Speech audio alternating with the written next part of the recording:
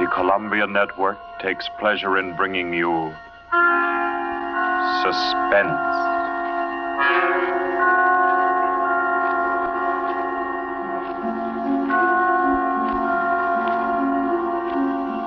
Suspense. Stories from the world's great literature of pure excitement.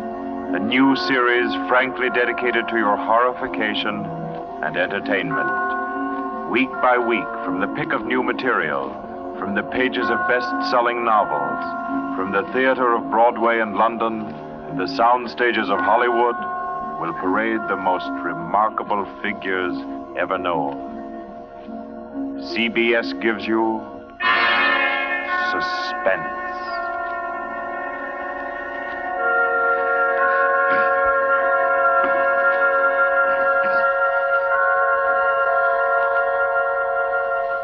Tonight's presentation is one of the finest of the contemporary stories of mystery and terror. John Dickson Carr's famous novel, The Burning Court.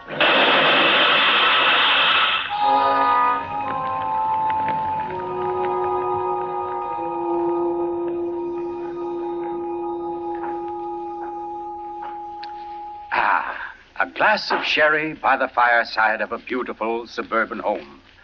What could be more comforting? You're an admirable host, Mr. Depard, and it's really a shame our first meeting is under such a cloud. It's also a shame I have so little time to tell you which one of your guests here murdered your uncle last week.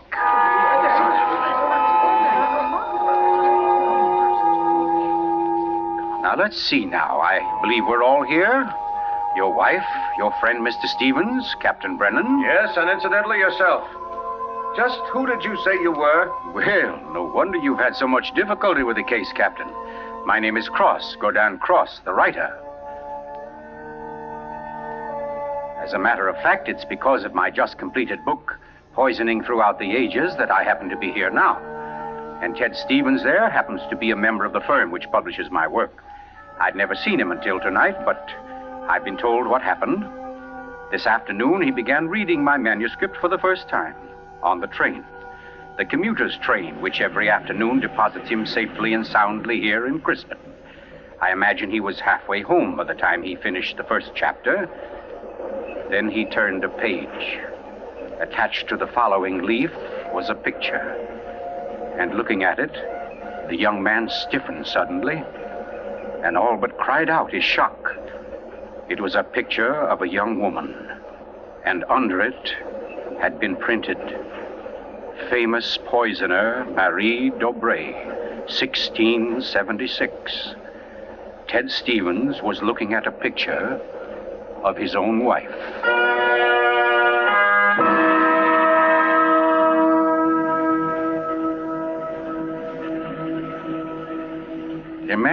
Imagine his 25-year-old wife in 17th century costume. The face, the features, even a wistfulness of expression were identical. Even the name. Dobré was his wife's maiden name. But no, that was ridiculous. This woman in the picture was, well, one of his wife's ancestors. Yes, that was it. Simply an amazing family resemblance. Marie would be waiting for him at the station, and he'd have to tell her about it. He wondered why, however, she'd never told him about. Oh, well, but you don't discuss such an ancestor, do you? Ted Stevens glanced down at the chapter to which the picture had been attached. It was entitled, The Affair of the Non-Dead Woman.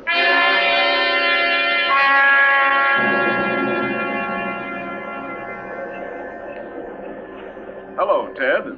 Stevens was almost jolted from his seat. It was Dr. Weldon, professor of English at the college, an old friend of his. Quickly, he thrust the picture beneath the manuscript and moved over. Hi, I didn't see you, Doc. Oh, here, have a seat. Oh, I thought maybe you were giving me the, what do they call it?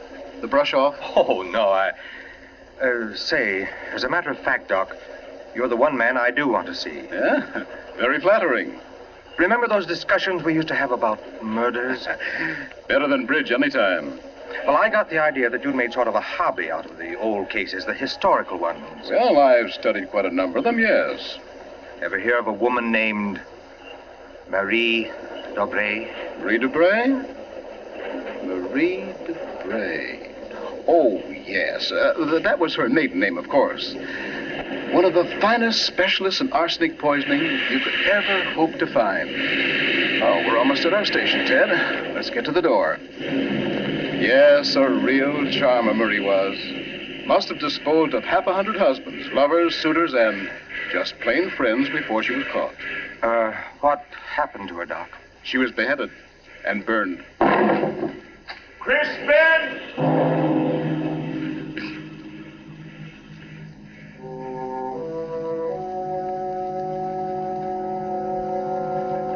Oh, absurd, laughable. Ted Stevens kept saying this to himself, and yet what he knew was a foolish dread followed him straight through the small suburban station and clung to him as he reached the street. And there in the roadster was Marie, leaning toward him a little to hold the door open and smiling at him. Oh, Ted, what on earth are you staring at? That streetlight shining on your hair. I like that. Oh, you're tight. Come on, get in the car.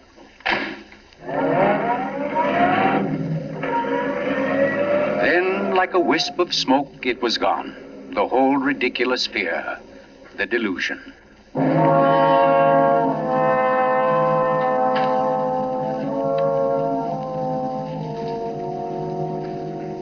When at home, Marie brought the cocktails into the living room. The logs were burning brightly in the fireplace, throwing a soft, dancing glow upon a room that was darkening with dusk. To you, Marie. And to you, dear. As Stevens placed his glass down, he noticed the manuscript of my book.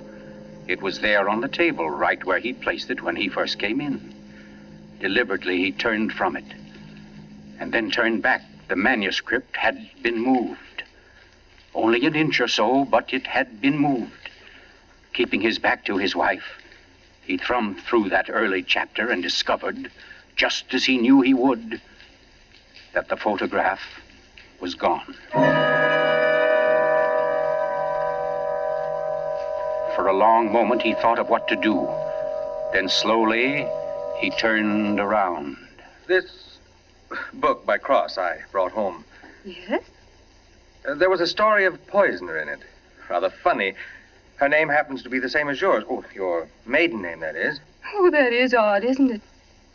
Darling, was she a relative of yours? Why, Ted, you're serious. In a way, yes. Oh, I don't mean it's really important. It's just that, well, when you run across a person who's a dead ringer for your own wife and who lived 300 years ago and was a top-flight poisoner, well, you like to hear about it, that's all. What on earth are you talking about? Darling, be honest with me. Didn't you look at this manuscript when I was out of the room? No. You didn't take out a picture of a poisoner named Marie Dobré? I most certainly did not. Oh, Ted, what is this all about? What are you getting at? Oh, just this. Somebody took that picture out of that manuscript since I'd been home. Now, who's that? Well, I'll take a look. Afraid I don't feel like... Why, it's Mark Depart. Mark? Ted, wait a second. Yes? Ted, whatever it is he wants, promise you won't do it. Promise I won't do it? I mean, promise you won't get yourself involved.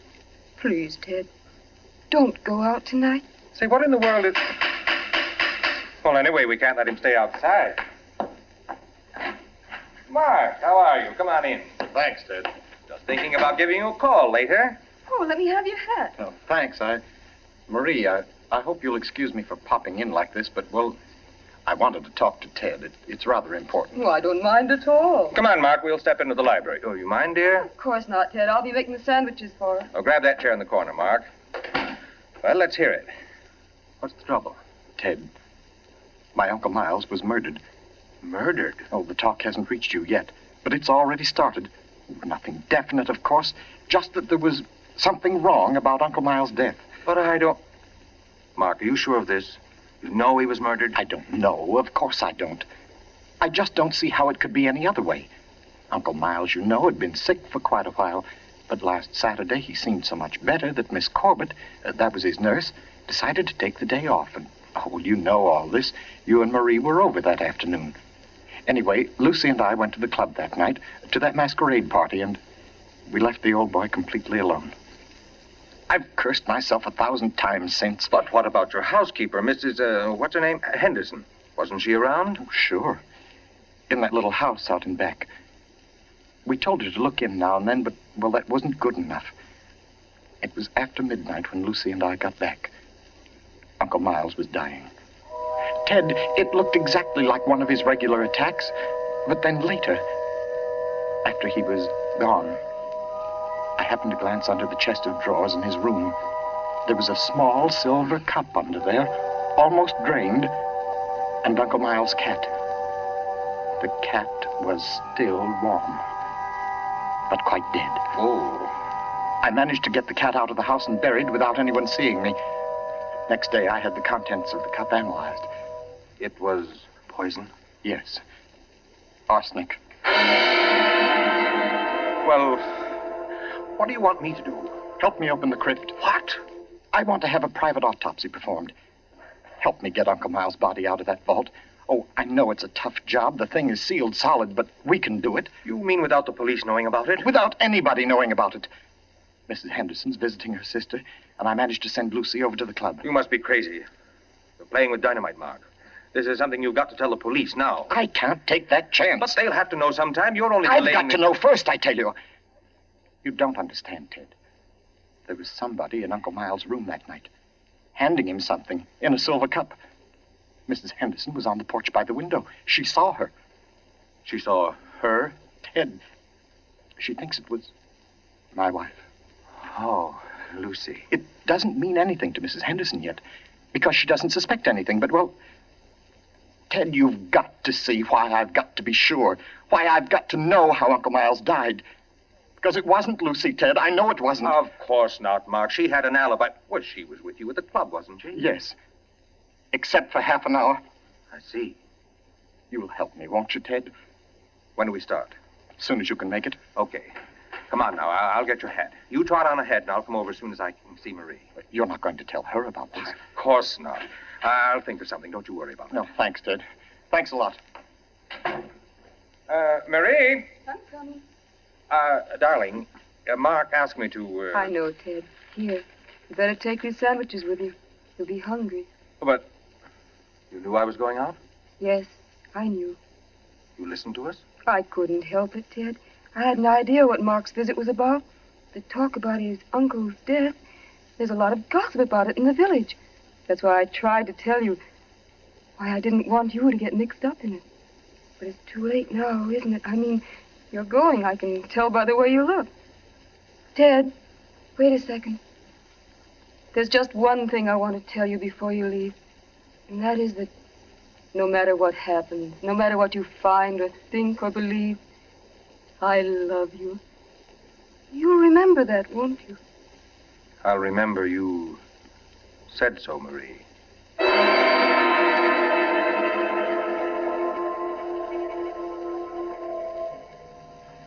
By the light of a dim kerosene lantern, Mark and Ted Stevens pounded their way through the thick shelf of rock that covered the Depar's ancestral tomb, pried open the great slab of stone which lay across the subterranean door, and then at last descended to the dank, ink-black chamber. They found the coffin. They dragged it from its crypt and placed it on the cold stone floor. They unclamped the lid and opened it. Mark! It's empty. What? That's impossible. It can't be. But it is, Mark. You know what this means? That body wasn't in this coffin when it was placed here. I'll swear it was, Ted. From the time that coffin was closed on Uncle Miles, somebody, the undertaker or Lucy or me, somebody was with it until it was buried. And the crypt was sealed right after. Then somebody beat us to it. Somebody's broken in here ahead of us. Broken in? Listen, Ted. Lucy and I have hardly left the house since the funeral. Do you think anybody could break in here, smash through that stone and cement without our seeing them or without our hearing them? Well... What? Well, you might as well come on out then. What? Who was that? Me, Mr. Depard, up here. My name's Captain Brennan. I'm from the office of the Commissioner of Police. From the... I'd like to talk to you if you don't mind, Mr. Depard. Here, follow my flashlight up. But I don't understand. How did you... How did you know about this? By listening, mainly.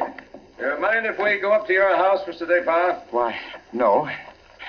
Not at all. Oh, thank you. Oh, Freddie. Look here, Captain. Freddie, this is Mr. Despard, Lieutenant Gray. Glad to know you, Mr. Despard. And Mr. Ted Stevens, isn't it? Well, how did you know my name? Very simple. I got the names of everybody who was here at the Despards the day the old man died. You and your wife were included. Oh, here we are. But I don't... Captain, who gave you those names? Why, your housekeeper, of course. Mrs. Henderson? You didn't think Mrs. Henderson saw the dead cat, did you, Mr. Despard? But she did. She also saw you bury it.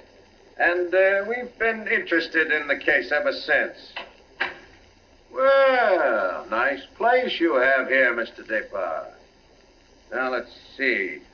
According to Mrs. Henderson, your wife was wearing some kind of a masquerade costume that night. What kind of a thing was it? Well, it was a... Oh, there, you can see it. It was copied from the dress in that old painting over there. Oh, yes. Funny. Where's the woman's face? It's always been that way, long as I can remember. Somebody must have thrown acid on it or something. Can't blame them much. She was a poisoner. A poisoner? Yes. The story goes that one of my ancestors was responsible for her execution. Marie Dobré, her name was. Oh, yes. I've read about her. Learned all her poison tricks from one of her lovers, guy by the name of Godin Saint Croix. Godin Saint... Oh, yes, Mr. Stevens. We cops read now and then. Did you say Godin Saint Croix? That's French. We call it cross. Absolutely no limit to a cop's education, is there? But to get back to your wife, Mr. Despard, she was dressed like the famous Marie. Now, when Mrs. Henderson looked through that window... Just a minute, Captain. Mrs. Henderson can't prove she saw a thing, and you know it. What do you mean? I mean you haven't any right to insinuate that my wife was in that room. Well, who's insinuating? I'm trying to say that Mrs. Henderson, after thinking it over, realized that she was tricked by the costume. The woman she saw in the funny clothes, handing the cup of poison to your uncle, wasn't your wife at all. What? Because your wife is an unusually tall young woman. And the one Mrs. Henderson saw was fully half a head shorter. More on the order, let's say, of Mr. Stevens' wife. My wife? Captain, this is absolutely ridiculous. Well, I don't know. Why, what's the matter, Mr. Stevens? You're trembling like a leaf. Tell me now, just for fun, where was Mrs. Stevens that night? She was home with me. The whole evening? Certainly. She retired early? Yes, we both did. You, I suppose, were sound asleep by midnight. Yes, I was. Then how do you know where your wife was? Well, Look here, Stevens. She had to have a costume that would match Mrs. Despard's. How did she manage that? Where did she get it? Well, she never had one. She never had a dress like that. And what about her motive? Why did she poison him? I don't know. Not for money, certainly. Then what was it? Hate? Did she hate Miles Despard? Yes, she did. No.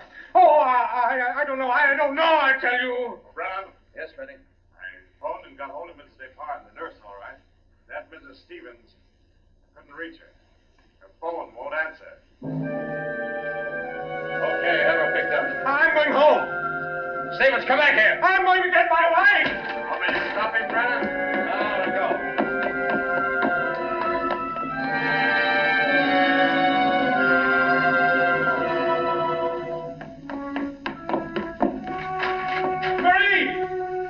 Marie, where are you? It's Ted. Marie, what have you done? Maria. Oh, good evening. Who are you? My name is Cross, Godin Cross. Cross. Where's my wife? What have you done to her? You fiend, what have you done to my wife? Why, nothing at all, young man. Here, sit down. You're lying. Something's happened to her. The police just phoned. There wasn't an answer. Why are you here? Why am I here? Well, because your wife, reading my chapter on the Dobrés, realized I knew more about the family than even she did. Because she found my phone number on the front cover of the manuscript. And because I know an exceptional case when I hear one. Does that answer your question? No, and you know it doesn't.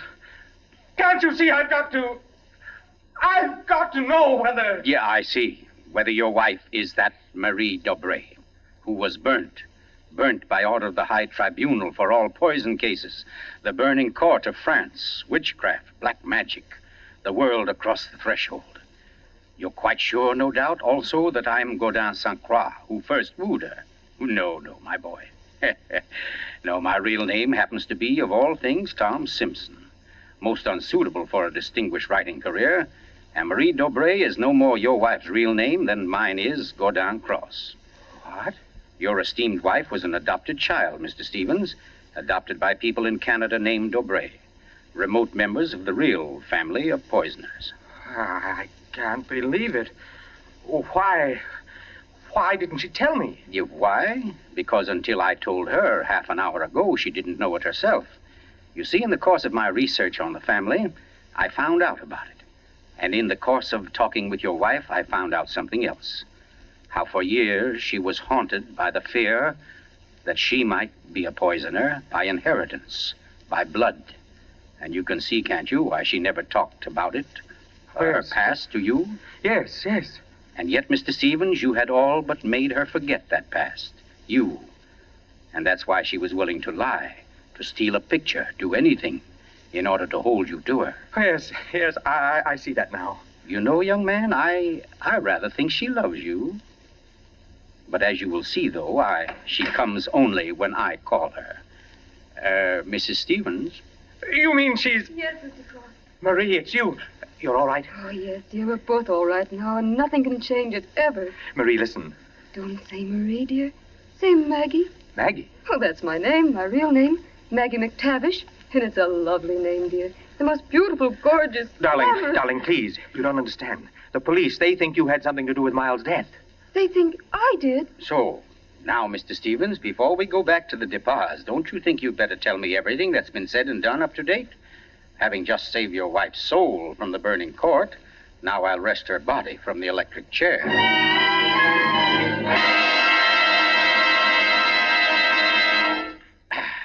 Yes, Mr. Depas, truly excellent sherry. Don't you think so, Miss Corbett? Yes. Yes, it's very nice. Well, that, ladies and gentlemen, is how I happen to be here. So let us consider first that supernatural hocus-pocus in the crypt. That body that walked out of the sealed tomb. That body that never was in the tomb. Never was in the tomb. No, Mr. Depas. The murderer knew that very soon Mrs. Henderson's story would bring about an investigation. He had to get rid of the well-known corpus delicti. Yes, but who could have kept the body out of the tomb? Who, Mr. Depas? Why, you, sir. What? I don't understand. Well, it's very simple. You had the opportunity. I believe you said yourself you were alone with the body before the burial. And you had the strength. I dare say you carried it down to the furnace, where it's now probably nothing but ashes. Ridiculous. Why would he spend an hour smashing into a crypt for a body he knew wasn't there? Why, Captain? To impress Mr. Stevens, his witness. And also, apparently, you. Oh, that's perfectly fantastic. Fantastic. Oh, no, Lucy. Just comic. And I suppose, Mr. Cross, that I also put on a woman's masquerade costume, went into my uncle's room and handed him a nice cup of arsenic. No. That had to be done by a woman. Your accomplice, as matter of fact.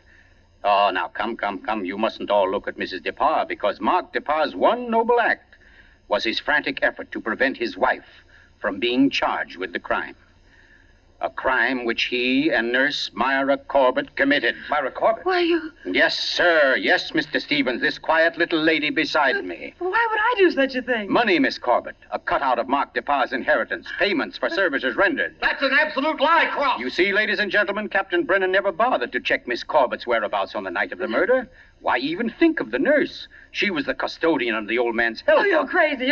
And yet who but a nurse could so naturally offer the old man a cup? A cup he was sure contained medicine. You're making it up. The whole thing, you're just And making it who up. but Miss Corbett, living right here in this house, would know what kind of masquerade dress she must copy, would know when Mrs. Henderson would pass the window that night, pass and see her, and accept her, she hoped, for Lucy Depas. No, that's not true. Oh, I didn't yes, do Miss it. Corbett. Yes, I Miss didn't Corbett, do that it. dress I tell was the you, touch I that didn't wrecked do you. it.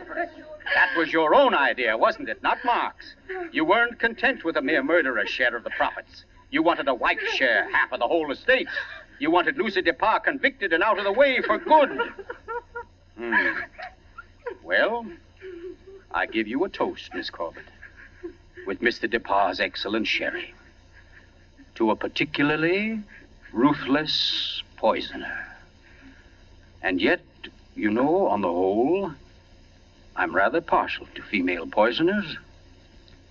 Why, only tonight I...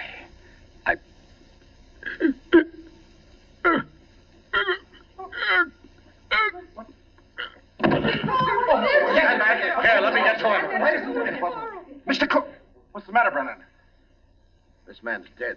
Dead? And from cyanide, if I know anything. Cyanide from that glass of sherry. Cyanide that a nurse could get quite easily. That glass was right beside you, Miss Corbett, and nobody else was near it. Too bad he didn't drink it as soon as you hoped. A second ago, we had nobody to use against you. But we have now, Miss Corbett. We have now. And I arrest you for the murder of Gordon Cross.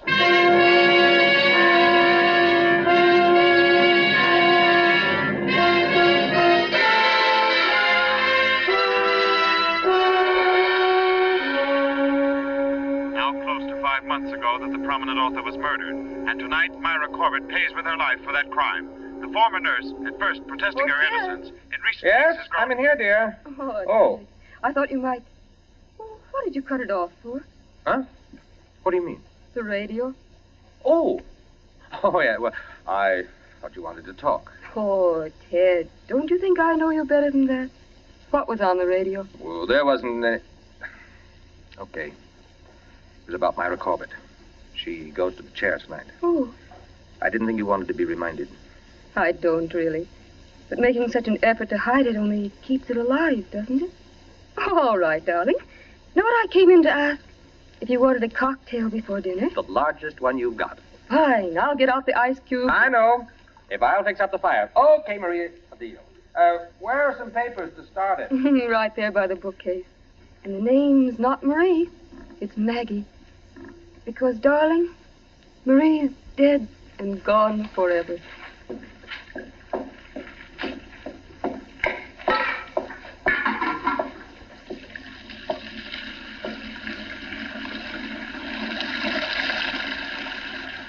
Oh, no, Marie.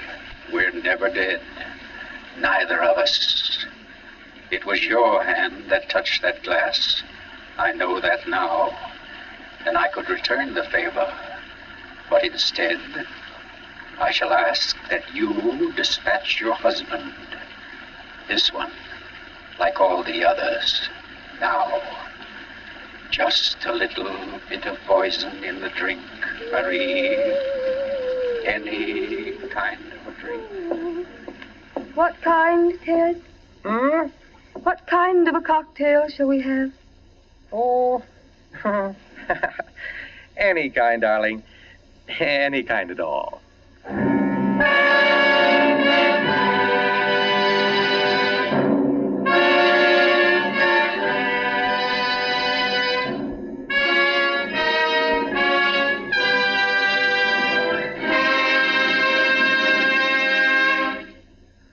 You've just heard The Burning Court from John Dixon Carr's famous novel, the first in Columbia's new series of outstanding classics and chills by world-famous authors. Tonight's play, ladies and gentlemen, has one rather special significance we think you'd like to know about. As you perhaps have heard, every fine comedian is said to cherish a secret desire to do an abrupt about-face. He pines for the part of a blackguard. Well, tonight you witness the fulfillment of one such desire. The role of that literary and quite infamous diehard, Gordon Cross, was portrayed by none other than Hollywood's expert provoker of laughs, Charlie Ruggles, here in New York for the world premiere of his latest screen success, Friendly Enemies. The role of Marie, well, that was enacted by a young lady who long ago won national acclaim as one of Broadway's most accomplished dramatic actresses, Miss Julie Hayden. Thank you, Charlie Ruggles and Miss Julie Hayden, for your splendid performances. The play tonight, as all plays in this series, was produced and directed by Charles Vander, written by Harold Medford and scored by Bernard Herrmann. Next week, we bring you an intensely exciting and moving drama, The Life of Nellie James. This is the Columbia Broadcasting System.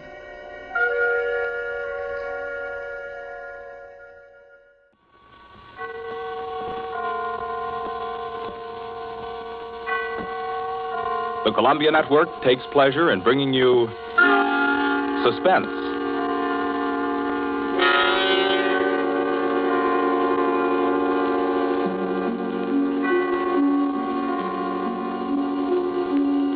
Suspense, A new series of programs with one strict purpose in view, your entertainment. Each week at this time, CBS sets aside 30 minutes to excite you, to mystify you, and on occasion to horrify you with a catalog of the world's great thrillers. Dramas from the stage and screen, from fiction and radio. Dramas that bring you suspense. This, the second offering of a new series, is a unique one. Certainly, it is one of the very few pieces of suspense literature that somehow manages to tickle your funny bone while busily engaged in tingling your spine. Make no mistake, though, nobody's kidding. CBS presents its adaptation of John Collier's well-known short story, Wet Saturday.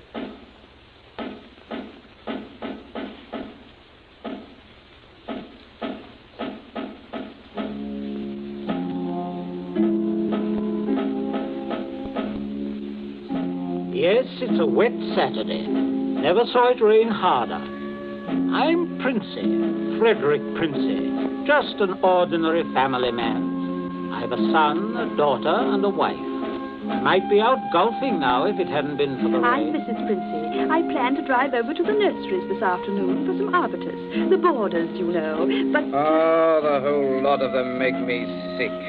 Yes, I'm George, son and heir. I had a date to go punting. Couldn't find the blasted punt in this weather, so I'm home, too. I'm Millicent. I was going to play croquet. That's how I happened to have the mallet. Yes, that's the Princey family. We find them at home. Mrs. Princey, Millicent, George sprawled on a couch, Mr. Princey biting on a dry pipe. Their living room is dull and overstuffed. Rain beats at the windows. They are any middle-class family at home on a wet day, except for one small item. As you sit with them in the living room, you can see through the door to the sun porch a pair of men's feet, encased in black boots. They look like the feet of a curate. There's a tenseness in the room. The air is charged with excitement, but the feet are very still. Don't keep staring at them. Listen to me, all of you. Don't you see? They'd hang her. That's what they do. They'd hang her. Oh, Fred, it's too awful. Awful? It's catastrophic. A supposedly sweet, gentle, intelligent girl, respected, loved by the whole village, doing a thing like this. Think of the publicity, the disgrace. You think I'm going to resign from the bench, the vestry, sell out and live in some foggy hotel abroad? Oh, no. No, I'll kill myself. I will. Don't be a fool. Any more than you have been, the governor means. Be quiet. Wouldn't be so bad if it were you. Everybody in the village knows you're not responsible. George. Yes? Get off that couch. Sit up on your spine. You might be of a little use here if you could think. Listen, Governor, this isn't my funeral. Oh, shut up.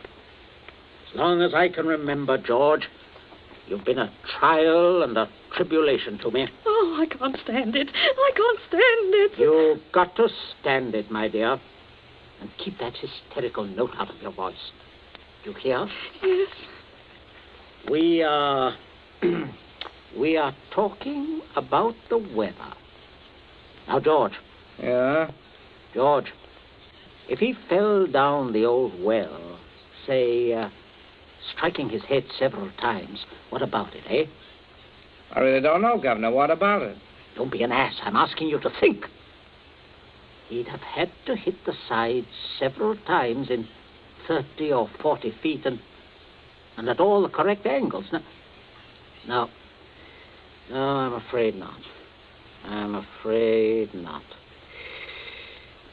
We'll have to go over it all again, Millicent. Oh, no, Father. No. I couldn't. Millicent, we must go over it all again. Oh, Fred, you're torturing her. Oh, face facts, mater. With him lying there, there's no use pretending it's a picnic. They might hang you, Millicent. Oh, stop that shaking. Stop it here. You must stop it. Just keep your voice quiet. Millicent, we are talking of the weather. Now, we will proceed. I can't. Not with those boots. Oh, should have thought of those boots, Millie. I'm not moving them. Oh, sit up, George. Stop shuffling your feet. Now, Millicent, look at me. Answer me truthfully, you hear? Answer me. You were in the croquet courts. Yes. Who knew you were in love with this wretched curate? Oh, the whole village. They've been sniggering about it at the pub for 3 years past. What a filthy mess. Millicent, we continue. You were on the croquet court. Yes. You were putting the croquet set into its box? Yes. It was starting to rain. I was carrying the balls and mallets into the sun porch. The box was there. You heard someone enter the garden gate and come across the yard? Yes. Could you see who it was? Oh, not at first. I was going into the sun porch. I threw down all the mallets but the red one and turned around. It was Withers? Yes. So you called him? Yes. Loudly? Did you call him loudly? Could anyone have heard? No, Father, I'm sure not. I didn't really call him. I just spoke his name. He saw me as I went to the door. He just waved his hand and came over. How can I find out from you whether there was anyone about? Whether he could have been seen? I'm sure not, Father. I'm quite sure. So, you both went into the sun porch? Yes.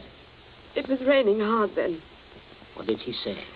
He said, "Hello, Millie," and excuse his coming in the back way, but he set out to walk over to Liston.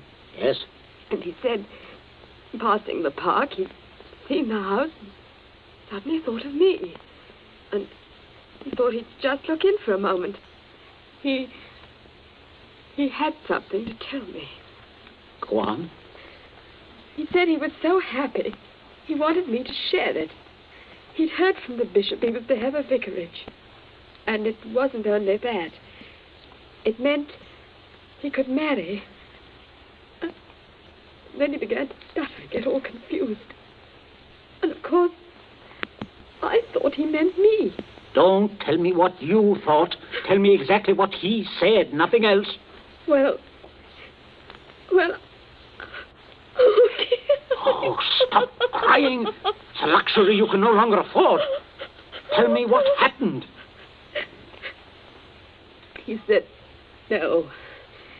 He said it wasn't me. It's Ella Bragdon Davis. And he was sorry and all that. Then he went to go. And then? I went mad. He turned his back. I had the red mallet of the croquet set in my hand. I forgot to drop it in the box when he came. Did you shout or scream?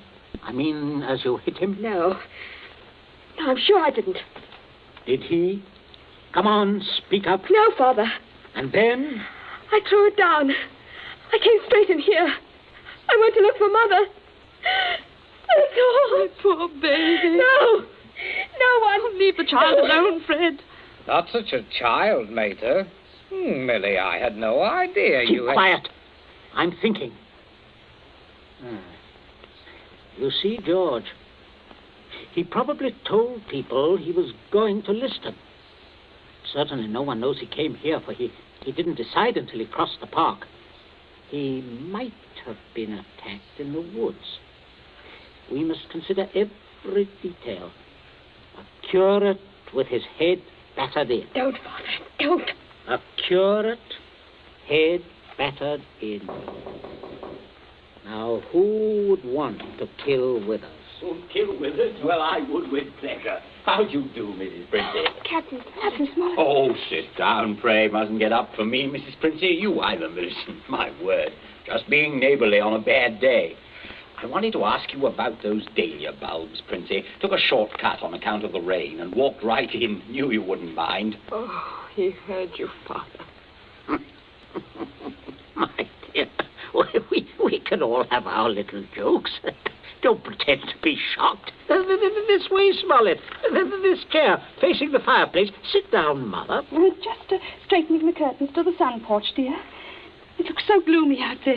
Might as well shut the rain out. Just talking about a little theoretical cure at killing, Smollett. You know, young people these days like thrillers. Parsonicide. Justifiable parsonicide. Have you heard about Ella Bragdon Davis? I shall be most properly laughed at. Why? Why should you be laughed at, Smollett? No, and a shot in that direction myself. She half said yes, too. Hadn't you heard? She told most people. Now it'll look as if I got turned down for a white rat in a dog collar. Oh, too bad. Oh, fortune of war. Yes, fortune of war. Odd how it happens, isn't it? Sit down, Smollett. Millicent, console Captain Smollett with your best light conversation. You too, Mother.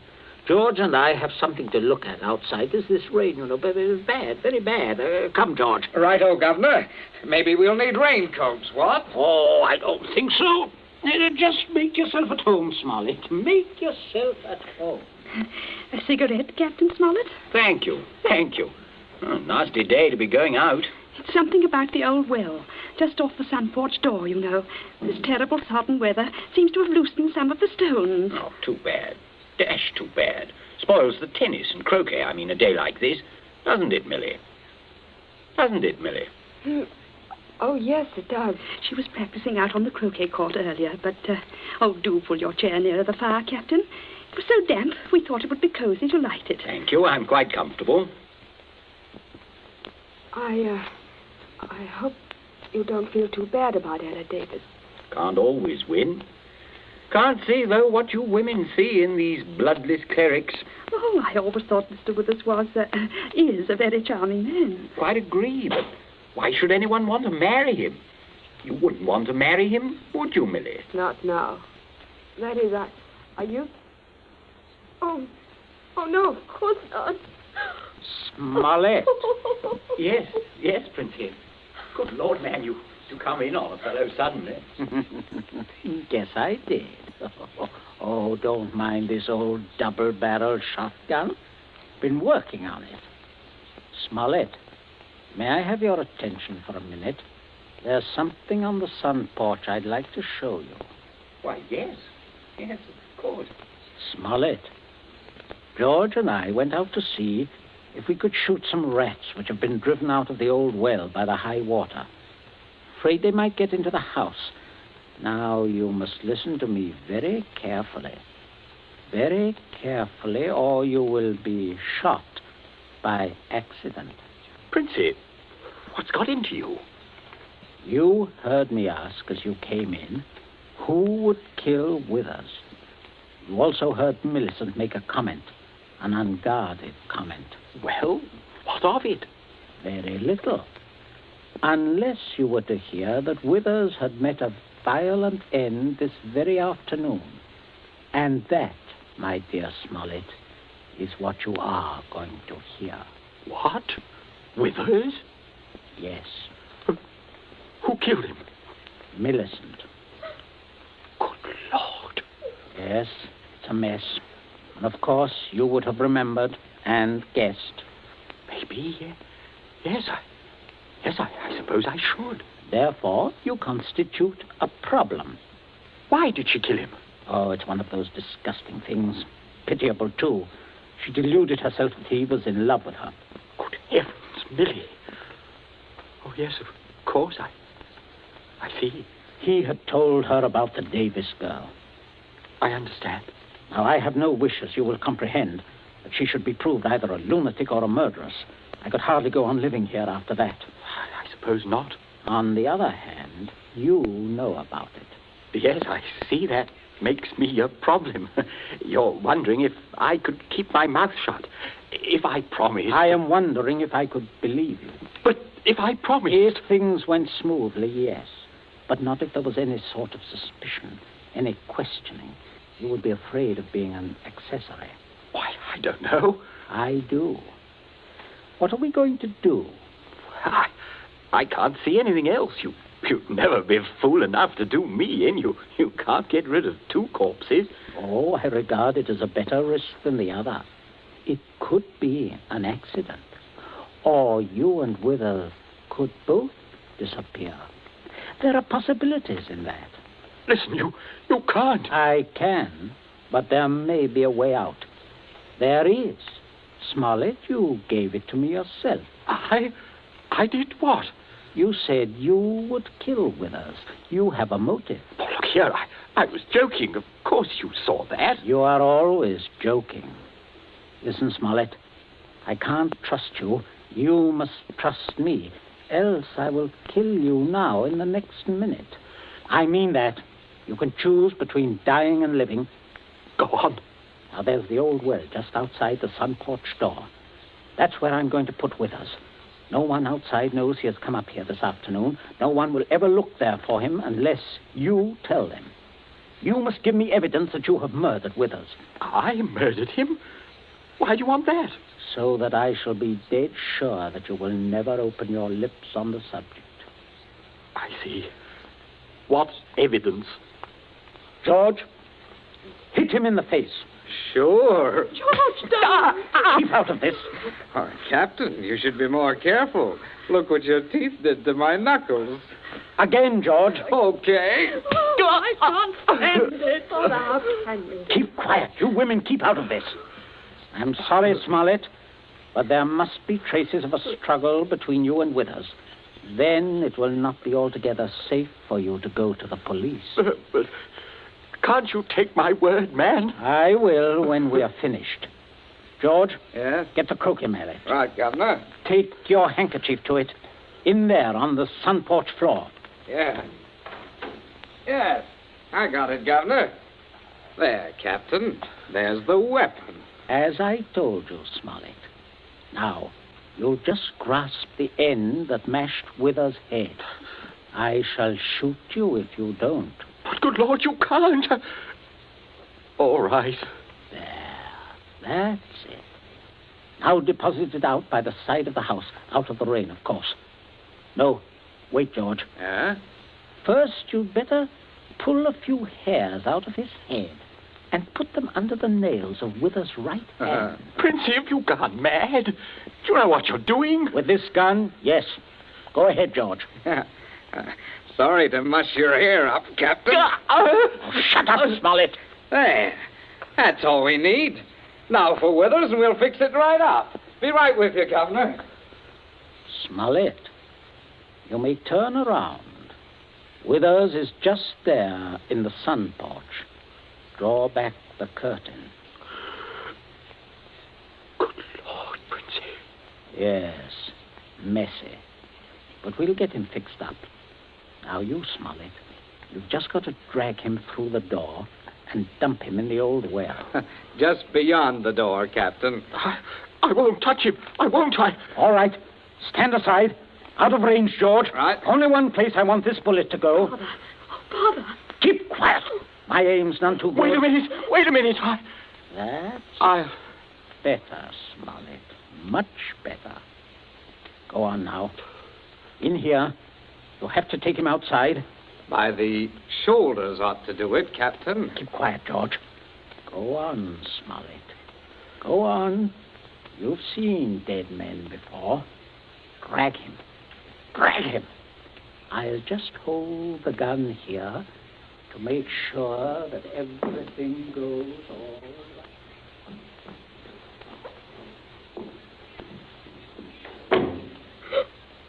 Oh, Mother, come away from the dim window, dear. Don't look. But, Captain Smollett, your father is a very resourceful man, Millicent. I'm sure what he's doing is right. But the Captain, I can't stand it. You mustn't question your dear father. I say, are you two still at it? There's enough trouble around here without blubbering. I'm not blubbering, George Princey. So, you see, Smollett, everything is perfectly safe. They'll never look in our well. You see how safe it is? I guess it is. Oh, good heavens, man, you're dripping wet. Why didn't you slip your raincoat on? Tea ready, my dear? In just a minute, dear. I'll ring for Bridget. Exactly what you need, Smollett. Cup of tea. Best thing in the world to ward off a cold. Sit down, won't you? Oh, don't mind getting the chair wet. Cigarette? Help yourself. I stick to my pipe, you know. Funny how... Princey, everything's hot, ma'am. Oh, Bridget, yes. Put the tray in front of me here, on the table. Yes, ma'am. That's it. I say, Captain, you've gone and cut your lip. I just knocked it. Oh, how dreadful. Here, Bridget, yes, give the captain this cup. No, thank you. I rather think I'll be running along now, if you don't mind. Why, Captain Smollett, without any tea?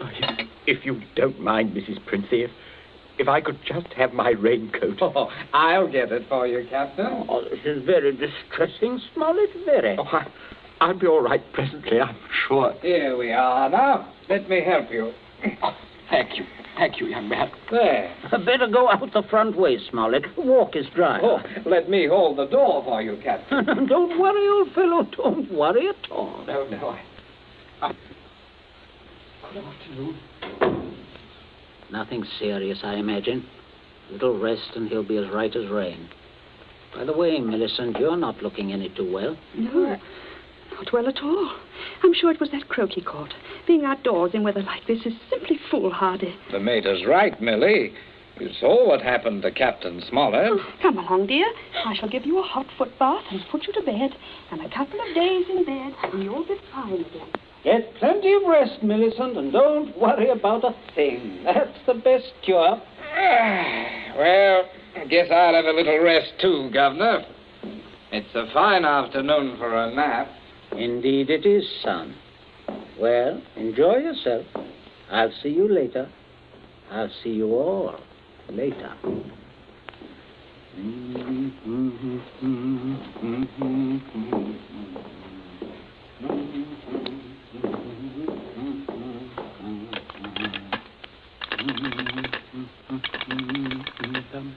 Your number, please.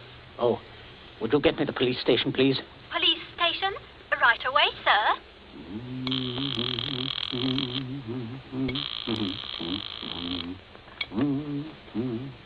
Police headquarters, Sergeant Yancey speaking.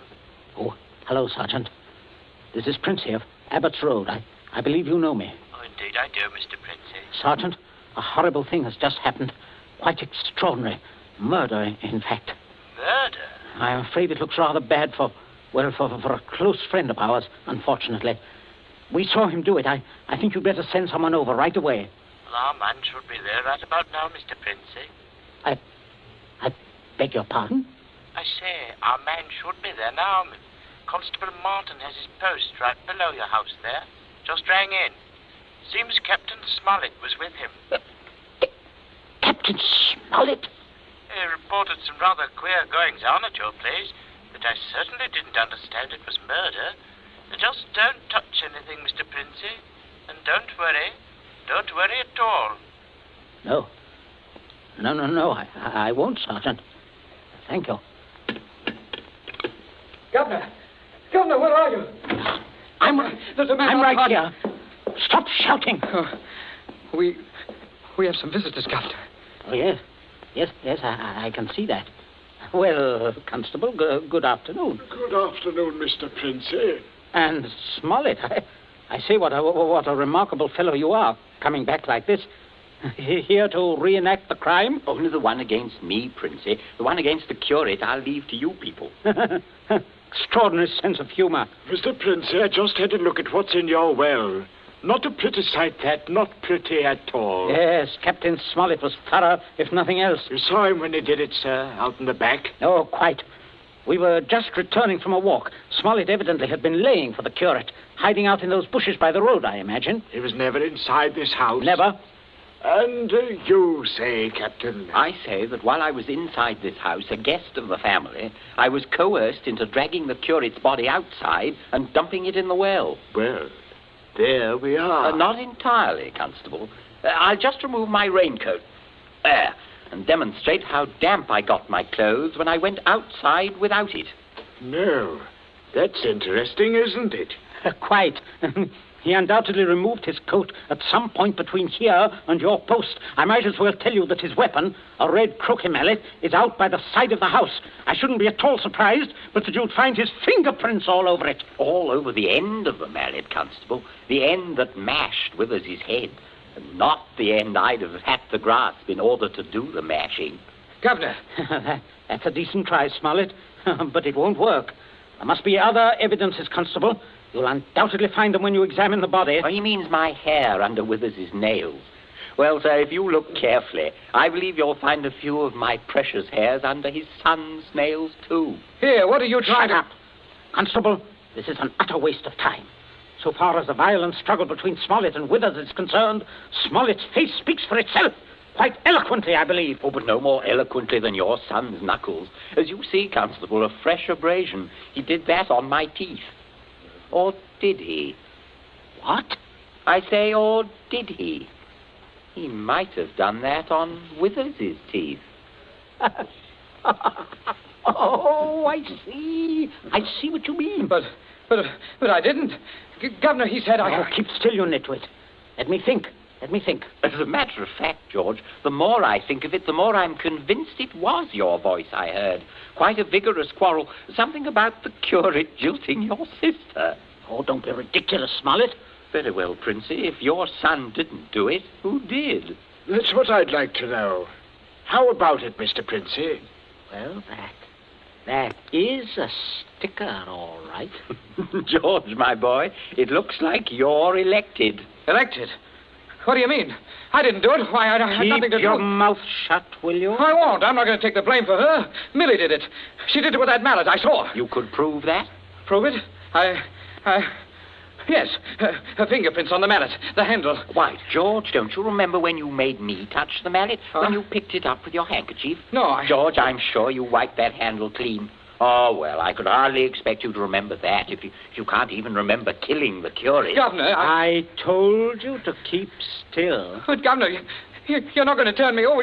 As long as I can remember, George, you've been a trial and a tribulation to me. Governor, You shouldn't have done it, son. You really shouldn't. No, George, that was definitely wrong. I say, Princey, I think I'll have that cup of tea after all. Nothing like it in weather like this. Wet Saturday, from the short story by John Collier. You have just heard the second in Columbia's new series, a series designed to bring you the best in thrill entertainment. Outstanding dramas from the field of fiction and radio, stage and screen. Dramas of pure suspense.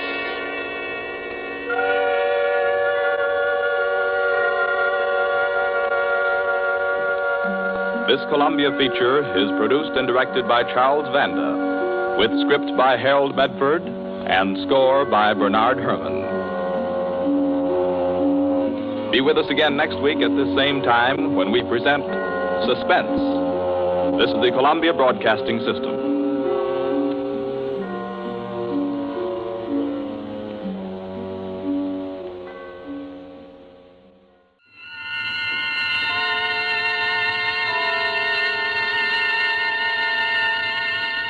The Columbia Network takes pleasure in bringing you Suspense.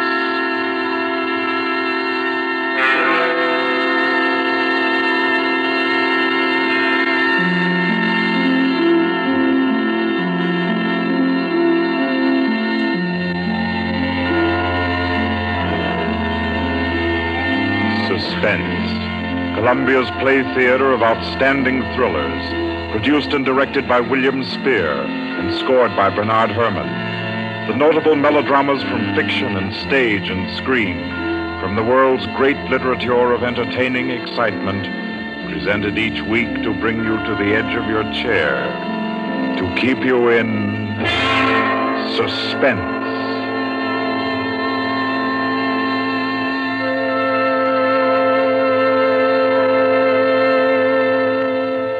Tonight's adventure in suspense is from the pen of Dorothy Sayers. She called it The Cave of Alibaba. Like the tale told by Scheherazade, A distinguished ancestress in the storytelling art, Miss Sayers' thriller deals with 40 thieves and with 2 magic words. For your uneasy listening, then, Suspense presents The Cave of Alibaba.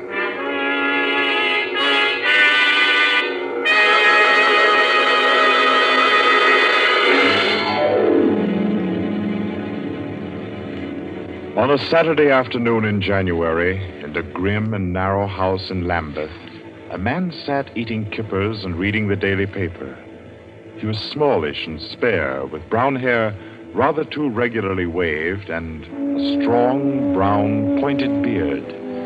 His double-breasted navy blue suit, his socks, tie, and handkerchief were all scrupulously matched, and his brown boots just a trifle too highly polished. He did not look a gentleman, not even a gentleman's gentleman. Yet there was something about his appearance which suggested that he was accustomed to the manner of life in good families. A superior butler, perhaps, yet not old enough to be retired. A footman who had come into a legacy, yes. He had just finished eating, and he was sipping his coffee when a slight noise at the front door caught his ear. Swiftly, too swiftly for a quiet little man sitting eating kippers and reading his paper on a Saturday afternoon, he sprang up, he dashed through the small hallway, and he flung the door open. Of course, no one in sight. The society is at least dramatic in its delivery of its correspondence. And as if he knew what he would find, he shut the door and turned to the hat stand in the hall. An envelope had been placed there. It was addressed to Joseph Rogers. So Mr. Rogers opened the note. Number 21. An extraordinary general meeting will be held tonight at the house of number 1 at 11:30. You will be absent at your peril. The word is finality. Finality. Yes, I think so. The man called Joseph Rogers stood for a moment, studying the note. Then he strode to the rear of the house, to a tall safe built in the wall. Carefully, he manipulated a dial. He swung the safe door open. He stepped inside, into a small strong room. He opened a drawer marked Correspondence, placed the note inside, and then came out again. A moment to reset the lock for a new combination, and then he went back into the living room. He reached for the telephone. He lifted it from the cradle and then reconsidered. Too dangerous. He hurried upstairs and clambered into an attic. In the furthest corner, he searched for and found a knothole in the woodwork. He pressed it. A concealed trapdoor swung open, and he was in the loft of the adjoining house. He paused before 3 cages, in each of them a carrier pigeon. Carefully, he wrote a note, slipped it under a pigeon's wing. There you are, my pretty. There, take it easy now. There you go. Lie straight. 4:30. I'll send another pigeon at 5 and the third at 6. I should have my answer by 9:30 at the latest. Oh, I forgot one thing, most important. Mr. Rogers moved through the trapdoor, back into the attic of his own house, and once again he stood before the tall safe built in the wall. He opened the door, stepped into the strong room, moved for a moment quietly in the dark, and then spoke gently. Now, be good, my sweetheart. I'm depending on you. Open sesame. Come on now, old thing. Open sesame. Open sesame. That's better. That's very much better.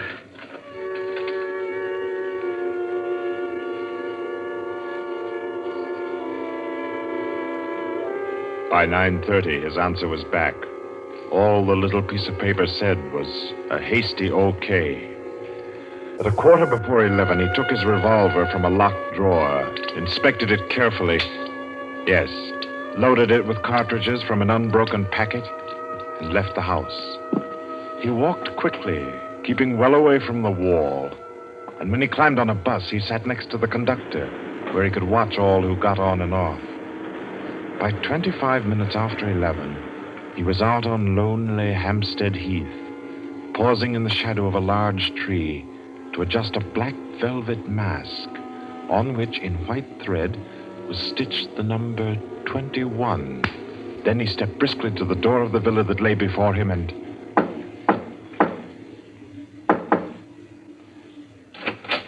What is it? Finality. Come in. Go right on through. Number 1 will check you in. Right.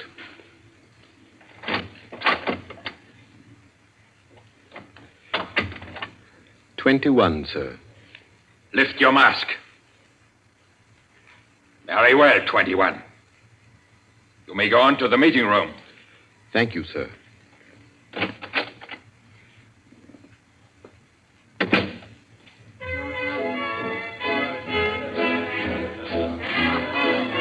The room of the villa in which Mr. Rogers now stood was a large one, a brilliantly lighted room.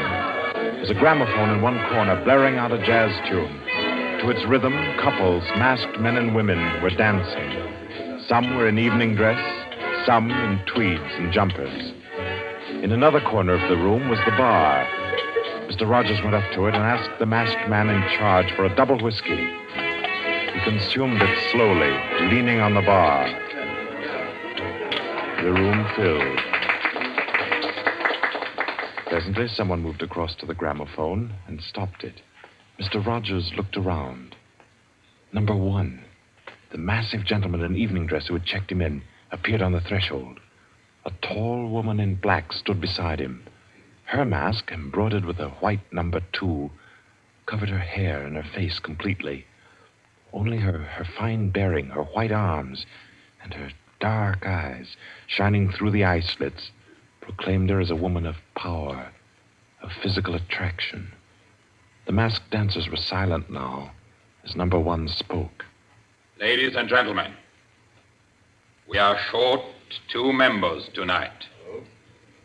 I need not inform you of the disastrous failure of our plan for obtaining the plans of the Court Windlesham Heliscoper. Our courageous and devoted friends, number 15 and number 38, were betrayed and taken by the police. Some of you might fear that under examination these 2 would break down and give away our society. There is no need for such a fear. I gave the usual orders, and their tongues have been silenced. Their defense will be discreetly compensated in the usual manner. I call upon number 12 and 34 to undertake this agreeable task. They will attend me at my office for their instructions after the meeting. Will the numbers I have named kindly signify by raising their hands that they are able and willing to perform this duty? Thank you. Ladies and gentlemen, please take your partners for the next dance. The gramophone struck up again. Mr. Rogers turned to a girl near him in a red dress. She nodded, and they slipped into the movement of a foxtrot. The couples gyrated solemnly and in silence. Their shadows were flung against the blinds as they turned and stepped to and fro. The girl in red spoke to Mr. Rogers. What's happened? I'm frightened, aren't you? I feel as if something awful was about to happen. It does take one a bit short. Number 1's way of doing things, but it's safer like that. Oh, those poor men. No talking, please. You know the rules. Sorry. In silence, the dance continued. And then it came to an end. And then when it had finished, the dancers came again to where number 1 sat and waited with tense eagerness for him to speak. Ladies and gentlemen, you may wonder why this extraordinary meeting has been called. The reason is a serious one. The failure of our recent attempt was no accident. The police were not on the premises that night by accident. We have a traitor amongst us. This last failure was not the first. You'll remember the unfortunate way in which the affair of the Dinglewood pearls turned out. And there were others. However, I am happy to say that our minds can now be easy. All these troubles have been traced to their origin. The offender has been discovered and will be removed. The misguided member who introduced the traitor to our ranks will be placed in a position where his lack of caution will have no further ill effects. There's no cause for alarm. Ladies and gentlemen, please take your partners for the next dance.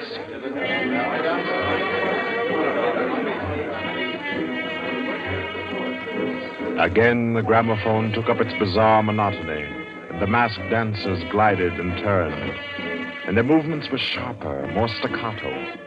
The girl in red was claimed by a tall mask and evening dress. A hand laid on Mr. Rogers' arm made him start.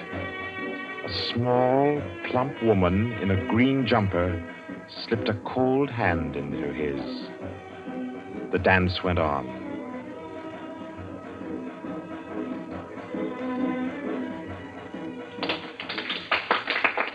When it stopped, everyone stood detached, stiffened in expectation.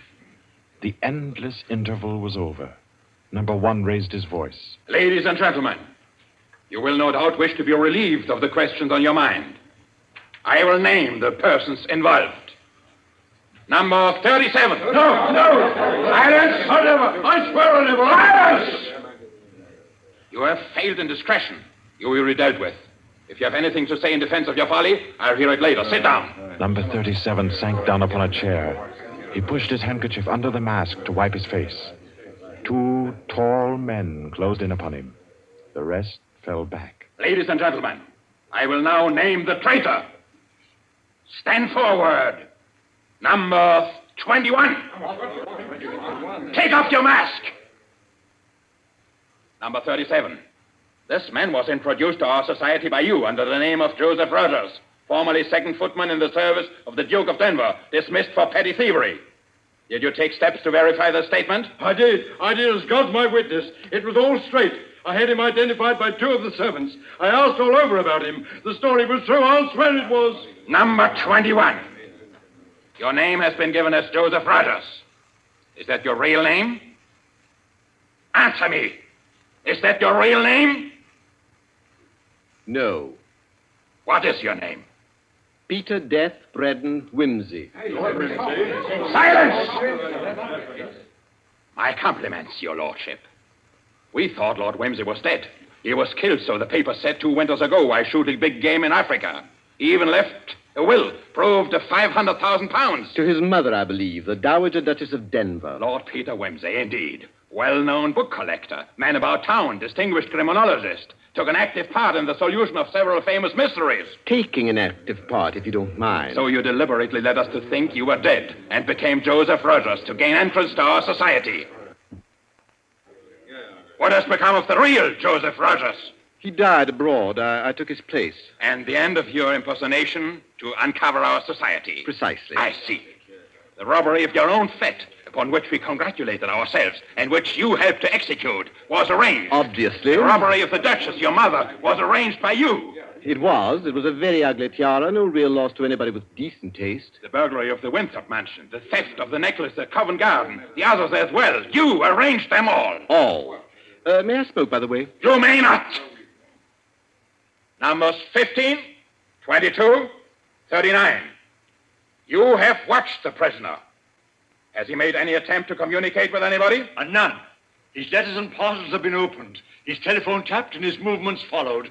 Even the water pipes in his house have been under observation for Morse code signals. You're certain? Absolutely. Then we may be sure that he has been alone in this adventure. Well, ladies and gentlemen, please take your... Very well. Take the prisoner away. And be sure you explain carefully to him first the manner of his death. I'm sure he'll enjoy it. Wait, at least you can let me die decently. Take him away. Stop, I have something to say, something to sell. We make no bargains with traitors. No, but listen. Do you think I haven't thought of this? I'm not a fool. I've left a letter. To whom? To the police. If I don't return tomorrow, it'll be opened. It's a bluff. The prisoner sent no letter. He's been strictly watched for months. I left the letter before I came to Lambeth. Then it can't contain no information of any value. Oh, but it does. The combination of my safe. Indeed? Has this man's safe been searched? Yes. What did it contain? No information of importance, sir. An outline of our organization, the name of the house, Nothing that can't be altered and covered before morning. And did you investigate the inner compartment of the safe? You hear what he says, did you? He's trying to bluff. There is no inner compartment. I hate to contradict you, but I'm really afraid you must have overlooked it. And what did you say was in the compartment, if it does exist? The names of every member of this society with their addresses, photographs, and fingerprints. How did you say you contrived to get this information? By doing a little detective work on my own. But you've been watched. True, the fingerprints of my watches adorn the first page of the collection. That statement can be proved? Certainly. The name of number 40, for example... Stop! If you mention names here, you will certainly have no hope of mercy. Bring the prisoner to my office. Ladies and gentlemen, take your partners for the next dance. Yes.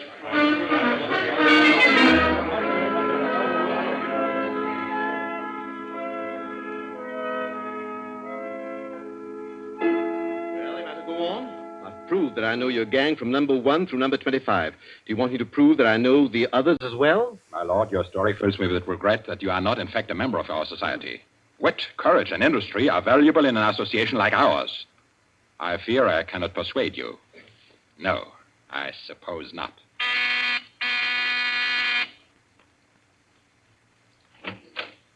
Yes? Ask the members kindly to proceed to the supper room.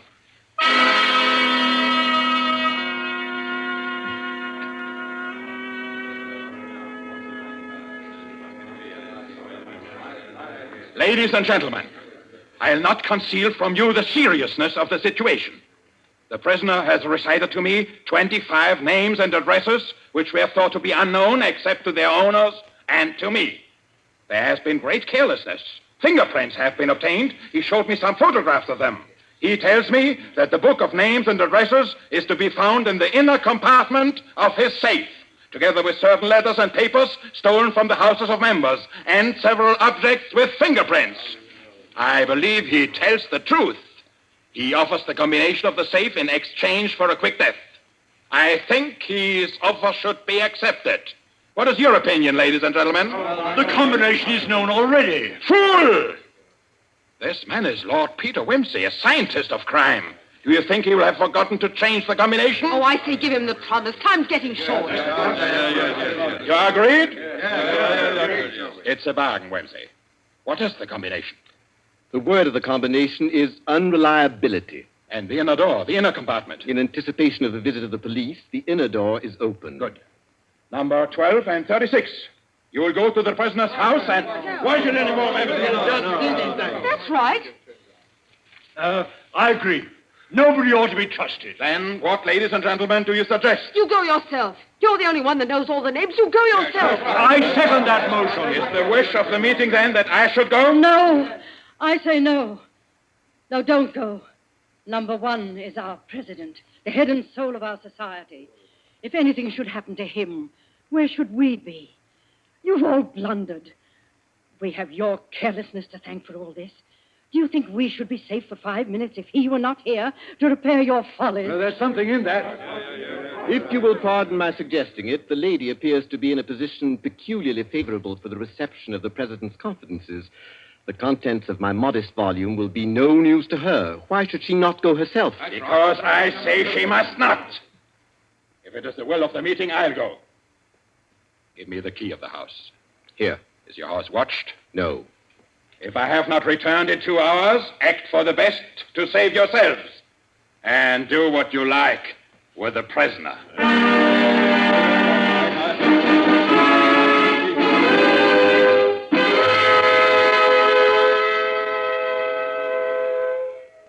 The president has been gone 2 hours.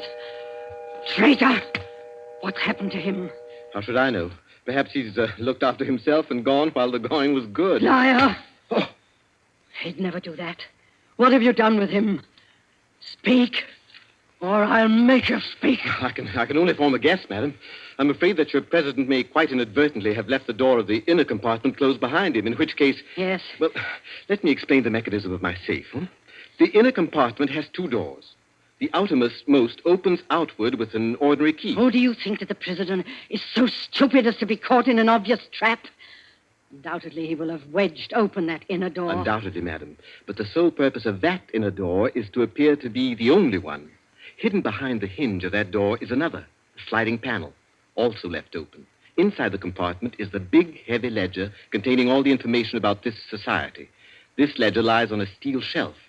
Do I make myself clear? Oh, yes, go on. The steel shelf is balanced on a concealed spring. When the weight of the book, the ledger, is lifted, the shelf rises almost imperceptibly, and in rising it makes an electrical contact. Now, let me draw a picture.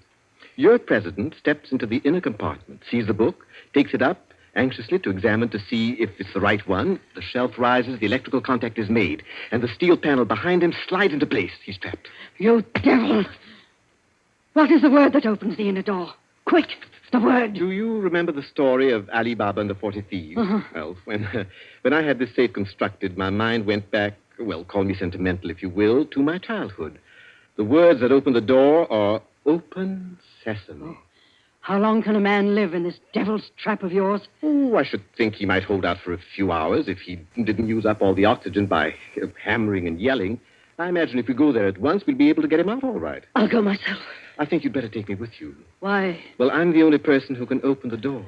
But you've given me the word. Yes, you have the word. But this door of mine, I'm rather proud of it. You know, it's my own invention. It's the latest thing. It will open to the words open sesame, all right. But to my voice only. Your voice? I'll choke your voice from my hands. What do you mean, your voice only? Don't clutch my throat like that. You'll wreck my voice, and then the door might not recognize it. Ah, there, that's better. The door got stuck for a week once, and when I had a cold. Is what he says true? Is it possible? Perfectly possible, madam. It'll have a microphone arrangement. Could be done also with light vibrations. We must let him go. Take the ropes off him. Let him go? Nothing. He doesn't go to blab to the police. The president's done in, that's all. And we'd all better make traps while we can. It's all up, boys. Right. Chuck this fella down the cellar and fasten him in. I'll go and destroy the ledgers. 32, you know where the switch is. Give us a quarter of an hour to clear, then you can blow the place to glory. No. No, you can't leave one to die. He's your president, your leader. I won't let it happen. I won't. I'll free this man myself. Here, none of that. Let me go. Let go of me. Think, Blaster, think. It'll be light in an hour or two. The police may be here at any moment. Police? Oh, yes. Yes, you're right. No, we mustn't imperil the safety of all for just one man. He himself would not wish it. Throw this man in the cellar and let's get out of here while there's time.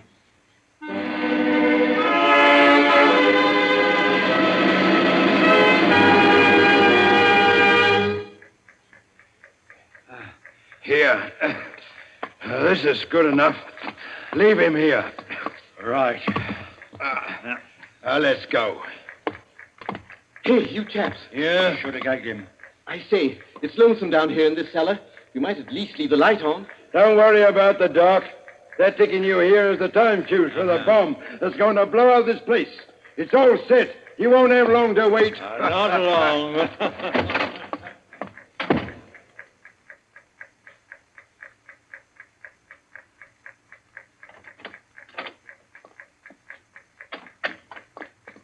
Who is it? Who's there? Hold still, so I can cut the ropes. Well, if it isn't two. My compliments, madam, on your loyalty to your president. Quick. They've set the time fuse. The house is mine. Follow me as fast as you can. Number one must be saved. And only you can do it. Well, how did you manage to? There's no time for questions. Get up and follow me. You will release him. You promise. I promise. But I warn you, madam, that this house is surrounded. When my safe door closed, it gave a signal to Scotland Yard. All the members of the society are taken. Never mind them. Here, outside. Quick. All right, who's there? Is that you, Inspector? Get your fellows away, quick. The house is going up in a minute.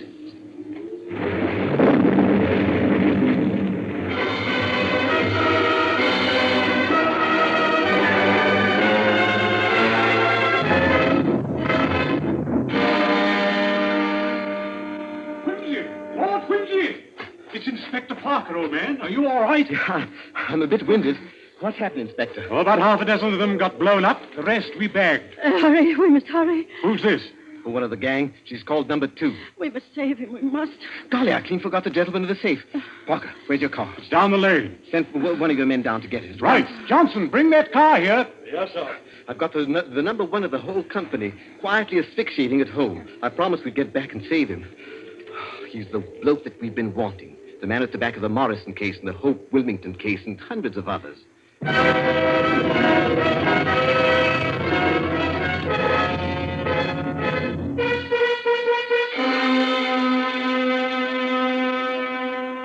Is this it?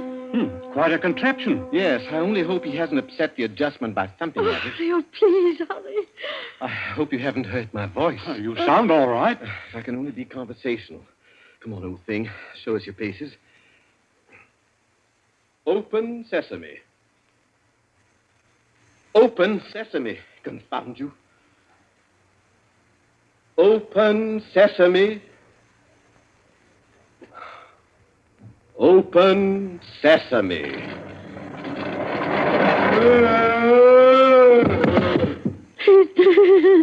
Let me see. No, he's not.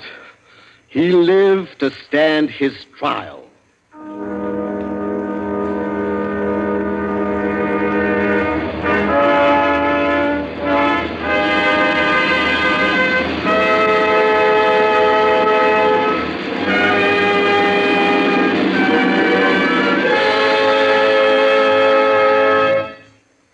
And so, all's right with the world, as it always is when Lord Peter Wimsey is involved.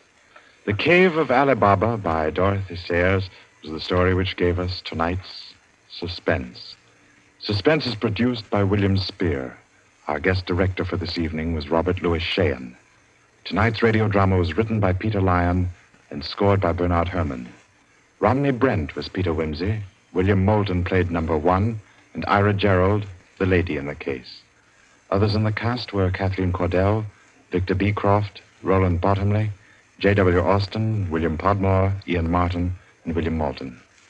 Next Wednesday, Suspense will not be heard because of a special all-star Hollywood broadcast which Paramount Pictures will present. 2 weeks from tonight, at this time, Columbia will bring you another selected story from the world's great literature of thrills. Another study in suspense.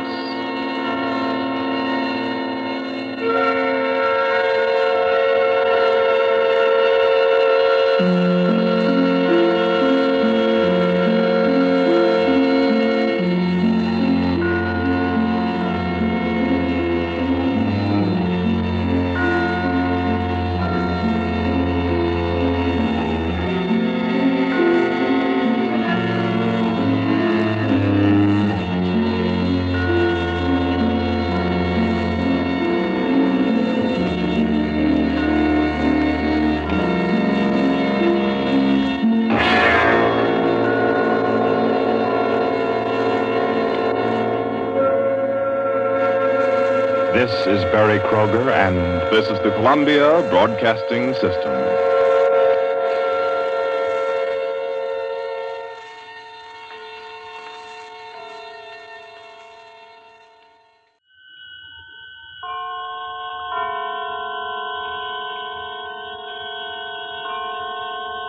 The Columbia Network takes pleasure in bringing you Suspense.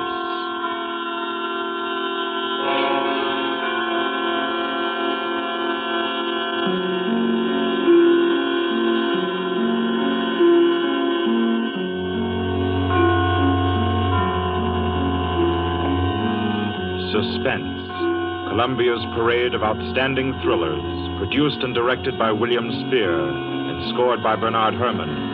The notable melodramas from stage and screen, fiction and radio, presented each week to bring you to the edge of your chair, to keep you in suspense.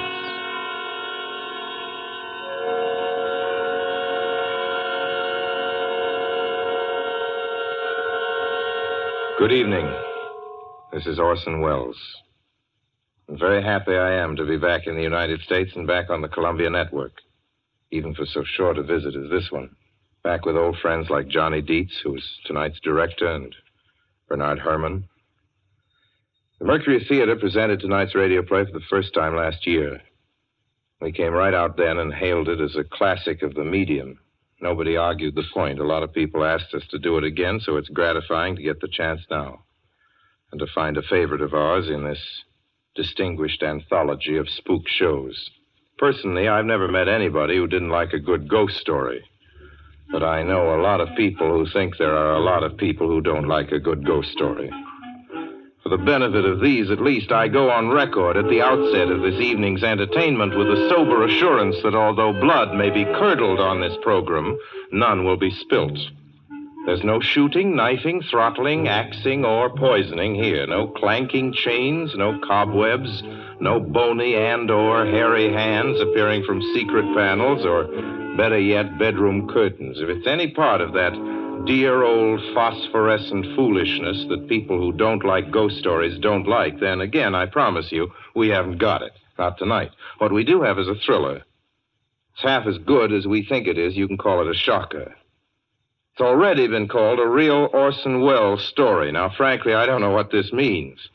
I've been on the air directing and acting in my own shows for quite a while now, and I don't suppose I've done more than half a dozen thrillers in all that time. Honestly, I don't think even that many, but it seems I do have a reputation for the uncanny. Quite possibly, a little escapade of mine involving a couple of planets, which shall be nameless, is responsible. Doesn't really matter. Don't think I disapprove of thrillers. I don't. A story doesn't have to appeal to the heart. It can also appeal to the spine. Sometimes you want your heart to be warmed, and sometimes you want your spine to tingle. The tingling, it's to be hoped, will be quite audible as you listen tonight to The Hitch-Hiker. That's the name of our story, The Hitch-Hiker.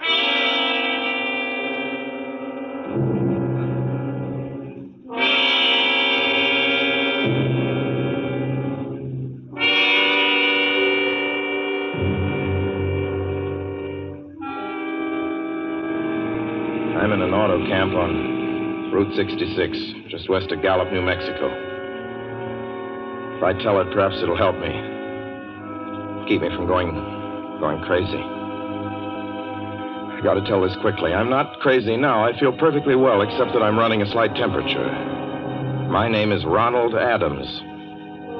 I'm 36 years of age, unmarried, tall, dark, with a black mustache. I drive a 1940 Buick, license number 6Y175189.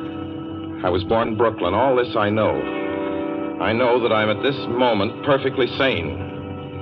That it's not me who's gone mad. It's something else.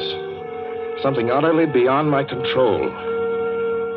I've got to speak quickly. At any minute, the link may break. This may be the last thing I ever tell on Earth.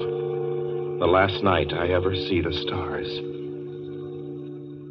6 days ago, I left Brooklyn to drive to California. Goodbye, son. Good luck to you, my boy. Goodbye, Mother. Here, give me a kiss, and I'll go. I'll come out with you to the car. Oh, no, it's raining. Stay here at the door. Hey, what's this? Tears? I thought you promised me you wouldn't cry. Oh, I know, dear. I'm sorry. But I do hate to see you go. I'll be back. It'll only be on the coast 3 months. Oh, it isn't that. It's just the trip. Ronald, I wish you weren't driving. Oh, Mother, there you go again. People do it every day. I know, but you'll be careful, won't you? Promise me you'll be extra careful. Don't fall asleep or drive fast or pick up any strangers on the road. Oh, gosh. I think I was still 17 here, you told me. Oh. And wire me as soon as you get to Hollywood, won't you, son? Of course I will. Don't you worry. There's nothing going to happen. It's just 8 days of perfectly simple driving on smooth, decent, civilized roads with a hot dog or a hamburger stand every 10 miles.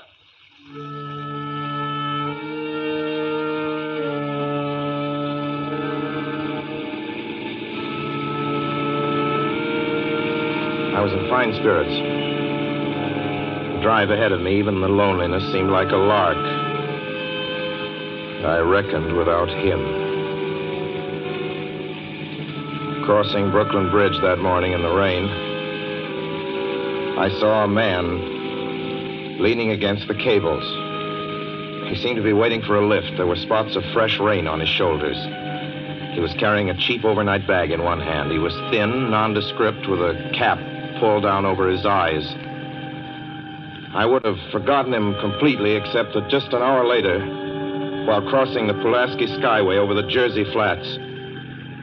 I saw him again. At least, he looked like the same person. He was standing now with one thumb pointing west. I couldn't figure out how he got there, but I thought probably one of those fast trucks had picked him up, beaten me to the Skyway, and let him off. I didn't stop for him. Then late that night,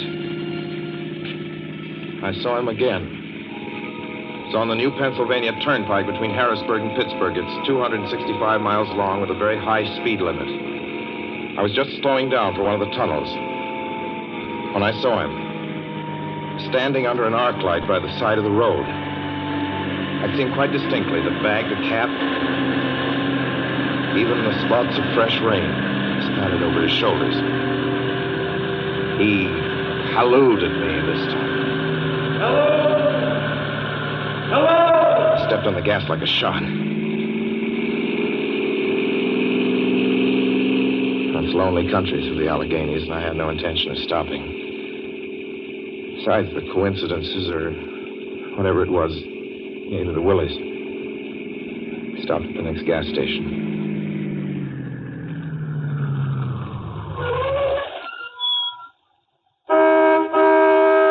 Yes, sir. Fill her up. Certainly, sir. Check your oil, sir? No, thanks.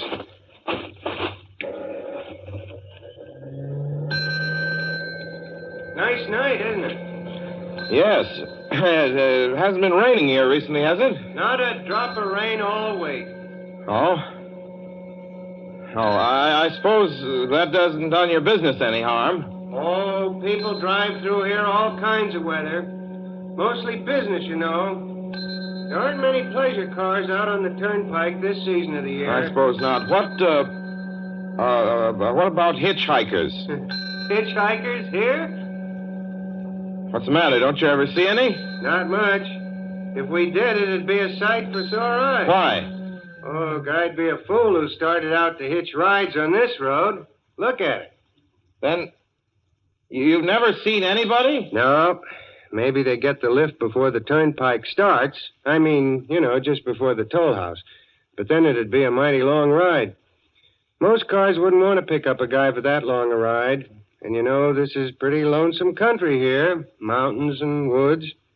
You ain't seen anybody like that, have you? No.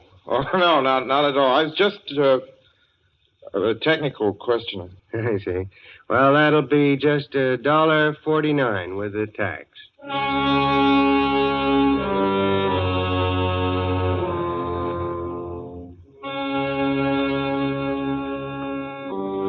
The thing gradually passed through my mind as sheer coincidence. I had a good night's sleep in Pittsburgh. I didn't think about the man all next day until just outside of Zanesville, Ohio, I saw him again. It was a bright, sunshiny afternoon. The peaceful Ohio fields, brown with the autumn stubble, lay dreaming in the golden light. I was driving slowly, drinking it in, when the road suddenly ended in a detour. In front of the barrier, he was standing.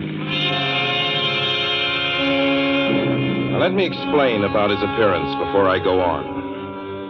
I repeat, there was nothing sinister about him. He was as drab as a mud fence, nor was his attitude menacing. He merely stood there, waiting, almost drooping a little, a cheap overnight bag in his hand. He looked as though he'd been waiting there for hours. And he looked up. He hailed me. He started to walk forward. Hello? Hello? Hello? No, not just now. Sorry. Going to California? No, not today. The other way, going to New York. Sorry.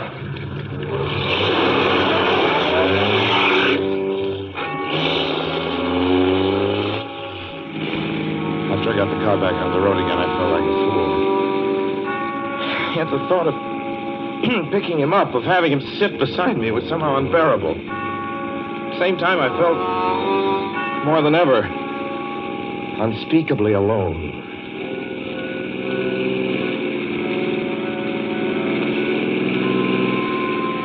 Hour after hour went by. Fields, the towns ticked off one by one. The light changed. I knew now that I was going to see him again. And though I dreaded the sight, caught myself searching the side of the road, waiting for him to appear.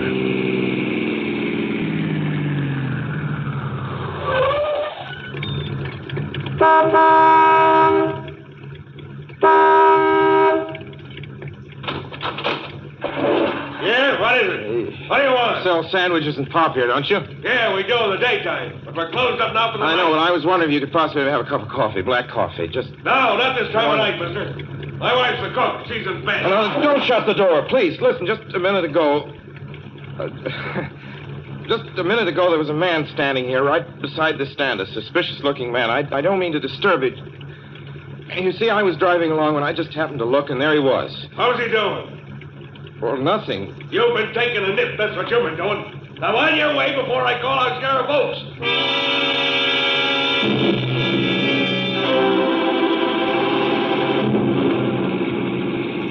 I got into the car again and drove on slowly. It's beginning to hate the car. If I could have found a place to stop, to rest a little.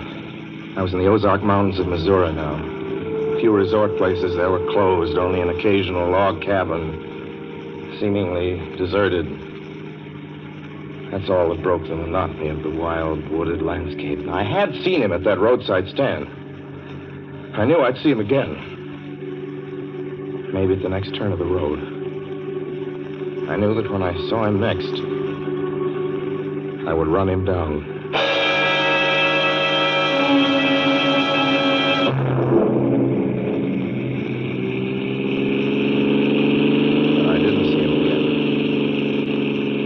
See him until late next afternoon. I stopped a car at a sleepy little junction just across the border into Oklahoma to let a train pass by. When he appeared across the tracks, leaning against a telephone pole. Perfectly airless, dry day. The red clay of Oklahoma was baking under the southwestern sun. Yet there were spots of fresh rain on his shoulders. I couldn't stand that. Without thinking, blindly, I started the car across the tracks. He didn't even look up at me. He was staring at the ground. I stepped on the gas hard, veering the wheel sharply toward him. I could hear the train in the distance now, but I didn't care. And something went wrong with the car. The train was coming closer. I could hear its bell ringing and the cry of its whistle. Still, he stood there. And now I knew that he was beckoning me to my death.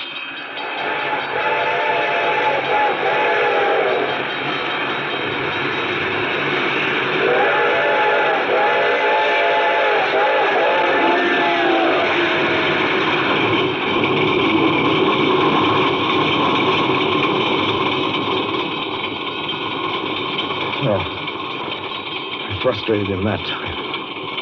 The starter worked at last. I managed to back up. When the train passed, he was gone. I was all alone in the hot, dry afternoon.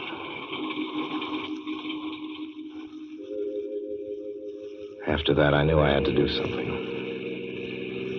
I didn't know who this man was or what he wanted of me. I only knew that from now on, I mustn't let myself alone on the road for 1 minute. Hello there. Like a ride? Well, what do you think? How far are you going? Where do you want to go? Amarillo, Texas. I'll drive you there. Gee.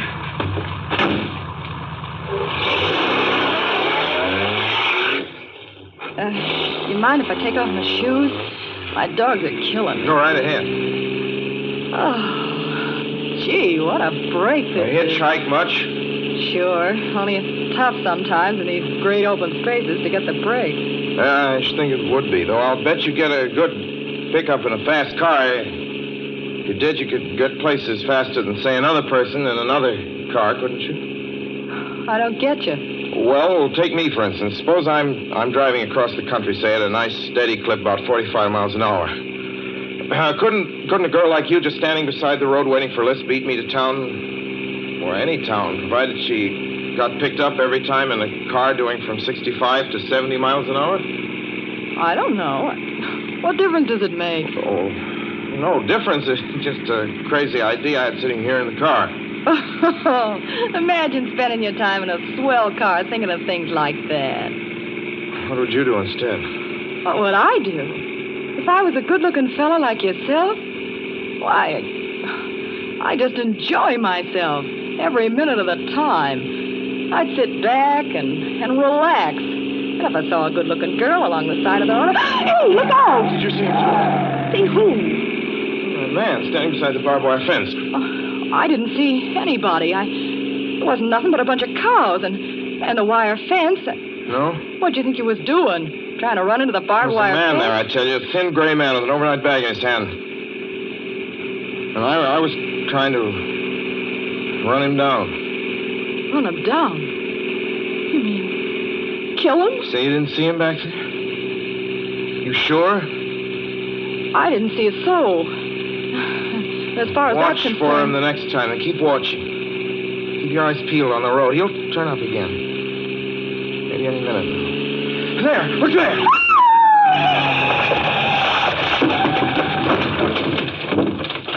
How does this door work? I'm getting out of here. See him that time? No, I didn't see him that time. And personally, mister, I don't expect never to see him. All I want to do is go on living. I don't see how I will very long, driving with you. Oh, I'm sorry. I don't know what came over me, but please don't go. So if you'll excuse me... You can't go. Listen, how would you like to go to California? I'll drive you to California. Seeing pink elephants all the way? No, thanks. Thanks just the same. Listen, please, just 1 minute, please. You know what I think you need, big boy? Not a girlfriend. Just a good dose of sleep. Please. There. I got it now. No, you can't go. Please, come your back. hands off me. Do you hear? Leave your hands off.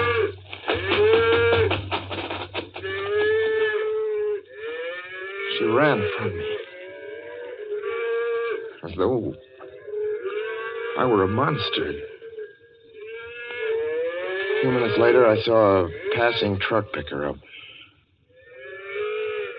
I knew then that I was utterly alone. It was in the heart of the great Texas prairies. There wasn't a car on the road after the truck went by. I tried to figure out what to do, how to get hold of myself. I could find a place to rest, or even if I could sleep right here in the car for a few hours along the side of the road. I was getting my winter overcoat out of the back seat to use as a blanket when I saw him coming toward me, emerging from the herd of moving steer. Hello?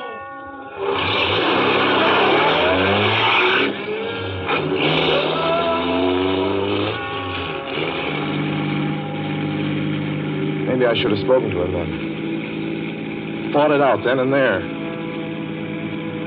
For now, he began to be everywhere. Wherever I stopped, even for a moment, for gas, for oil, for a drink of pop, a cup of coffee, sandwich, he was there. I saw him standing outside the auto camp in Amarillo that night when I dared to slow down. I was sitting near the drinking fountain of a little camping spot just inside the border of New Mexico. He was waiting for me outside the Navajo reservation where I stopped to check my tires. I saw him in Albuquerque when I bought 20 gallons of gas. I was afraid to stop now. I began to drive faster and faster. I was in lunar landscape now. The great arid mesa country of New Mexico. I drove through it with the indifference of a fly crawling over the face of the moon. Now he didn't even wait for me to stop. Unless I drove at 85 miles an hour over those endless roads, he waited for me at every other mile. I'd see his figure, shadowless, flitting before me, still in the same attitude, over the cold, lifeless ground, flitting over dried-up rivers, over broken stones cast up by old glacial upheavals, flitting in that pure and cloudless air. I was beside myself when I finally reached Gallup, New Mexico this morning. There's an auto camp here. Cold, almost deserted this time of year. I went inside and asked if there was a telephone. I had the feeling that if only I could speak to someone familiar, someone I loved, I could pull myself together.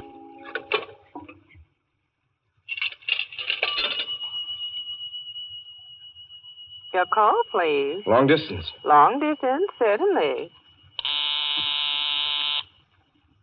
This is long distance. I'd like to put in a call to my home in Brooklyn, New York. I'm Ronald Adams. The number is Beechwood 200828. Certainly. I will try to get it for you. Albuquerque. New York for Gallup. New York. Gallup, New Mexico, calling Beechwood 20828. I'd read somewhere that love could banish demons. It's the middle of the morning. I knew Mother would be home. I pictured her tall and white-haired in her crisp house dress, going about her tasks.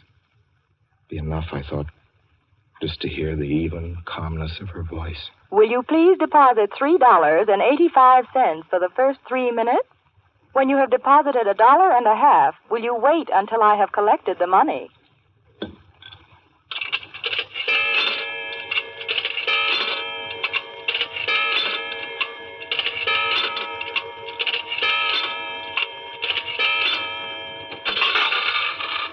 All right, deposit another $1.50.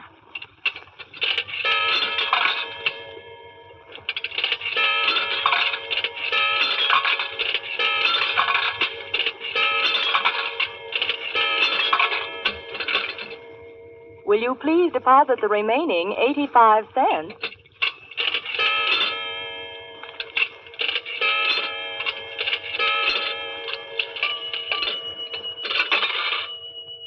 Ready with Brooklyn. Go ahead, please. Hello? Mrs. Adams' residence. Hello, Mother? This is Mrs. Adams' residence. Who is it you wish to speak to, please? What? Oh, who's this? This is Mrs. Whinney. Mrs. Whinney? I don't know any Mrs. Whinney. Is this Beechwood 20828? Yes? Where's my mother? Where's Mrs. Adams? Mrs. Adams is not at home. She's still in the hospital. The hospital? Yes. Who is this calling, please? Is it a member of the family? Well, what's she in the hospital for? She's been prostrated for 5 days. Nervous breakdown. But who is this Nervous calling? breakdown? Well, my mother never was nervous. It's all taken place since the death of her oldest son, Ronald. Death of her oldest son, Ronald? Hey, what's this? What number is this? This is Beechwood 20828. It's all been very sudden. He was killed just 6 days ago in an automobile accident on the Brooklyn Bridge. Your 3 minutes are up, sir. Your 3 minutes are up, sir. Your 3 minutes are up, sir. And so I'm sitting here in this deserted auto camp in Gallup, New Mexico. I'm trying to think. I'm trying to get hold of myself. Otherwise, I'm going to go crazy. Outside, it's night. The vast, soulless night of New Mexico. 1 million stars are in the sky. Ahead of me stretch 1,000 miles of empty mesa.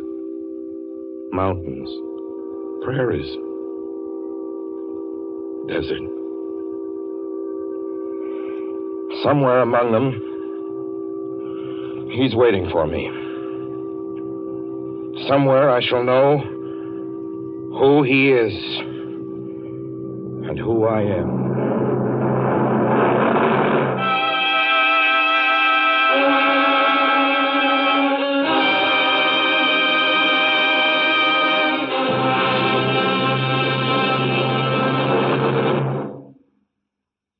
So ends The Hitch-Hiker, and to Orson Welles our considerable thanks for his playing of the title role. Mr. Welles? Help wanted. Men, women, and children. Nature of work, hard, monotonous, back-breaking labor. Hours, 75 a week minimum. Pay, few cents an hour. Added inducement, 2 meals a day, including several ounces of bad bread and a cup of thin soup. Don't delay. Apply at once. How'd you respond to a want ad like that, Mr. and Mrs. American working man and woman? You'd laugh, wouldn't you, and throw the paper in the trash basket. Dismiss the whole advertisement as some kind of a joke. But believe me, it's no joke. It's a simple statement of the working conditions that exist today in Nazi Germany and the conquered countries under Nazi rule. It's also an exact statement of the working conditions that will be imposed on you and every member of your family if the Nazis win this war. You yourself personally can stop them from winning, as you know. You don't have to give up your well-paid job to do it. You needn't have to be a soldier or a sailor or an airman or a nurse or a war worker to ensure American victory. Uncle Sam doesn't ask plain, ordinary, hard-working citizens like you to give him anything. All he asks, all this he does ask very seriously and very urgently, is that you loan him 10 cents out of every dollar you make. That's all there is to it. Lend Uncle Sam a dime to win this war, and he'll pay you back with interest when he's won it. The easiest, most convenient way to lend him these dimes is to enroll in the payroll savings plan. Just tell your boss to deduct 10 cents from every dollar he pays you and lend it to Uncle Sam in your name. Sign up for this simple savings plan today, and when victory comes, you'll have war bonds in your pockets instead of Axis bonds on your wrists. Suspense will be heard again 2 weeks from tonight. Next Wednesday night, September 9th, the Columbia Broadcasting System will present over many of these stations at 9:30 p.m. Eastern Wartime an address by W. Averill Harriman, the United States Lend-Lease Administrator in London. Mr. Harriman, as the personal representative of the President of the United States, attended the Moscow conferences between Winston Churchill and Joseph Stalin. Next Wednesday's broadcast will be Mr. Harriman's first public address since his return to this country. Suspense is produced and directed by William Spear. John Dietz was our guest director this evening. Tonight's radio drama was written by Lucille Fletcher. The original score was by Bernard Herrmann.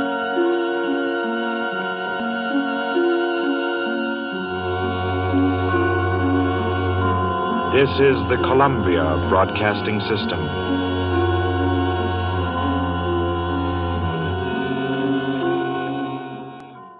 Will you give a few seconds of your time to help win this war? Then listen.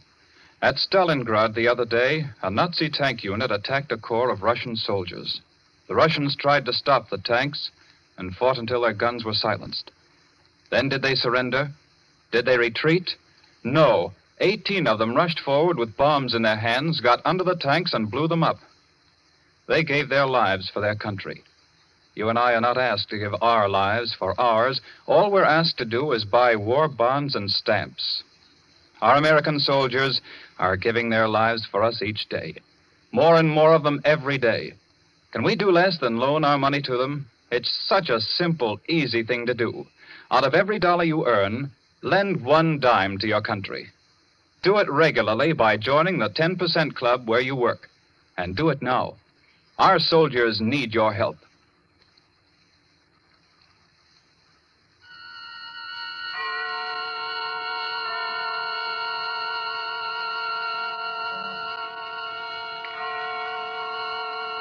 Columbia Network takes pleasure in bringing you Suspense.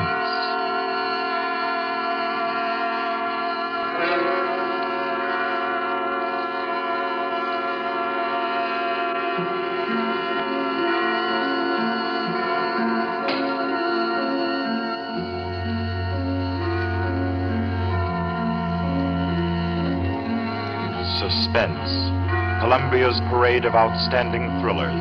Produced by William Spear and scored by Bernard Herrmann. With notable melodramas from stage and screen, fiction and radio, presented each week to bring you to the edge of your chair, to keep you in suspense.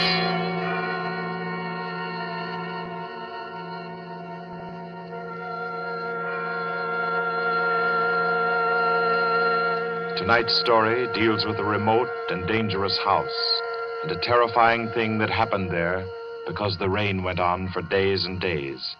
It deals with a surgeon and a girl, a giant, and a young man who took a long chance. And over them all, the moan of the night wind and the ceaseless roar of the storm.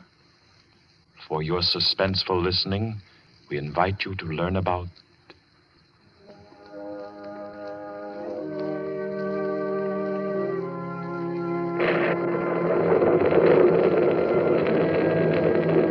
the Kettler Method.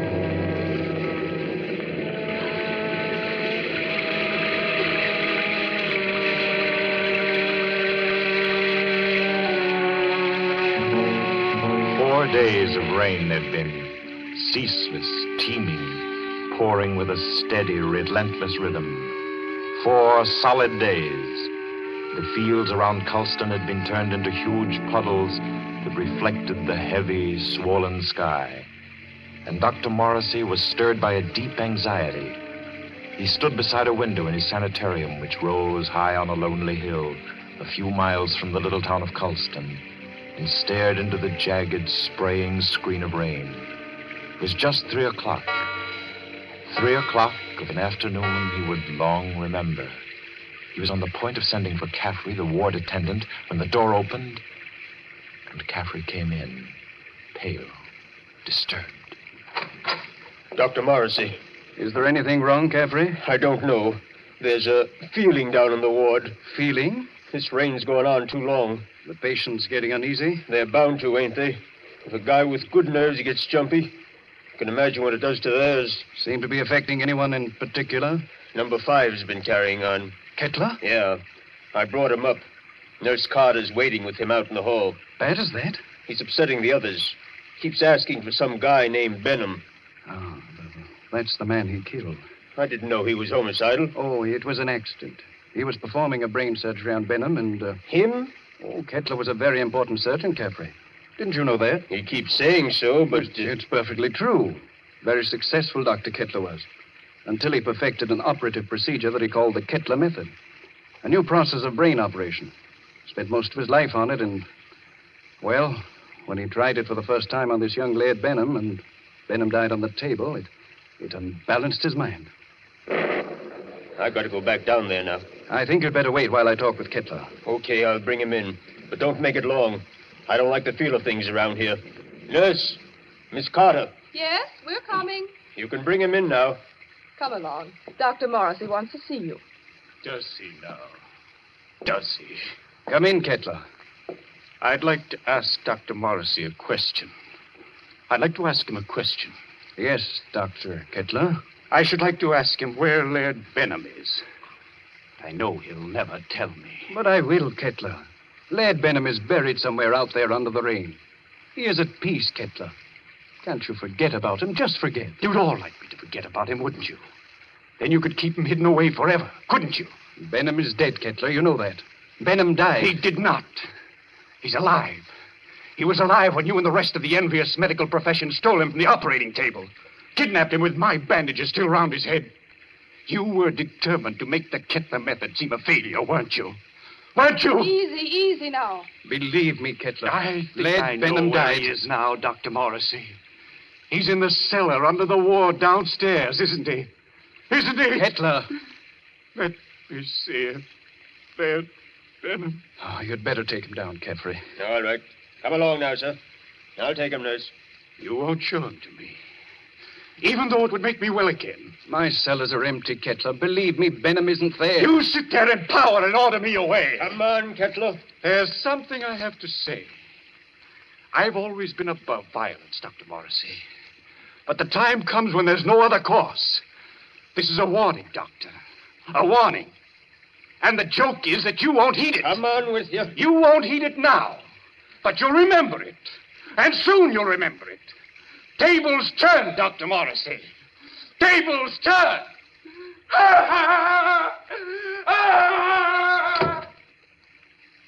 Poor thing. I'm afraid I'm failing with him. Failing completely. But you're not. It takes time to put a man back together. Oh, it's taken me too long with Kettler. I'm beginning to be afraid. If you'll pardon me, Doctor. Yes? I do think you're making a mistake. With him? No, with yourself. You haven't had a real vacation in 3 years, Dr. Morrissey. Oh, you think I'm wearing a bit thin just now, don't you? And you're right. But I really can't leave my patients in anyone else's hands. Not now, at any rate. No, I'll have to make the best of it. But you need relaxation, Doctor. I know. Well, I hope to soothe my ragged nerves somewhat over this weekend. Oh? I've some friends coming down from the city Friday night. Leslie and Claire Winton. Young married couple, newlyweds. And I'm just going to relax with them and forget everything until Monday morning. You must, Doctor. You do need it so badly. Oh, by the way, Doctor. Yes? I slipped some those new sample bandages into your coat pocket. Well, thanks. I'll have a look at them. I think they're quite good. The salesman said that... Yes, nurse. What is it? Did you hear something? Thunder, wasn't it? Something else besides thunder. I thought it... Well, I didn't hear it. My nerves must be getting the best of me. Perhaps it's a case of nurse heal thyself, eh? I'm not the only one who needs a rest. You know, it might be a very good idea if we both... Dr. Morrissey. I heard that. What is it? It's coming from the ward. Sounds like... That was a shot, nurse. You get on the phone. Call the police at Colston. Hello? Keep at it. Hello? Someone's trying to get in from the hall. Dr. Morrissey! Dr. Morrissey! It's Caffrey. Just a moment. Caffrey, what is it? He's ganged up on me. All of them are coming up the stairs. Kettler, clear out of here. Oh. Steady, nurse. He's dead, isn't he? Yes. Dr. Morrissey. Kettler. Remember my warning. Remember it, Doctor. Tables turn, Dr. Morrissey. Tables turn.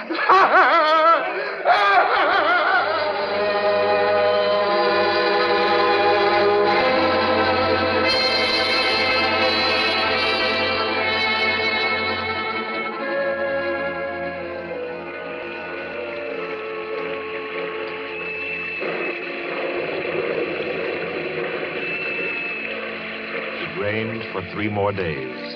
Friday night came, black, wet, and glistening. And the 8:15 express groaned into Colston Station, bringing Leslie and Claire Winton out from the city with their weekend luggage.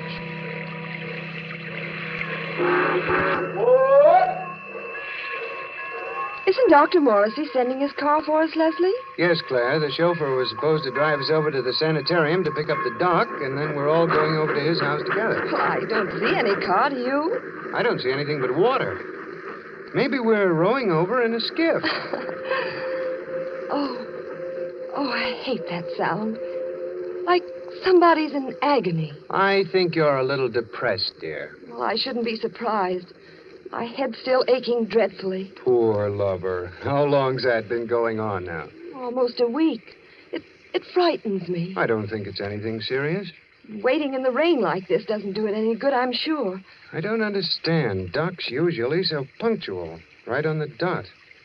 You don't suppose we ought to call the sanitarium? You people for Dr. Morrissey, yes? Well, yes, we're the Wintons. Doc sent you to pick us up? I, Cato, Dr. Morrissey's chauffeur. You got luggage? Yes. Here it is. I take. You follow me to car. Come. We're coming. Leslie? Yes? He's tremendous, isn't he?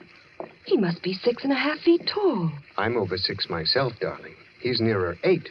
That's a giant. Get those shoulders.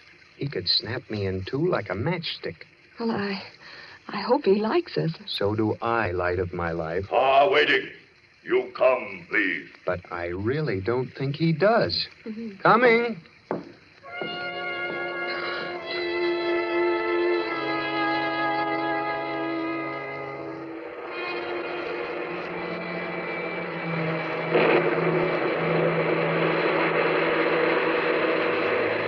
The heavy car lurched and hurtled over the rain-soaked roads, tearing wildly through the dark and careening up the hillside toward the stark walls of the sanitarium. It skidded to a standstill in front of the main entrance, and cold black Cato led them inside. The brightly lit corridors were deserted, silent, like hallways in a nightmare. Claire was aware of her headache growing steadily worse, As Cato opened the double doors and ushered them into the waiting room. You'll tell Dr. Morrissey we're here, huh? Doctor, be with you soon. You do not go away. Yes, thanks.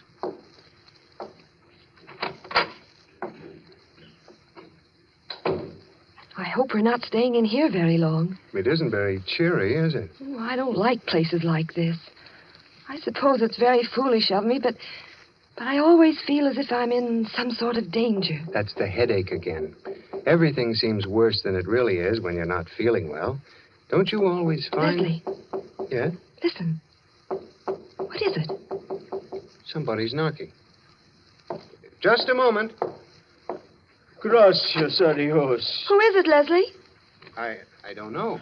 What, you do not know me? I am Arturo Alvarez, the South American pianist. You have heard of me? Well, sure, I've heard of Arturo Alvarez, but I'd hardly expect to find him in... Leslie, humor him. Oh, of course, for a moment I forgot where I was. I've heard of you, Mr. Alvarez. Is there anything I can do for you? Will you help me? I must get out of this place. Oh, sure. I came here several days ago to be treated for a mild nervous trouble. And now they won't let me go. I am being held a prisoner. And tonight I am scheduled to give a concert at Carnegie Hall, and I must get out of here. Please, will you help me? Number 10 out of the ward again, I see. How many times must I tell you that is strictly against the rules? I was doing nothing wrong. I was only telling this gentleman that I must be at Carnegie Hall for my concert. Yes. I'm sure the gentleman was very interested. Cato. Yes, Doctor. Cato, you will escort number 10 back to the ward and see to it that he doesn't wander back into the waiting room. No, I will not be taken back to the ward. Help me. Oh, no. Help me, no. I will no. How strongly he believes in his delusion. Strange fantasy of a diseased mind. Seriously believes that he's Arturo Alvarez. He was telling me. Oh, I'm very sorry. I'm afraid I haven't been very cordial. Won't you sit down?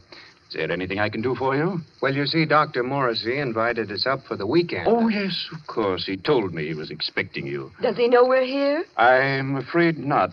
Dr. Morrissey was unexpectedly called away on an emergency case, and I'm in charge of the sanitarium until he returns.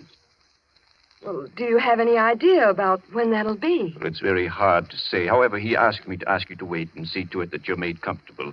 Let me see now. Your name is... Winton, Leslie Winton. And this is my wife, Claire. Yes. Permit me to introduce myself. I'm Dr. Kettler, Dr. Morrissey's assistant. What can I do for you? A bite of food or a drink, perhaps? I don't think so. There's nothing in the world I want so much as an aspirin. Aspirin? Yes, Doctor. She's had a headache that's been troubling her for days. It's terribly annoying. I can well imagine. Annoying and interesting. That is to a man of my profession, of course. But if you will step into the inner office, I think I can offer you something a good deal more effective. Oh, I'd hate to trouble you. No trouble at all. I find these things most intriguing. Should I, Leslie? I think you might as well. Morrissey won't be back for a long time by the looks of things. You're quite right, Mr. Winton. Dr. Morrissey won't be back for a long, long time. Oh, well, then, which way do I go? Right this way. The large door on your left. You won't mind waiting alone, will you, darling? Oh, Mr. Winton shall make himself comfortable. There are cigarettes in the box, whiskey in the liquor cabinet, and a radio behind the ferns there. I'm sure he will be quite happy. After you, Mrs. Winton. If Dr. Morrissey comes in, let me know. I hope you'll find everything you want, sir. Thanks. By the way, Doctor. Yes?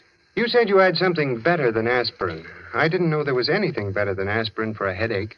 I have something, Mr. Winton. Really? It is a process which I invented myself. One that never fails. A little treatment, very effective and highly complicated, called the Kettler Method. Please make yourself at home, Mr. Winton.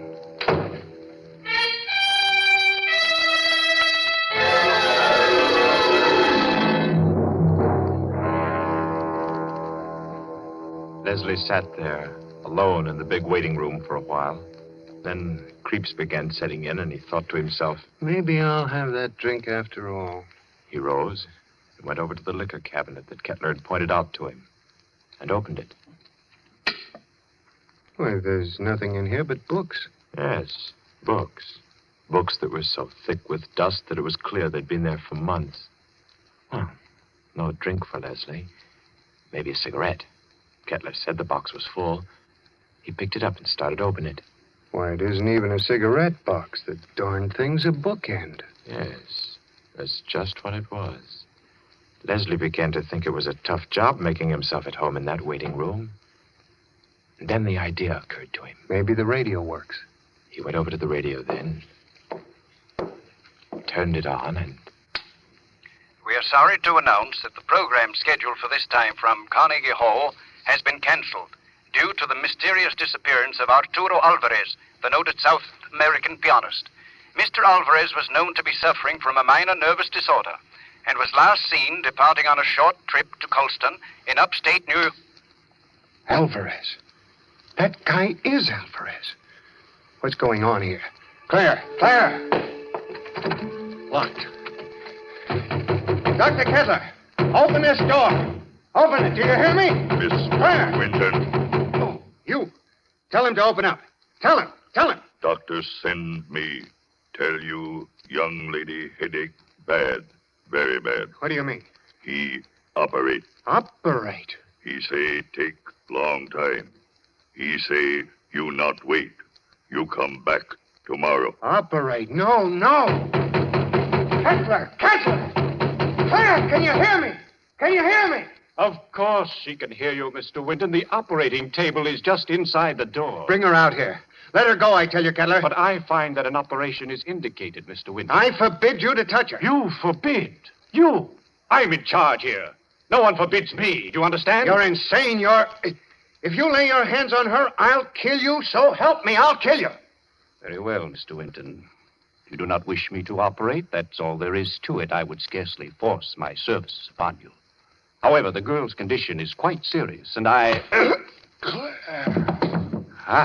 Good work. Good work, Cato, my boy. A masterstroke. Do you still forbid me, Mr. Winton? Do you? Do you? Oh, you don't answer. Good, good. Take him to the cellar, Cato, and lodge him there with his friend, Dr. Morrissey.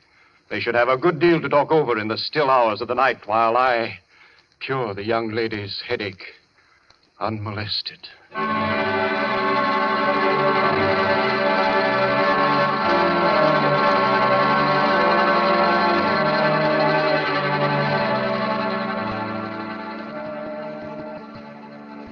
You've got to pull yourself together, Leslie. Now try. Try to think. Cato brought you down a few moments ago. You've been hit in the head. Can you remember? Yes. I was talking to Kettler, trying to make him let Claire go. Claire? Oh, good Lord, Morrissey. Where is she? He's got her. Kettler? She's on that operating table up there. We've got to do something. We've got to do something. Well, I'm afraid there's not much we can do.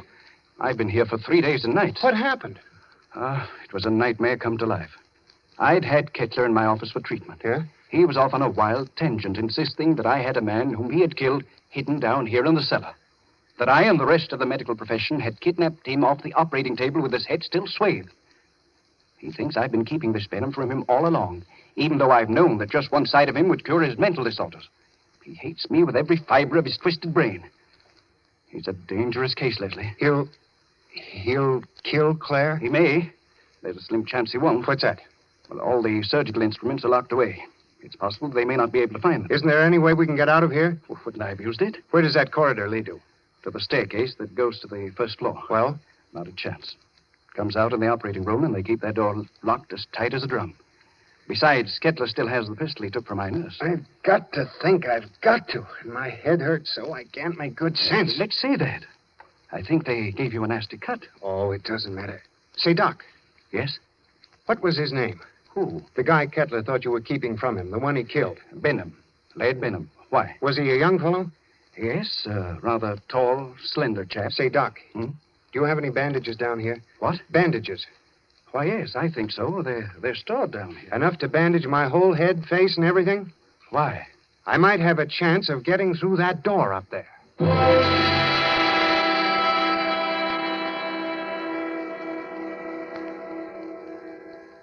Please, let me go now. Oh, let me go. Leslie! Leslie! You will be better soon. Much better. I will take the pain away, Mrs. Winton. Cato, have you found the surgical case? Not found yet. I look. Cato, look. Find it. We must not keep Mrs. Winton in agony. Find it, I say. She'll have to create some order in this place. I want my instruments at hand on a moment's notice. Please, let me go. Oh, let me go. You shall be well again, my dear. I promise you shall be. Doctor, here, tall, white cabinet behind curtain. That's it. Open it, Cato. Locked. Locked, Doctor. Smash it open. Open it. I do. You'll find scalpels on the top tray. Bring them to me. Yes, Doctor. Is here, Doctor. See, knives. Good, sharp knives. Cato find. He find them. Excellent. How they glitter. It is good to feel the knife in my hand again. Put the others right beside my pistol here on the table. Please. Oh, please. There, my girl. I shall expend all my genius on you. You shall be well again. No! Now to work. What was that? Who's there? Dr. Kettler, Who is it? I have found my way back to you. Open the door, Dr. Kettler. I've come back again. Who are you? You remember? You remember Laird Benham? Cato! Yes, Doctor. The door! Let him in! He's come back! Let him in, I say! Yes, Doctor. Oh, let me out of here! He's come back, Cato. Dr. Kettler. Benham, I knew it. I knew it all along. You're alive. You're living. Yes. Living. Yes, Dr. Kettler. You. Just as they took you from the table. Yes. They took me away before the operation was complete. Finish it now. Hurry. I can't live much longer. I'm about to die. No. Cato, get Benham out of the table. Girl on table. Take her off. Take her out of here. Put her in the cellar. Let Benham take her place. At once, you hear? Yes, Dr. Cato. No, I won't be put in the cellar. I won't. It might be well if you went down into the cellar, you know. It's nice down there. You'll see old friends, perhaps. Old friends who need help. Leslie. Hurry, I say. Yes, Doctor. Come. I'm coming. Are you all right, Benham? Weaker. Cato! Cato, close door. No, stop wasting time. Leave the door alone. Help me. Help me get Benham on the table. Yes, Doctor. Cato, do. That's right. Now lift him carefully. Yes. Good. Oh. Now, lie back. Lie back. Gently. All right. Careful now. There we are. Cato, give me the knife. Yes, Doctor. Take off the bandages. From the top, Cato. That's correct. That's proper procedure. There. Yeah, now that's... I thought his hair was blonde, not black. Well, perhaps I've forgotten. I've forgotten so many things that... There was a scar on his forehead. I clearly remember a scar on his forehead.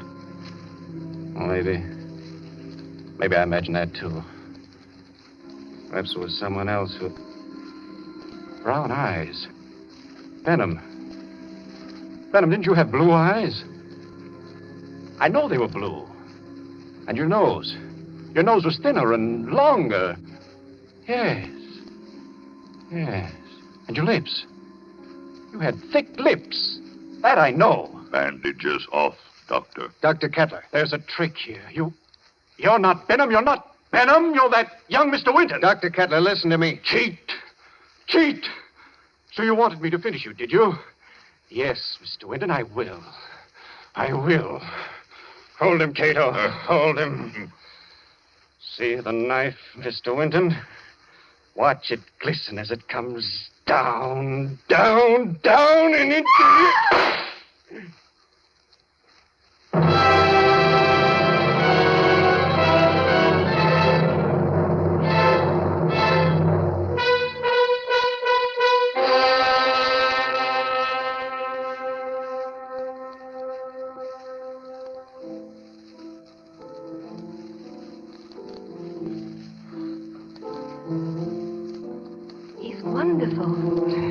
don't doubt that he's Arturo Alvarez when you hear him play the piano, do you? That's a marvelous old instrument you have, Doc.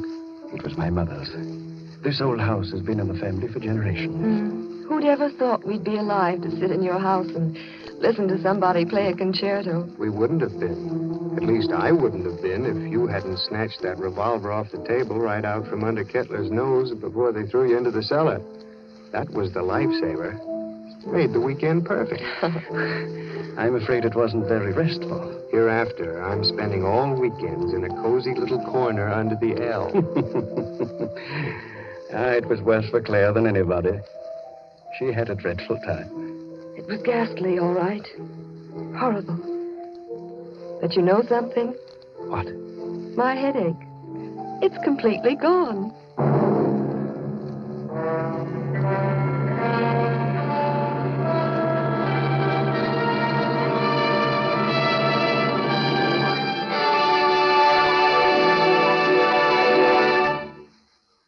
So ends the Kettler Method, the tale of a memorable weekend and a long-awaited dead man who didn't return after all. This was tonight's story of Suspense. Suspense is produced by William Spear. John Dietz was our director this evening. Tonight's radio drama was written by Peter Barry and scored by Bernard Herrmann. Roger De Koven was Dr. Kettler, John Gibson, Leslie Winton, and Gloria Stewart played Claire Winton. Others in the cast were Guy Repp, Martha Faulkner, Winfield Honey, and Ralph Smiley. Next week at this time, Columbia will bring you another selected story from the world's great literature of thrills, another study in suspense. This is Barry Kroger, and this is the Columbia Broadcasting System.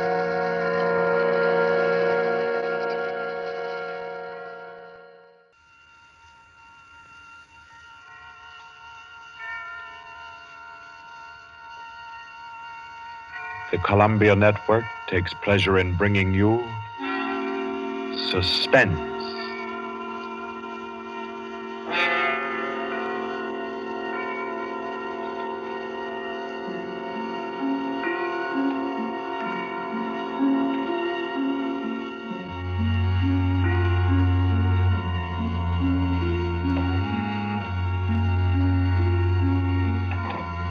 Suspense.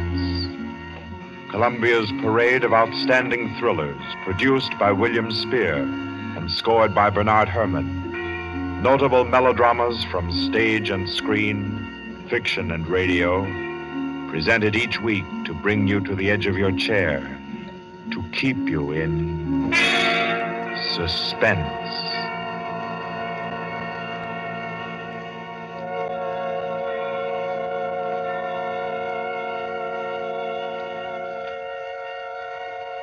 Tonight's story, by the noted American author T.S. Stribling, deals with a crime of murder on an exotic and atmospheric island, with ragged beggars who slept in a Hindu temple and awoke with gold in their pockets and a dead girl lying near them, and with a strange and mystical entrance into the life of hereafter, which was the experience of an American psychologist.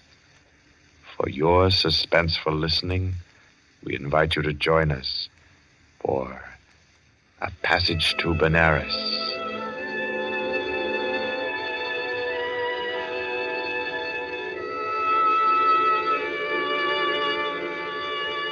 In Porto, Spain, in Trinidad, at 5:30 in the morning, Mr. Henry Poggioli, an American psychologist, stirred uneasily, became conscious of a splitting headache, opened his eyes in bewilderment, and then, with a shock, saw where he was.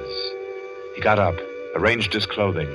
He tried with his neat psychological mind to recapture his dream, to bottle up again the little smoking wisps that still floated about within his aching head. By 7 o'clock, he had found his way back to the house of Mr. Lowe, his host in Port of Spain. Lowe was already about his coffee, with an interested spoon poised above the morning paper. Ah, there you are. Good morning, Poggioli. I say, you are quiet. Didn't hear you get up at all. Have some breakfast? Oh, thanks. I been out for a breath of air. What's the news today? Well, the new governor will arrive in Trinidad on the 12th, and, hello. Another native's killed his wife. Tell me, Pajoli, as a psychologist, why do coolies kill their wives? Oh, for various reasons, I imagine. Let's hear some of the facts. Oh, I say this is a coincidence. Really putting on a show for you, Pajoli, on your first visit to Trinidad. How so? Well, you remember that wedding procession you and I watched last evening down at the Hindu temple? The temple? Oh, of course. The cream-colored little bride with the breastplates and the linked gold coins and the anklets and all the finery. Mm-hmm. And the bridegroom. What'd you say his name was? Budman Lal? Yes. Well, do you know what's happened? Budman Lal is in jail this morning, and his cream-colored little bride is dead with her throat cut. No. Do they think he did it? No doubt of it. That's why he's in jail now. He always seemed like a sensible fellow, too. One of our best patrons. Which only proves my contention, Pajoli. A bridegroom of only 6 or 8 hours killing his wife without any reason at all. Oh, there's usually some reason for murder. Maybe. But I say, oh boy, you're missing the point completely. How? Well, suppose you actually had gone and slept in the temple there last night. You wanted to, you know. Remember? And I said, no white man ever stays all night in a coolie temple. You remember? Yes, I remember. You said it simply isn't done. Well, if you had, Pajoli, I say, that would have been a pretty kettle, wouldn't it? Yes. Well, I'm afraid I'll be mixed up in this. Both Mr. Lal and his uncle Hiradas are clients of mine. Old Hiradas has upwards of $5 million in my bank. Hiradas? Didn't you tell me he built that temple where the murder took place? Yes. It's what the Hindus call a temple and rest house. Hiradas gives rice and tea to any traveler who comes in for the night. It's an Indian custom to help mendicant pilgrims. A rich Indian will build a temple and rest house just as you Americans erect libraries. Ah. What does it say there about the murder, though? Budman Lal, nephew of the famous Mr. Hiradas, was arrested early this morning at his home for the alleged murder of his wife, whom he married yesterday. The body was found at 6 o'clock this morning in the temple where the wedding ceremony took place. The temple attendants gave the alarm. The victim's head was severed completely from her body, and all her jewelry was gone. 5 coolie beggars who were asleep in the temple when the body was discovered were arrested. They all claimed ignorance of the crime, but a search of their persons revealed that each beggar had a piece of the bride's jewelry and a coin from her necklace. Mr. Budman Lal and his wife were seen to enter the temple at about 11 last night for the Hindu rite of purification. Mr. Lal, who is a prominent curio dealer, declines to say anything further. Doesn't tell you very much, does it? Ah, not much. What do you make of those beggars?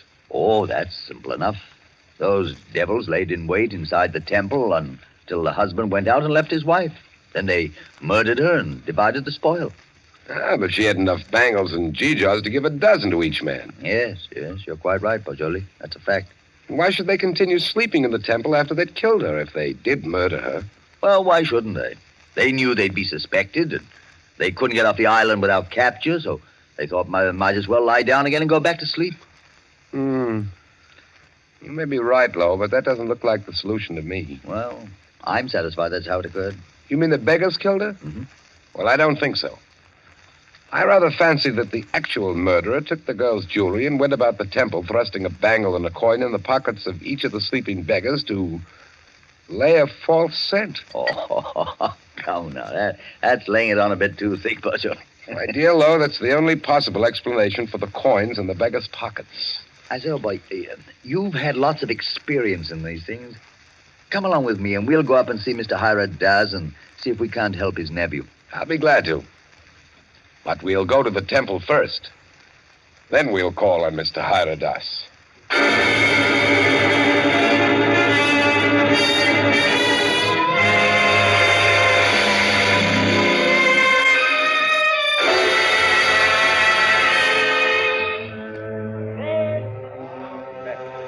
Well, here we are. In spite of the police guard at the door, the temple doesn't look sinister in the daylight. No, it just looks dirty. Let's go in and question the beggars. Excuse me, did any of you fellows hear noises in this temple last night? Oh, much sleep, Sahib. No noise. Policeman Punch us wake this morning. Makes it still here. What's your name? Shuda Chan, Sahib. When did you go to sleep last night? When I ate rice and tea, Sahib. Mm-hmm. Do you remember seeing Budman Lal and his wife enter this building last night? Yes, remember, Sahib. Did you see them go out? No, Sahib. No one remember go out. You were all asleep then, huh? All asleep, Sahib. Did you have any dreams during your sleep?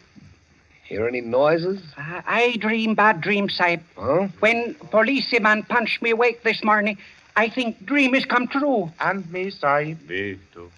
Me. Did you all have bad dreams? Yes, all have bad dreams. Look here, Pajoli. I don't see where this is getting us. I do think we ought to be getting on to old Haradas's house. No, I think we can now entirely discard the theory that the beggars murdered the girls. On what grounds? They told you nothing except that they all had bad dreams. That's the reason. They all had wild, fantastic dreams. That suggests that they were given some sort of opiate in their rice or tea last night. It's quite improbable that 5 ignorant coolies would have wit enough to concoct such a piece of evidence as that. That's a fact, but I don't believe a Trinidad court would admit such evidence. We're not looking for legal evidence. We're after some indication of the real criminal. Now I suggest that we get onto the house of Hiradas.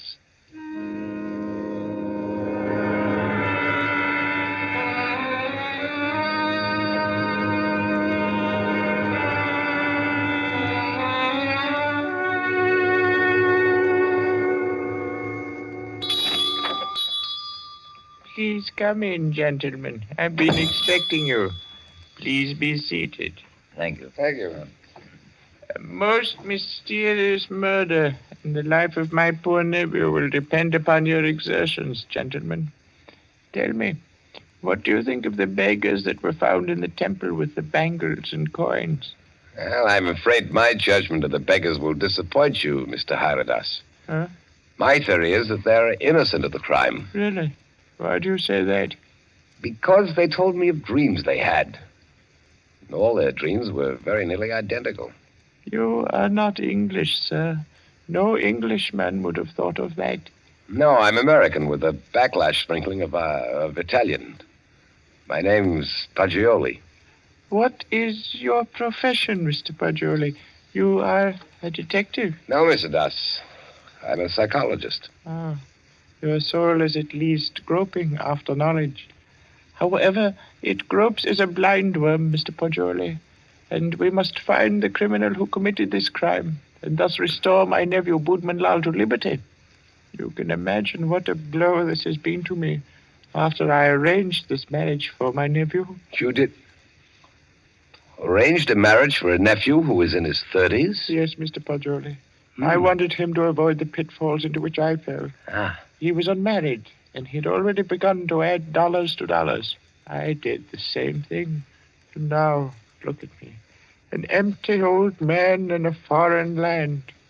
What good is this house where men of my own kind can't come and sit with me, and when I have no grandchildren to romp and play? No. I've piled up dollars and pounds. I've eaten the world, Mr. Paggioli, and found it bitter. Now here I am, an outcast.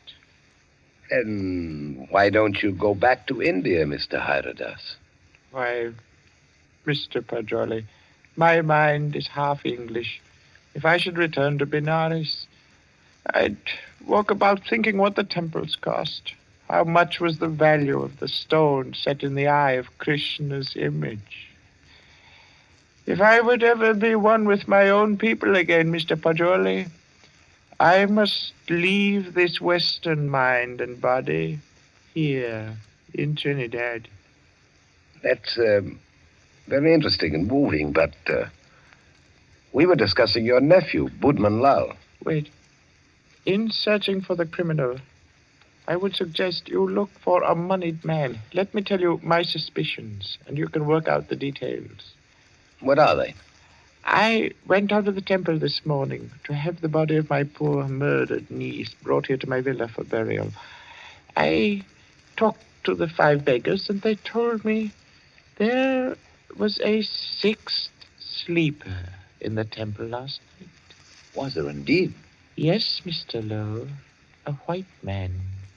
A white man? Yes, Mr. Lowe. All 5 of the coolies and my man, Guka, told me it was true. But, Mr. Hiradas, decapitation is not an American mode of murder. American? I was speaking generally. I mean, a white man's method of murder. That is indicative in itself. I meant to call your attention to that point. It shows the white man was a highly educated man who had studied the mental habits of other peoples than his own. So he was enabled to give the crime an extraordinary resemblance to a Hindu crime. But what motive could a white man have? Possibly robbery, Mr. Poggioli. Or if he were a very intellectual man, he might have murdered the poor child by way of experiment. A murder for experiment? Yes, Mr. Lowe. To record the psychological reaction.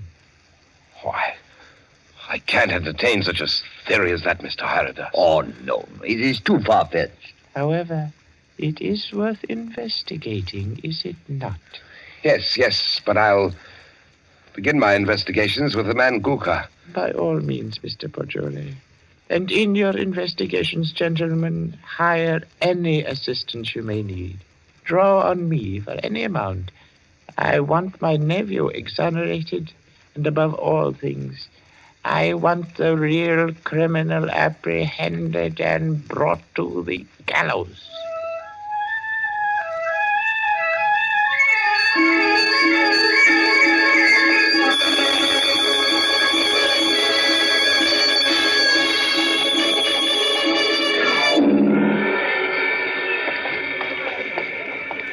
What do you think of that, Poggioli? White man in that temple. Sounds like pure fiction to me, to shield Bob and Lau. You know, these fellows hang together like thieves. Say, it's a jolly good thing we didn't decide to sleep in the temple last night, isn't it? You know, in my opinion, Lowe, the actual criminal is Budman Lau. Same here. I've thought so ever since I first saw the account in the paper. Somehow these fellows will chop their wives to pieces for no reason at all. Lowe, what do you know about Budman Lau? Well, he was born here and has always been a figure because of his rich uncle. Lived here all his life? Uh-huh. Except when he was in Oxford for 6 years. Oh, he was an Oxford man, huh? Yes. There you are. That's the trouble. I don't understand. What do you mean, Poggioli? And no doubt he fell in love with some English girl, but when old Hiradas chose a Hindu child for his wife, Budman couldn't refuse marriage. No man's going to quarrel with a $5 million legacy. And then he chose this ghastly method of getting rid of the child bride. I dare say you're right. I feel sure Budman Lau killed the girl. George, I'm getting tired of walking. There's a cab. Let's hop it and ride the rest of the way. Hi, cabby! A cab! I say, Well, aren't you coming?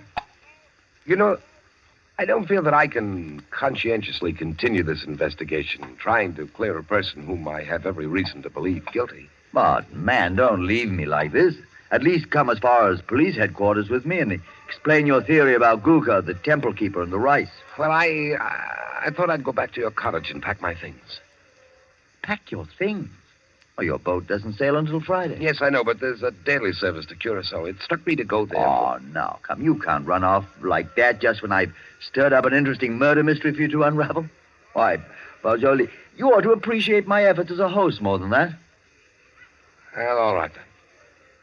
To the police station. Yes, sir. Bye-bye.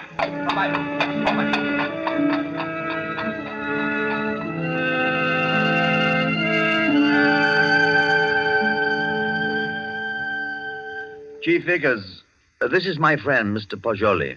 Mr. Poggioli, Mr. Vickers is chief of Trinidad's police force. How do you do? How do you do? Chief Vickers, I've asked Mr. Poggioli's counsel in the Budman Lau murder case. He's already developed a theory as to who is the actual murderer of Mrs. Budman Lau. So have I. Now, In this matter, Chief Vickers, I want to be perfectly frank with you. I'll admit we're in this case in the employ of Mr. Hyrodaz and are making an effort to clear his nephew, Budman Lal. We felt confident you'd use the skill of the police department of Port of Spain to work out a theory clearing Budman Lal just as readily as you would to convict him. Our department usually devotes its time to conviction and not to clearing criminals. Yes, I know that, but if our theory will point out the actual murderer... What is your theory?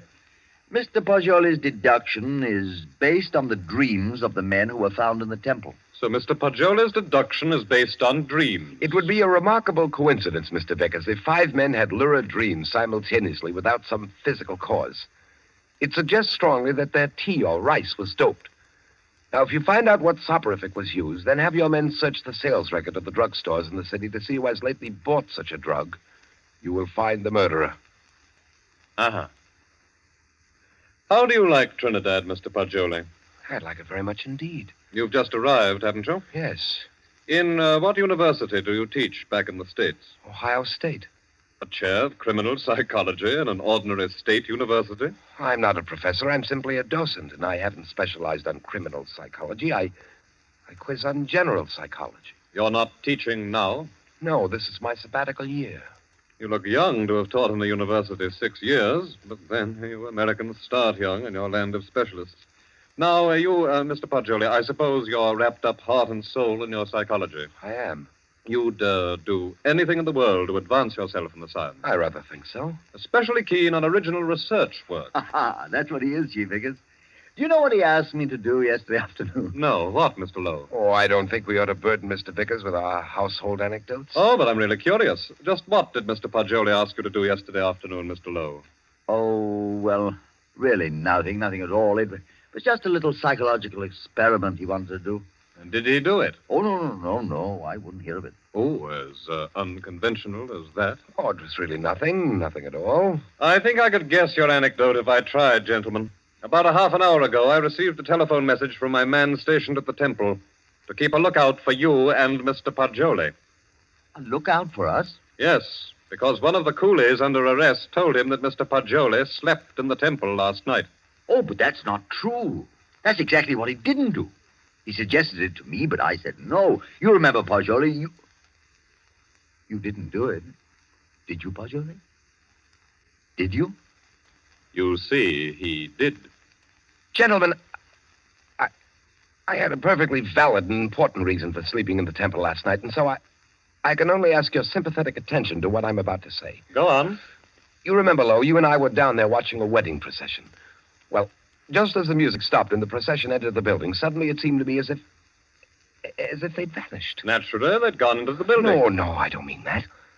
I'm afraid you won't understand what I do mean. That the whole procession had ceased to exist, melted into nothingness. You see, that's really the idea in which the Hindus base their notion of heaven. Oblivion, nothing. Yes, I've heard that before. Well, our medieval Gothic architecture was the conception of our Western heaven, and I thought perhaps the Indian architecture had somehow caught the motif of the Indian religion, suggested nirvana. That's what amazed and intrigued me.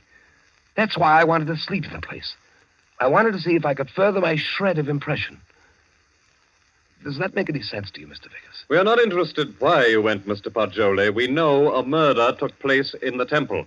You can't think that I committed a horrible murder as an experiment. You intellectual chaps do some pretty weird things, Mr. Poggioli. Why, only the other day I was reading about 2 young intellectuals. What? Yes, these fellows I read about also tried to turn an honest penny by their murder.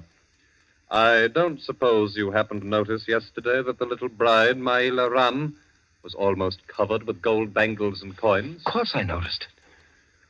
But I had nothing whatever to do with her. I did sleep in the temple. By the way, you say you slept on a rug just as the coolies did. Yes, I did. And you didn't wake up either, Mr. Poggioli? No. Then did the child's murderer happen to put a coin and a bangle in your pockets, just as he did the other sleepers in the temple? I don't know. I haven't looked in my pocket since then. Then please do so now, Mr. Poggioli. Oh, yes. Here they are, Mr. Vickers. You don't happen to have any more, do you? No. I've already been through all my pockets, and I haven't any more.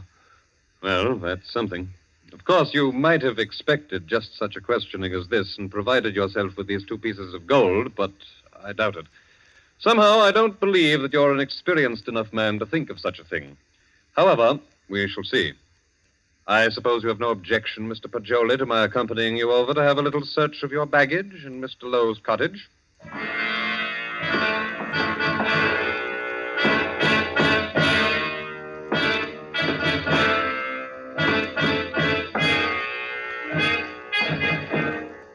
Now then, Mr. Pajoli, be so kind as to open your trunk.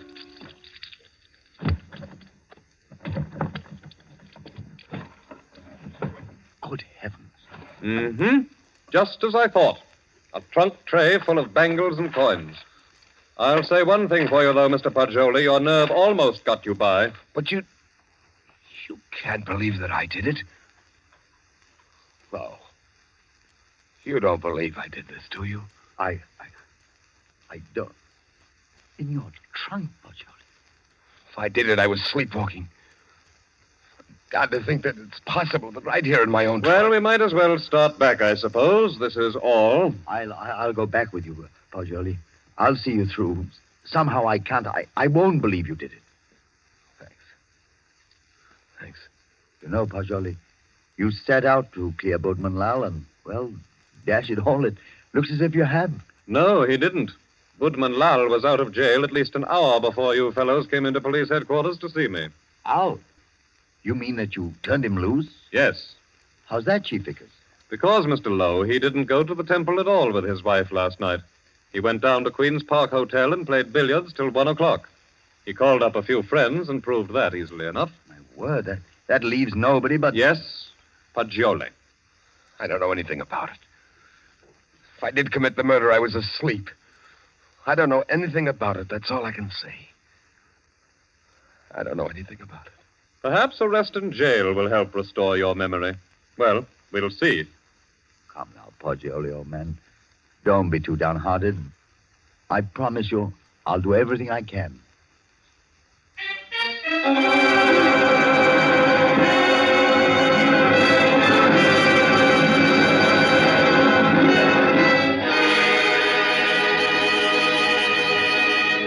In the case against Henry Pajoli, having been duly tried by a jury of your peers who have been found guilty and by the powers invested in me, I herewith sentence you to be hanged by the neck until you are dead.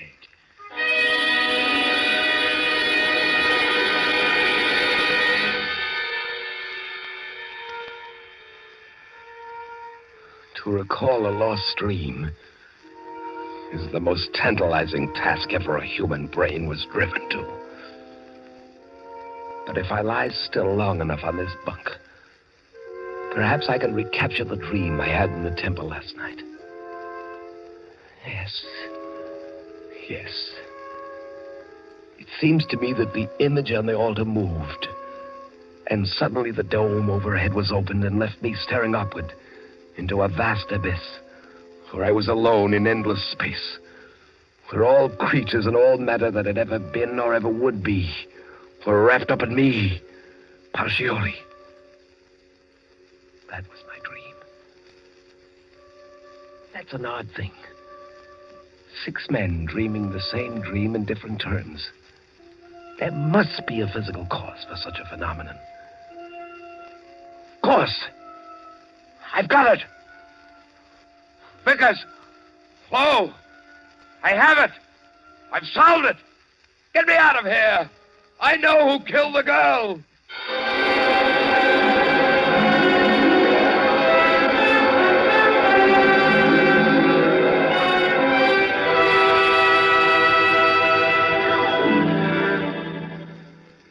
What is it, my friend?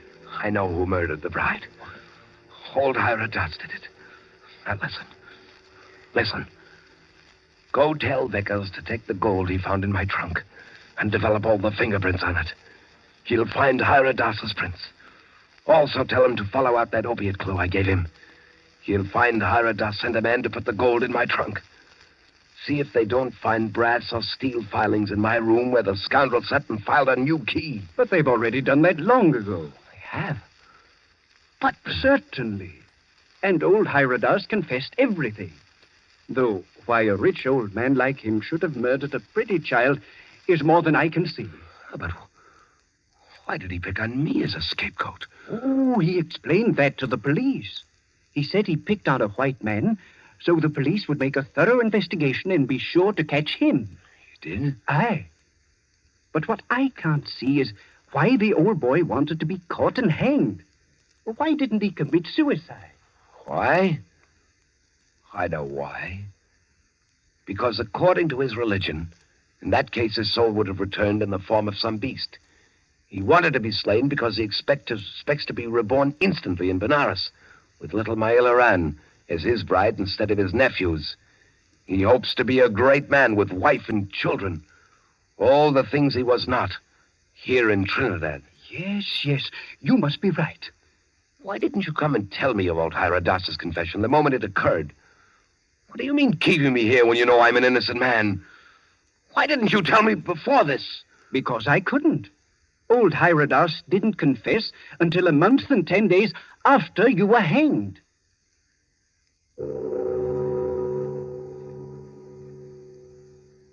So ends A Passage to Benares, T.S. Stribling's tale of mysterious death and death mysterious. This was tonight's story of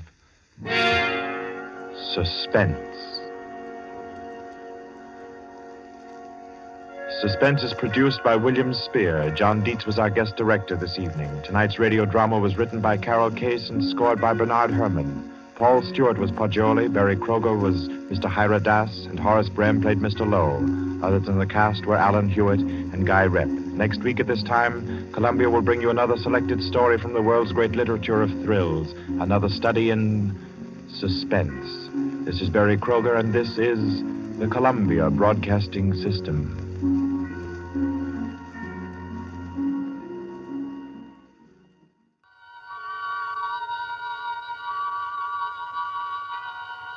The Columbia Network takes pleasure in bringing you Suspense.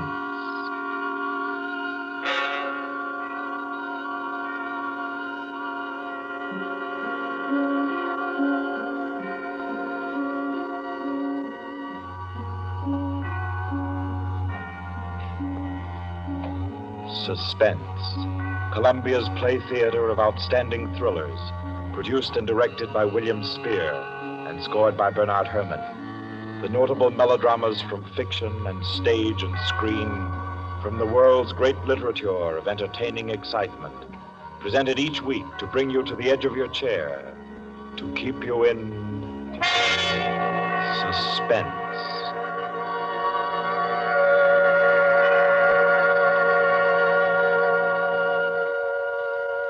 Tonight's story, by America's distinguished author-playwright Owen Johnson, gathers its suspense in a very gentle way. It doesn't have a spectacular finish, garnished with revolver shots. There are no graveyard watches. There's not so much as a single lifeless body, identified or unidentified. It's a tale told in a club room, the Artists and Writers Club in New York. A tale of high-class robbery and suspicion, and of how some ladies and gentlemen nervously counted 100 in the dark.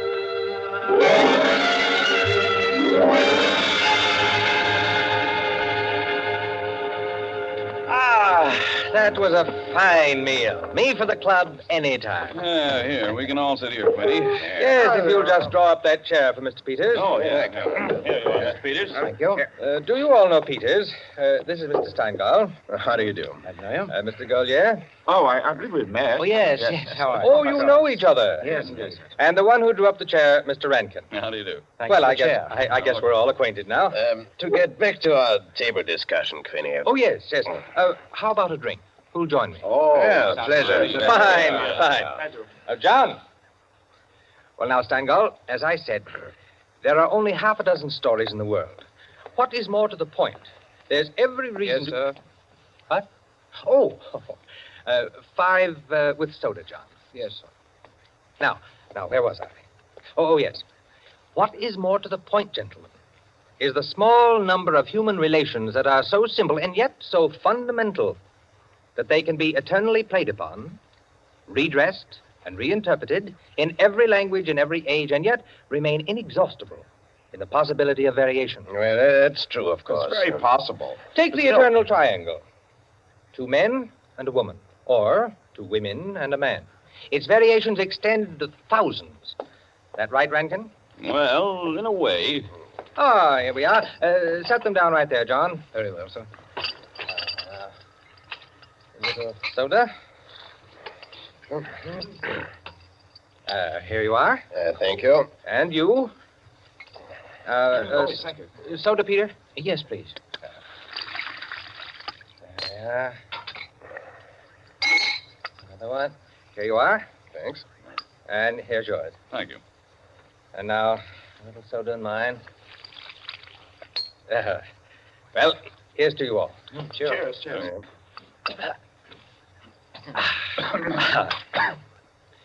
I'm afraid we can't see eye to eye, Quinny. I believe there are situations, original situations, that are independent of your human emotions, that exist just because they are situations, accidental and nothing else. As for instance? Well, I'll just cite an ordinary one that happens to come to my mind. In a group of 5 men, such as we are here, a theft takes place. One man is the thief. Now, which one? Now, I'd like to know what emotion that interprets. And yet it certainly is an original theme at the bottom of a whole literature. It's not the same thing at all. Detective stories. I could answer that the situation you give can be traced back to the commonest of human emotions, curiosity. I think Quinny has you there, Rankin. What is the peculiar fascination that the detective problem exercises over the human mind? You will say curiosity. Yes and no. Admit at once that the whole art of a detective story consists in the statement of the problem. Anyone can do it. I can do it. Steingall can do it. Rankin, I believe even you can do it. The solution doesn't count. It is usually banal. It should be prohibited. What interests us is, can we guess it? There you have it, the problem, the detective story. Now, why the fascination? I'll tell you. It appeals to our curiosity. Yes, but deeper, to a sort of intellectual vanity. 5 men present. The theft takes place. Who's the thief? Who will guess it first? Whose brains will show its superior cleverness? You see? That's all. That's all there is to it. Out of all of which, the interesting thing is that Rankin has supplied the reason why the supply of detective fiction is inexhaustible. It does all come down to the simplest terms. 5 possibilities, 1 answer. Well, the reason is that the situation does constantly occur. It's a situation that any of us might get into any time. Yes, I know of an incident of that kind that happened to a friend of mine last month. Of course, gentlemen. You are glorifying commonplaces. Every crime, I tell you, expresses itself in the terms of the picture puzzle that you feed to your 6-year-old. It's only the variation that is interesting. Take the well-known instance of the visitor at a club and the rare coin, for example. You all know that story. You've heard it, haven't you? I don't think I have. Sure. Why, it's very well known. Oh, go ahead, Quinny. Tell it. A distinguished visitor is brought into a club. A dozen men, say, present at dinner, long table. Conversation finally veers around to curiosities and relics. One of the members present then takes from his pocket what he announces as one of the rarest coins in existence. Passes it around the table. Coin travels back and forth, everyone examining it. And the conversation goes to another topic. All at once, the owner calls for his coin. It is nowhere to be found. Everyone looks at everyone else. First, they suspect a joke. Then it becomes serious. The coin is immensely valuable. Who has taken it? The owner is a gentleman. Does the gentlemanly, idiotic thing, of course. Laughs as he knows someone is playing a practical joke on him and that the coin will be returned tomorrow. The others refuse to leave the situation so. One man proposes that they all submit to a search. Everyone gives his assent until it comes to the stranger. He refuses, curtly, roughly, without giving any reason. Uncomfortable silence. The man is a guest. No one knows him particularly well, but still he is a guest. One member tries to make him understand that no offense is offered, that the suggestion was simply to clear the atmosphere. The stranger becomes very firm, very proud, and says, I refuse to allow my person to be searched, and I refuse to give the reason for my action. Another silence. The visitor evidently has the coin, But he is their guest, and etiquette protects him. Nice situation, huh? Well, what's the answer? The table is cleared. A waiter removes a dish of fruit, and there, under the ledge of the plate, where it's been pushed, is the coin. Banal explanation, eh? Of course. Solutions always should be. At once, everyone apologizes to him, whereupon the visitor rises and says, "Now I can give you the reason for my refusal to be searched. There are only 2 known specimens of that coin in existence, and the second happens to be here in my vest pocket." That's rather obvious. Of course, the story is well invented, but the turn to it is very nice. Very nice, indeed. Well, I don't know. Ending is very unsatisfactory. The visitor should have had on him not another coin, but something absolutely different, something destructive, say, of a woman's reputation. And a great tragedy should have been threatened by the casual misplacing of the coin. Well, I've heard the same story told in a dozen different ways. Oh, it's happened 100 times. It must continually happen. I know of one extraordinary instance. In fact, the most extraordinary instance of this sort I've ever heard. Peters, you rascal. I see you've been quietly letting us set the stage for you. Well, it's not a story that will please everyone. Why not? Because you will want to know what no one can ever know. It has no conclusion, then? Yes and no. As far as it concerns a woman, quite the most remarkable woman I've ever met, the story is complete. Do I know the woman? Possibly. Probably, I should say. Uh-huh.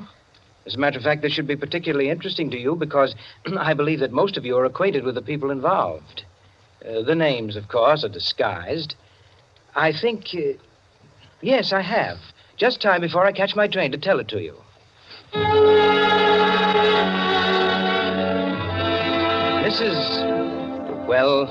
Mrs. Rita Kildare inhabited a charming bachelor girl's studio. Very elegant. With a duplex pattern and one of the buildings just off Central Park West. She knew very nearly everyone in that indescribable society in New York that's drawn from all levels and that imposes but one condition for membership, to be amusing. In this mingled society, her invitations were eagerly sought. Her dinners were spontaneous, and the discussions, though gay and usually daring, were invariably under the control of wit and good taste. On the Sunday night of this adventure, she had, according to her custom, sent away her Filipino butler and invited to an informal chafing dish supper 7 of her more unusual friends.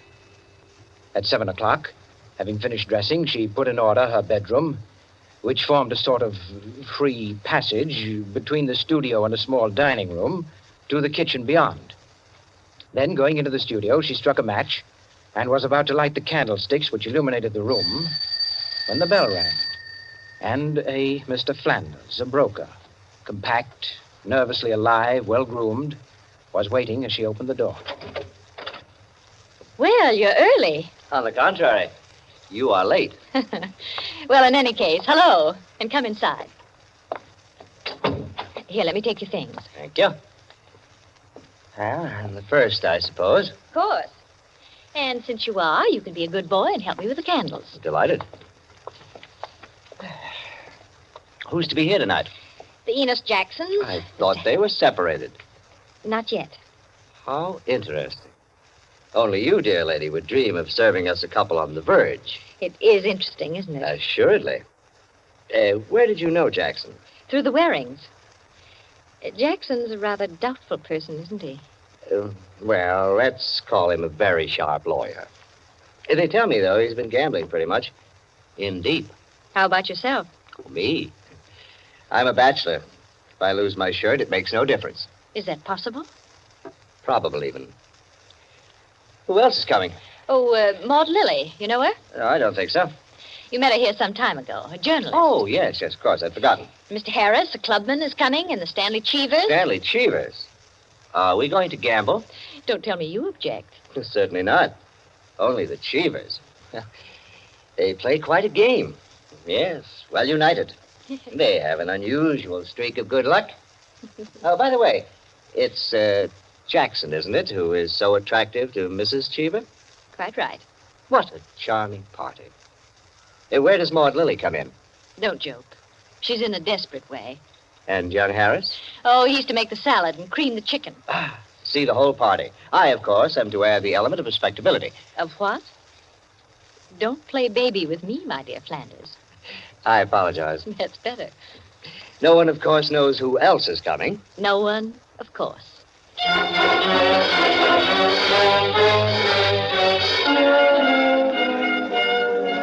The Stanley Cheevers entered. A short, fat man with a vacant, fat face and slow-moving eye, and his wife, voluble, nervous, overdressed, and pretty.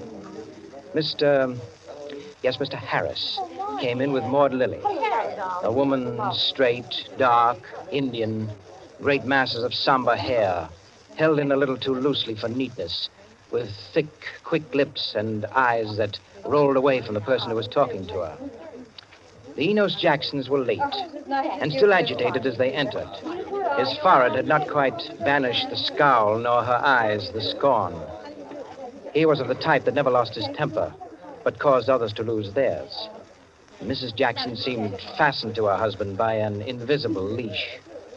You looked at her curiously and wondered what such a nature would do in a crisis, with a lurking sense of a woman who carried with her her own impending tragedy.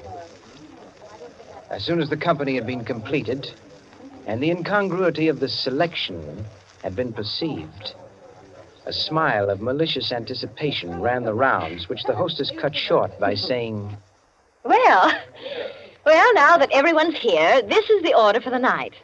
You can quarrel all you want, you can whisper all the gossip you can think of about one another, but everyone is to be amusing. Also, everyone is to help with dinner. And nothing formal, nothing serious. We may all be bankrupt, divorced, or dead tomorrow, but tonight we'll be gay. That's the invariable rule of the house. For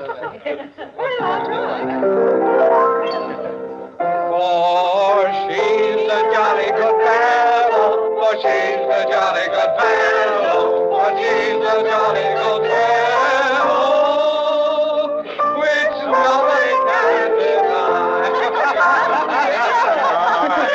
Oh, thanks, everyone. Now, if you'll excuse me, I'll get on with the cooking. Harris, I'll need you. Right with you. May I be of any help? Thank you, Maud, dear. Oh, Mrs. Cheever, you might come along, too. All right.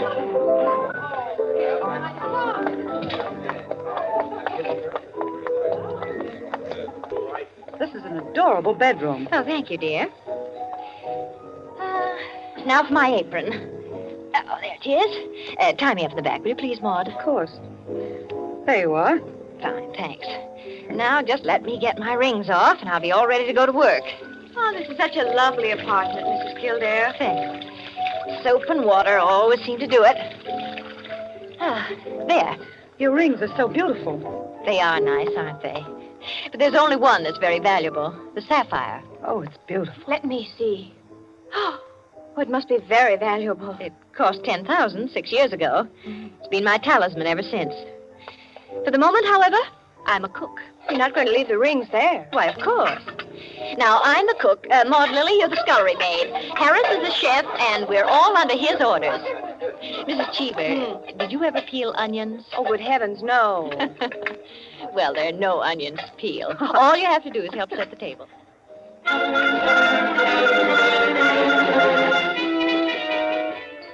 Under their hostess's gay guidance, the 7 guests began to circulate busily through the rooms, laying the table, grouping the chairs, opening bottles, and preparing the material for the chafing dishes.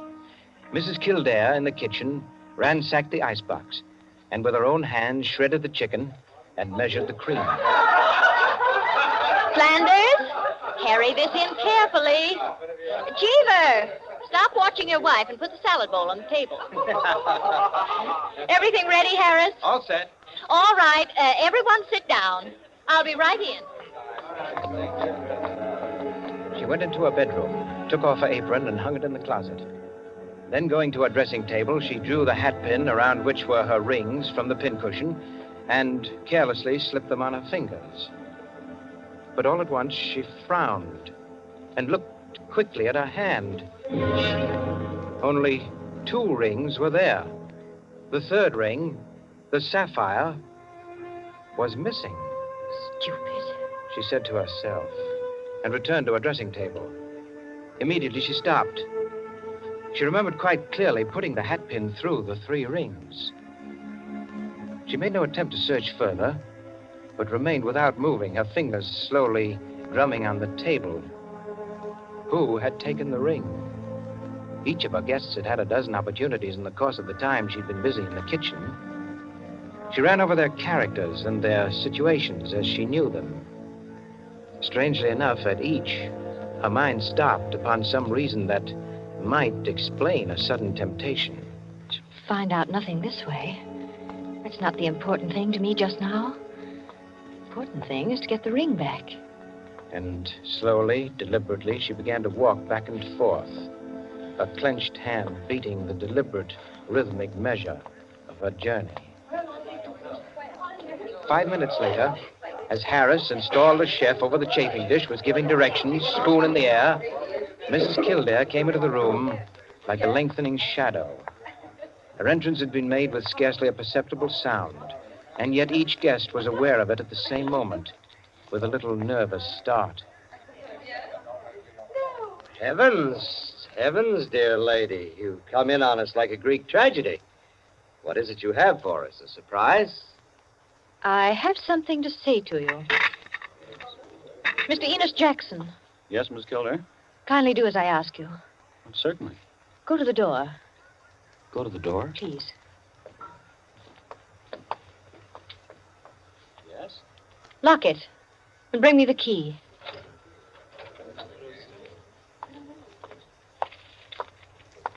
Here you are. You've locked it? As you wish me to. Thank you. Now, the bedroom door. Would you do the same? Surely.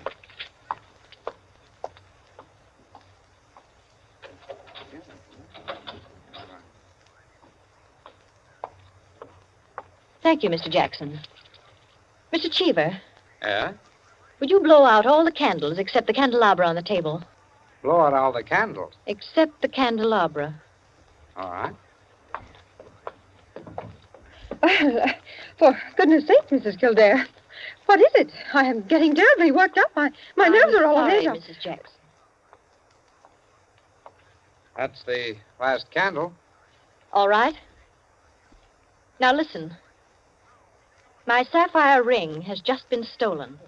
You don't mean it. The ring's been taken within the last 20 minutes. I'm not going to mince words. The ring has been taken, and the thief is among you. But Mrs. Kildare, is it possible? Yes, Mrs. Cheever. There's not the slightest doubt. 3 of you were in the bedroom when I placed my rings on the pincushion. Quite true. I was in the room when she took them off. The sapphire ring was on top. Each of you has passed through there a dozen times since. My sapphire ring is gone, and one of you has taken it. For heaven's sake. Now listen. I'm not going to mince words. I'm not going to stand on ceremony. But I'm going to have my ring back. Listen to me carefully. I'm going to have that ring back. And until I do, not a soul shall leave this room. I don't care who's taken it. All I want is my ring. Now, I'm going to make it possible for whoever took it to restore it without possibility of detection. The doors are locked and will stay locked.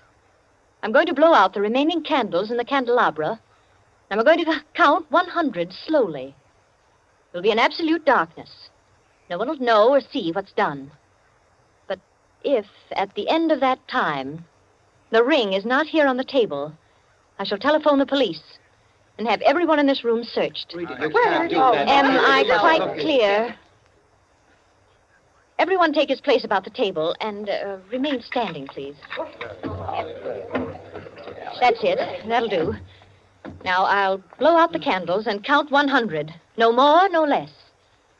Remember, either I get that ring, or everyone in this room will be searched.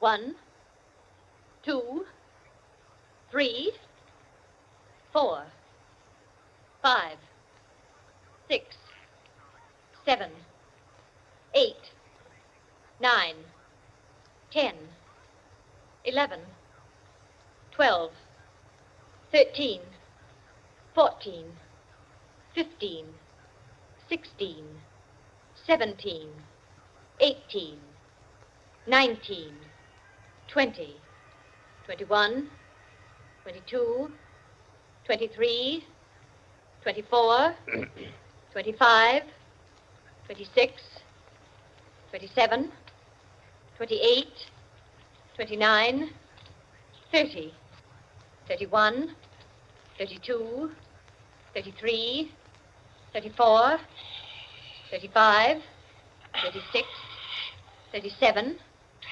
38, 39, 40, 41, 42, 43, 44, 45, Foot slipped off the chair. I'm 46, sorry. 47, 48, 49, 50, 51, 52, 53, 54, 55, 56, 57, 58, 59, 60, 61, 62, 63, 64, 65, 66, 67, 68, 69, 70, 71, 72, 73. The ring. 74. There it is. On the table. 75. 76. 77. 78. 79. 80. 81. 82. 83. 84. 85. 86. 87. 88. Oh, really? 89. 90. 91. 92. 93. 94. 95. 96. 97. 98. 99. 100. Well, it is there, isn't it? Mr. Cheever, you may hand it to me. Well, now that that's over, we can have a very gay little supper. The lights, someone.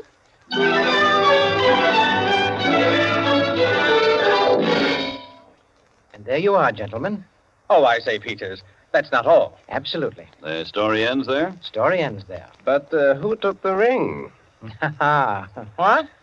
You never found out? Never. No clue? None. I'm not sure I like the story. It's no story at all. Permit me, it is a story. And it is complete. In fact, I consider it unique because it has none of the banalities of a solution and leaves the problem even more confused than at the start. Well, I don't see... Of course you don't see, my dear Rankin. You do not see that any solution would be commonplace, whereas no solution leaves an extraordinary intellectual problem. Well, how so? Well, in the first place, whether the situation actually happened or not, which is in itself a mere triviality, Peters has constructed it in a masterly way, the proof of which is that he has made me listen. Any of those present might have taken the ring. There are therefore 7 solutions, all possible and all logical. But beyond this is left a great intellectual problem. Well, how so? Was it a woman who lacked the necessary courage to continue? Or was it a man who repented his first impulse? Is a man or is a woman the greater natural criminal? Oh, that's simple, Quinny. A woman took it, of course. On the contrary, it was a man, for the second action was more difficult than the first. A man, certainly. The restoration of the ring was a logical decision. You see? Personally, I incline to a woman, for the reason that a weaker feminine nature is strangely susceptible to the domination of her own sex. There you are. We could meet and debate the subject year in and year out and never agree. I recognize most of the characters, Peters. Mrs. Kildare, of course, is all you say of her. An extraordinary woman. The story is quite characteristic of her. Flanders, I'm not sure of, but I think I know him. I'm positive I do. Did it really happen? Exactly as I told it. The only one I don't recognize is Harris, Your humble servant. What? You, Peters? You were there? I was there. I was Harris. I beg your pardon, gentlemen. Oh, yes. What is it, John? Mr. Peters, sir, you're trained. You told me to remind you. Oh, thank you. Yes, I didn't know it was so late. Will you gentlemen pardon me? Huh? Of course. Nice to meet you all. Night.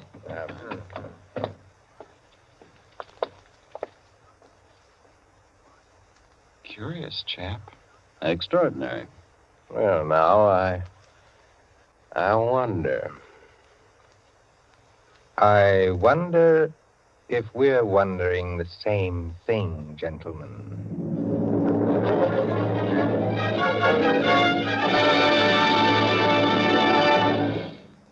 And so, with the enigmatic smile of Mr. Peters, or Harris, ends 100 in the Dark, Owen Johnson's smooth story which gave us tonight's Suspense.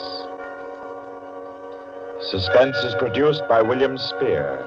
Tonight's radio drama was written by Jack Anson Fink, directed by John Dietz, and scored by Bernard Herrmann. Eric Dressler was Mr. Peters. Alice Frost played Mrs. Kildare, and Ted Osborne, Quinny. Others in the cast were Helen Lewis, Joan Shea, Henriette Kay, Frank Reddick, Paul Luther, Stephen Schnabel, Ian Martin, and Barry Kroger. With this evening's performance, Columbia brings to a conclusion the present series of Suspense. If you've liked these broadcasts, CBS would be pleased to hear from you. Suspense has been a series presented for your relaxation and enjoyment by the Columbia Broadcasting System.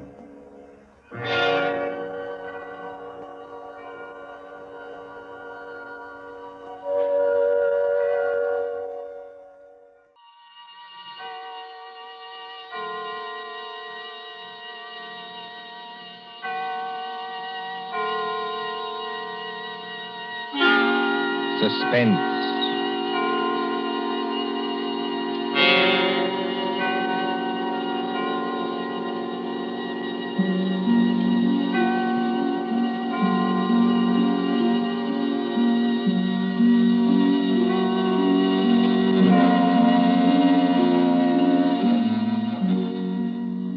The thrill of the nighttime, the hushed voice and the prowling step, the crime that is almost committed, the finger of suspicion pointing perhaps at the wrong man, the stir of nerves at the ticking of the clock, the rescue that might be too late or the murderer who might get away, mystery and intrigue and dangerous adventure.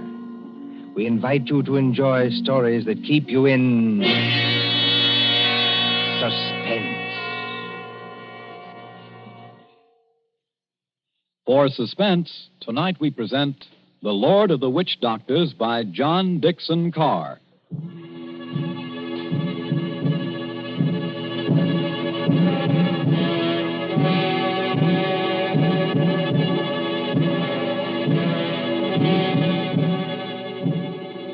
The drums were beating that night. The Lord of the Witchdoctors was on his way. 20 miles off the East African coast, fanned by the blistering heat of the Indian Ocean, lies the island of Zanzibar. Here, many years ago, To be exact, in the year 1889. 3 nations were rivals for imperial German eagle. At Mogadishu were the Italians. A mixed population boiled along that coast, Portuguese, Arabs, Swahili. On the island itself, Sayed Khalif, Sultan of Zanzibar, ruled the remains of a once mighty empire. Mohammedan Bantus of the tribe of Zeng. Look over there, in the moonlight. That white building, patched and rotted, was the palace where Sayed Khalif lived with his fat wives and his captive lion. Not far away on the hill overlooking the harbor stood the British Residency. The British resident, or crown official, held uneasy sway against German and Italian influence. And at the Residency on that hot night long. Martha. Yes, Father? Come away from the windows, please. But, Father, those drums are on the mainland. Never mind. 20 miles from here. I'd rather you stood back. It's the fires I don't like, sir. You can see the red light all this distance. They're having a beano of some kind. You'd better stand back, too, Mr. Harris. Oh, look here, sir. Yes, Mr. Harris? I've been your diplomatic attaché in this place for 3 years. Couldn't you call me by my first name in private? Just as you please. Lower the sun blinds and turn down the wick of that lamp. You don't think there's any danger? There's no danger whatever, but... Hero seems terribly restless tonight. Only natural, my dear, with the drums going. Everybody seems restless. This has been going on for days. You begin to get in your nerves. So you feel it too, eh? And I do wish Sayed Khalif wouldn't tease Nero. Jab at him with the meat fork and that kind of thing. If that lion ever got loose... Nerves, my dear, nothing but nerves. Let's face it, sir. There's something very queer going on over on that mainland. Well, suppose there is. All we know is what Nyoka knows. This great witch doctor, whoever he is, been making a triumphal progress to the coast. The whole bush is afraid of him. You alarm me. Nyoka says he's got horns. He can make himself 7 feet tall, like stretching an accordion. Oh, really, Bill Harris? Well, I don't say I believe it. I say it might be dangerous. Now, for instance, could this be one of Dr. Schmidt's tricks? Dr. Schmidt is a friend of ours. Yes, he's also head of the German East Africa Company. Dr. Schmidt is a gentleman. Look at that coast over there. He's got every native chief in his pocket. Dr. Schmidt assured me that the German emperor has no more territorial claims in East Africa. We get our trade concessions from Said Khalif. Said's our only friend, but we can't even be sure of him. The Germans give him trade gin and a grand piano. The Italians give him 3 new wives for his harem. What do we give him? I have no instructions from London about the situation in this island. No. Somebody in Whitehall probably forgot to post them. For the last time, Mr. Harris, I will not hear His Majesty's government criticized like that. Sorry. These things take time. If there's any danger, we'll be notified in due course. Listen. Well, they're only our own natives. They beat their own drums, you know. Somebody went past that window. That's probably only Nyoka, my dear. Surely you're not afraid of our own servant. No, but I... Master! Nyoka, listen to me. Don't hang on to that big curtain. You'll pull it down. Now stand up straight and tell me. What is it? He here, Bwana. He here, yes, please. Who's here? Big witch doctor here, yes, please. He come up past in moonlight. He walk slow, boom, boom. He got big teeth eat with. He outside front door now. What was that? The drums have stopped. Nyoka's right, sir. We have got a visitor. There's somebody coming down the hall. Better turn down that lamp, Martha. I can't seem to find the lamp. My fingers are all thumbs. There's a revolver in the table drawer behind you, sir. I don't need it. Stand perfectly still, all of you. Now, please, friends all, don't be alarmed. Are you English? That's right, miss. Born and bred in Streatham. Which of you is the British consul? I am the British resident, sir. My name is Richardson. May I ask the meaning of this tomfoolery? Well, that's just what I'm here to tell you. Or maybe I'd better show you. Now, observe me right hand. I hold it up so, and as I live, a lighted cigar. But perhaps the lady doesn't like smoking in the drawing room. Now, look here. There's nothing up my sleeves. I wouldn't deceive you for the world. I turn over my hand, and would you believe it? A glass of water. Is this man insane? Father, I think he's trying to tell you he's a magician. That's right, miss. Direct from the Egyptian Hall, Piccadilly. Animal taming and magic. That's my line. Then you're the famous witch doctor that's got all the natives in an uproar? Nobody else, young fella. Yes, well, you tell us what you mean by this nonsense. Scaring everybody when there's no danger. No danger? I suppose you haven't heard about Said Khalif and his Gatling guns? Gatling guns? Kindly presented by Dr. Otto Schmidt. And believe me, all you've got is an appointment with a Gatling gun, unless my nonsense steps in. Here, take a look at this. But you can't be from the British Foreign Office. Well, that's just what I am, Governor, and going up in the world, don't you think? By the way, I'd better give you your instructions. The envelope's pretty dirty and a little bit smelly from being under my furs and devil paint, but... Read it, sir. Go on and read it.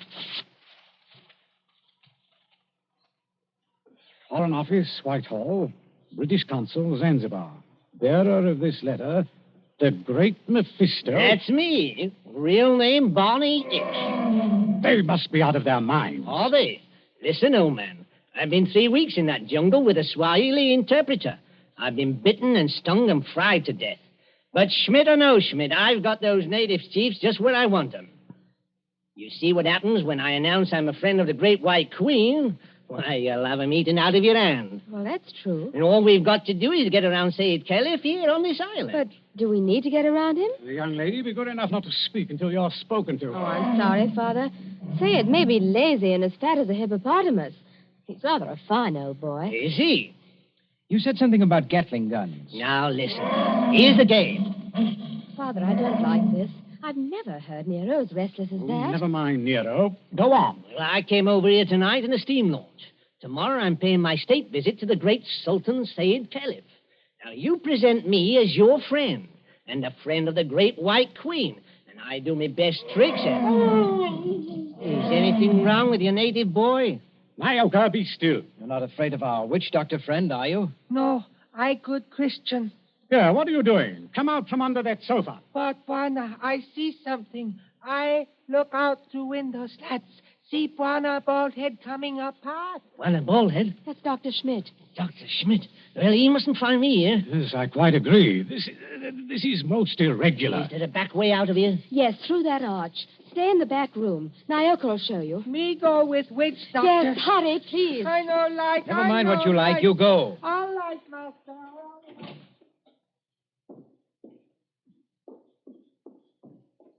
It's all right. They've gone.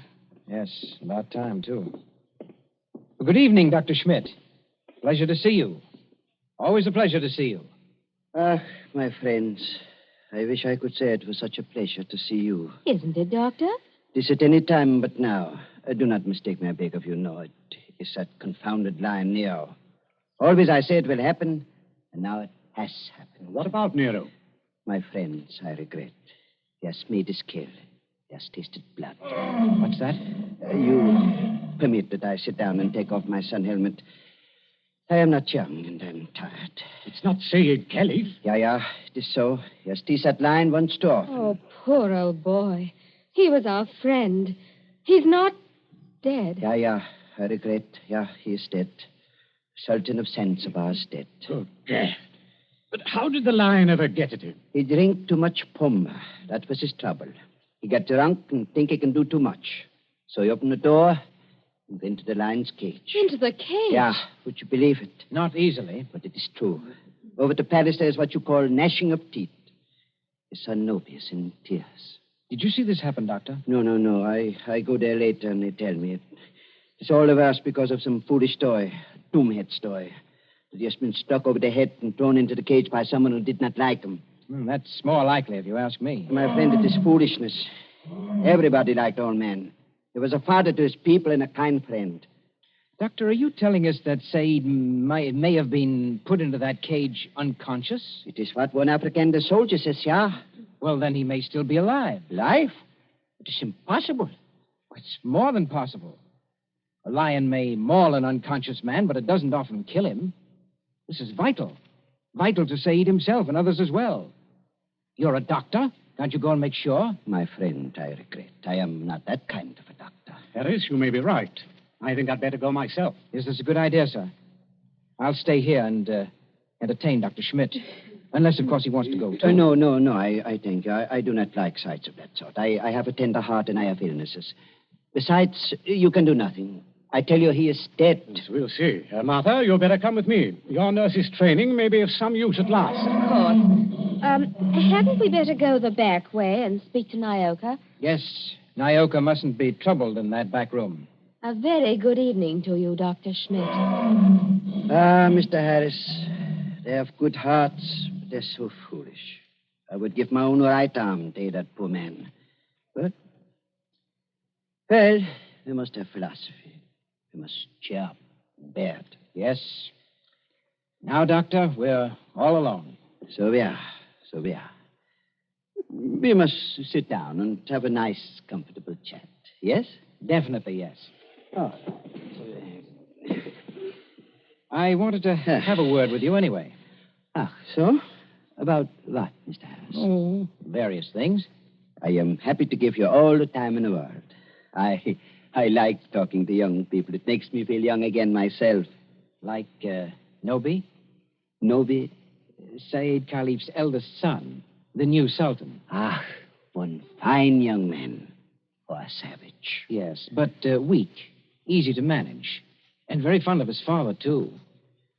It's a wonder he didn't have the lion shot after they got the body away. Shot with what, my friend? I beg your pardon, Himmel. I do not consider the matters funny. No. But shot with what? These brutes, they have nothing but loading muskets. Kill Nero with those? No. Suppose they had Gatling guns. Pardon? Just suppose that, of course. Of course. Well? My friend. Gatlings would be of no better use. You only wound. To kill a lion, you must reach the eye or heart with a high-power bullet. What is the matter with us? Why are we talking of these things? Talking of death, you mean? Of Said Khalif, who gave all the trade concessions on Zanzibar to the British? My friend, I was talking about express rifles. Look here, don't you find it warm in here? Yeah, a little. Yes, it smells of animal's fur, doesn't it? I'll just raise those sunblinds. No. You must not trouble yourself to do that. It's no trouble. I beg of you not to trouble. It is not necessary. Doctor, you've been mopping your forehead ever since you've been here. Little fresh air never hurt anybody. Here. Isn't that better? Much. Why not sit down, my boy, and we have a nice chat? Fine enough night. No smell of the animal's cage here. My friend, you talk like a hunter. Yes. Or a victim. Yes, it's a fine night. At least for this part of the world. Fire's still burning on the mainland. I wonder if that's a good sign. Of what? I wish I knew. And the sea is like skim milk under the moon. And, good Lord. What is it? What makes you jump? Look there, in the harbor. My friend, I see nothing. Perhaps if I take off my spectacles and wipe... Why, man, you must see it. In the harbor, out at the left there, beyond the shadow of those big palm trees. Don't you see our riding lights? It looks like... By George, it is. It's a warship. It's only a German gunboat, my friend. Only a very little German gunboat. German gunboat? My friend, you must not be so distrustful. That is not kind. Let me get a telescope. But I tell you who she is. It is nothing. She is on what you call a goodwill tour. You're not angry. Angry? My friend. Well, I did not know. I could not guess. That is, England is our heart understands. We know that ourselves. I tell you something in confidence. The Germans are sensitive. The British objected. The natives feel too strong. I tell the gunboat to go away. I fire an express rifle. It has a sound. Boom! You cannot mistake one another. That is why I think of an express rifle. But if nobody will object... Why, not the least bit. Tell me, Doctor, do you like it here on this island? Well, just not barren. Don't you ever want to get away from a forsaken mud heap like this? My friend, I am a German. My duty is here, as I stay here. Yes, I know. Between ourselves, that's exactly my position. But you are young. That's not the point. It's the importance of the job. The British don't rule Zanzibar. We hold the trade concessions from Said Khalif, and our residency has to protect them. But even you, Doctor, would be surprised at the amount of trade that we have to protect and the revenue that comes out of this island. Is it so now? You don't say so. I do say so. Is it so much? More than you think. Of course, I'm not allowed to give you any figures. No. Of course not. I would not dream of asking you. How much would you say it comes to, roughly? Oh, come now, Doctor. As one gentleman to another, you're not asking me to give away secrets. Oh, no. It was only a joke, you understand. Please do not try to up-trip me. I would try to pull your leg, and it was only a joke, believe me. Yes. It's all in the game, as it were. Yes, all in the game as gentlemen. Oh, Doctor, you're quite a humorist. You're not offended? Not at all. No, as I was saying, I hold a rather important job. Of course, Mr. Richardson holds an even more important one. He's been very friendly with old Said Khalif on this job. Of course, you know what that job is? Of course. He's the British consul. What is the matter with you? You're not smiling any longer. Why are you looking at me like that? So that's it. That's the game. You made exactly the same mistake that he did. Shoot it. Dr. Schmidt, have you met the great lord of the witch-doctors? The maker of spells and the tamer of lions? I am a good Christian. I pay no attention to what natives say. I do not believe in witch doctors. No, neither do I. Not in this one, at any rate. What one? The witch doctor who came here tonight and said that he was on a mission for the British Foreign Office. He's an imposter from the word go, and you're working with him. Oh, don't upset your chair like that, Dr. Schmidt. Because if you fall on it, you may hurt yourself. I have not hurt myself, young man. Oh, yes, you have. The fellow who came here tonight addressed Mr. Richardson as the British consul. That might have been a slip of the tongue. But then you see the letter on the table there? I have eyesight, I thank you. That letter is supposed to come from the Foreign Office, and it calls him the British consul, too. I heard it read aloud. The Foreign Office may make mistakes, but they don't make mistakes like that. That letter, Doctor, is a forgery. It was forged by a German, and probably by the German who calls himself Barney Hicks, or the Great Mephisto. He's in the back room now. No, he's not, Governor. He's standing in the doorway behind you now. Yes, I thought I heard you. But don't turn around to look at me. I'm just warning you. Have you got anything to enforce that? Yes. I've got a 500 Express rifle that could smear you all over the opposite wall. Karl, hast du auch immer tust? No, Und keinen... Well, if you fellas are going to shoot me, I wish you'd speak English about it. Karl, I beg of you. No. Don't fire that rifle. Exactly. You see, Carl, I'm turning around. This is all very... now, Carl. You see what the doctor means, Carl? If you fire that rifle, you'll send your gunboat out of that harbor just when you need it. Isn't that the signal, Doctor? To send the gunboat away? Carl, I beg of you. Yes, it is. Very simple, economical German signal. So, you two killed Said Khalif. That is slander. That cannot be proved. Had to do it, I imagine. Said was the one chief that you couldn't buy or frighten with your witch doctor, so you got rid of him. Tomorrow morning, the witch doctor would have appeared. He'd have scared the daylights out of a weak and superstitious son, Noby. I told you I was fairly good at my work, Governor. And I am. Yes, and then the witch doctor would have taken over everything. The British resident had to be bamboozled for 24 hours to keep him out of the way with a ghost story about a British agent. And there was a gunboat in the harbor in case of trouble. Slight mistake there, Governor. There is a gunboat in the harbor. Yes. It's really worked out beautifully. The Emperor should be pleased. I don't think your White Queen will be very happy, though. I'm the great witch doctor to that frightened mob over there. Said is dead. And there's a German gunboat in the harbor. Listen. I think I hear something. Whoever's out there, stay back. Whoever's out there, stay back. Bill, listen to me. Sayed's alive.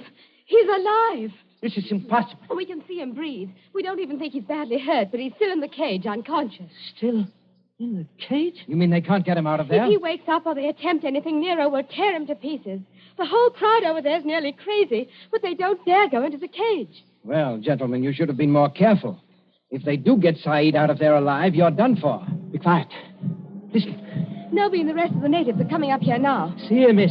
Are you talking about the old boy's son? Noby, yes. He wants to see the witch doctor. The witch doctor? This puts you in some slight trouble, Carl. Listen to me, miss. I couldn't get that old buzzard out away from a Magdalene, even if I've got to get out of here. Too late now, my dear witch doctor. The natives have surrounded the house. Who's that? It's Noby. He's coming down the hall.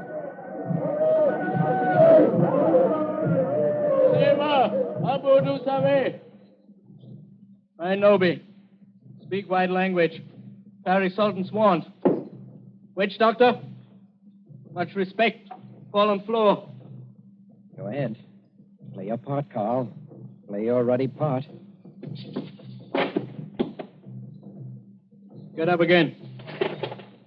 Great medicine man. Father heard. Encaged with lion. You come. Say something, Carl. You can't be a dumb wizard. You come. My dear Noby, my friend. The witch doctor can't understand you. Hey, witch doctor. Not speak everything. Bad witch doctor. No. It is not that. He does not hear you. He's in another world. See how his eyes close. See how he sway. I know this. He saved my father. Or maybe all of you. We will kill all white people here. Witch doctor saved my father from lion. You come. Noby, listen to me. You needn't worry. The great witch doctor can save your father. Go in cage? No, not go in cage. Strike with fire? Yes, that's it. Strike with wizard fire. Open heaven. Flash great light. Nero scream and die. Father saved. You must not save him. If he remain alive, he will talk. Then the natives will know. You not want to save father? The witch doctor does want to save your father, Noby. You see that gun under his arm? Gun? Gun no good. Not use gun. Only wound lion. Lion in pain kill father. No, that's not like your muskets, Noby. It's an express gun. It's a magic gun. Magic gun? Listen, Noby. Magic gun save your father with one shot. Just like that. Lion fall over dead. Your father well again. And our friend. We use gun. Give me gun. No, you could not use it, Noby. A witch doctor can use it best. Tell him to use it. Tell him to be sure that he hits the lion. Now, look here, Harris. I've had enough of this. Yes, Noby. If he wants to hit Nero with that white fire, he can strike the lion dead before you could wink your eyes. Then do. You'd better try it, Carl. And you'd better not miss him, or you know what'll happen to every white person in this room. My hands are shaking. Magician with shaky hands? That won't do. I take your shoulder. You follow. Yalla, Ngomba. All come.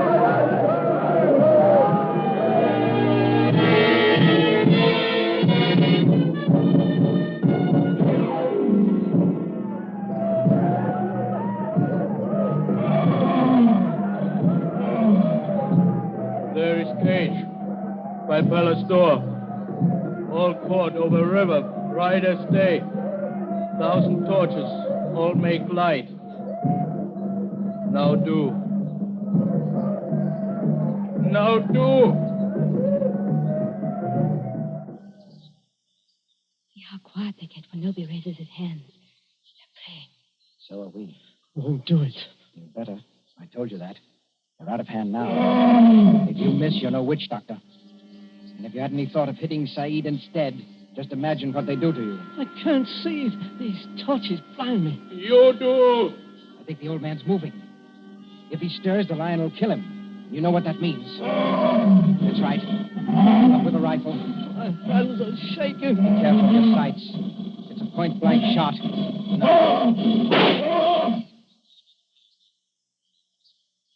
Allah! Who called? All right, Noby. The lion is dead. They can go in and carry your father out now. Lion dead?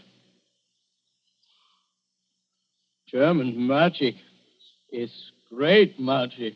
Yes, Noby, it is. But English magic is greater. English magic better than German magic? Yes, Noby, and I'll prove it. Turn around. Look out towards the harbor. I stand here. I wave my hand, like this. Nothing up my sleeves. I wouldn't deceive you for the world. I wave my hand towards the gunboat in the bay. The gunboat sails away. English magic, Noby. English magic.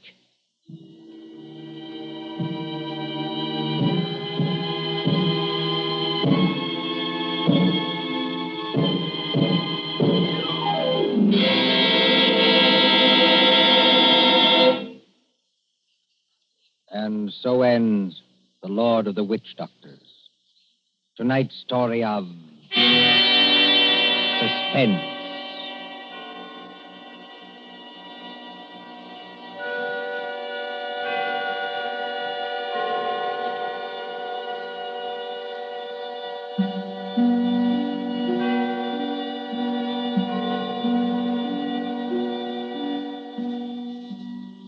Next Tuesday, when CBS again brings you Suspense, our story will be The Devil in the Summer House. The broadcast for next week only is scheduled for 10 p.m. Eastern Wartime, a half hour later than usual. William Spear, the producer, John Dietz, the director, Bernard Herrmann, the composer-conductor, and John Dixon Carr, the author, are all collaborators on Suspense.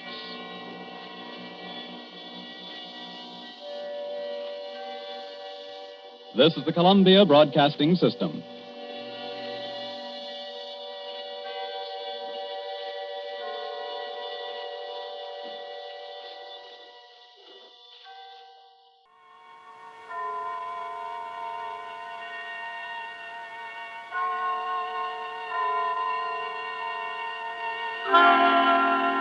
Suspense.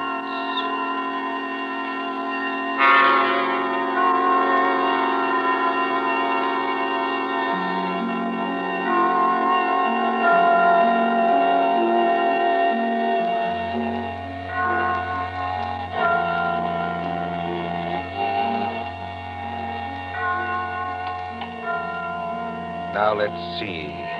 Suspect, suspectant, suspend. Ah, here we are. Suspense. The condition of mental uncertainty, usually accompanied by apprehension or anxiety.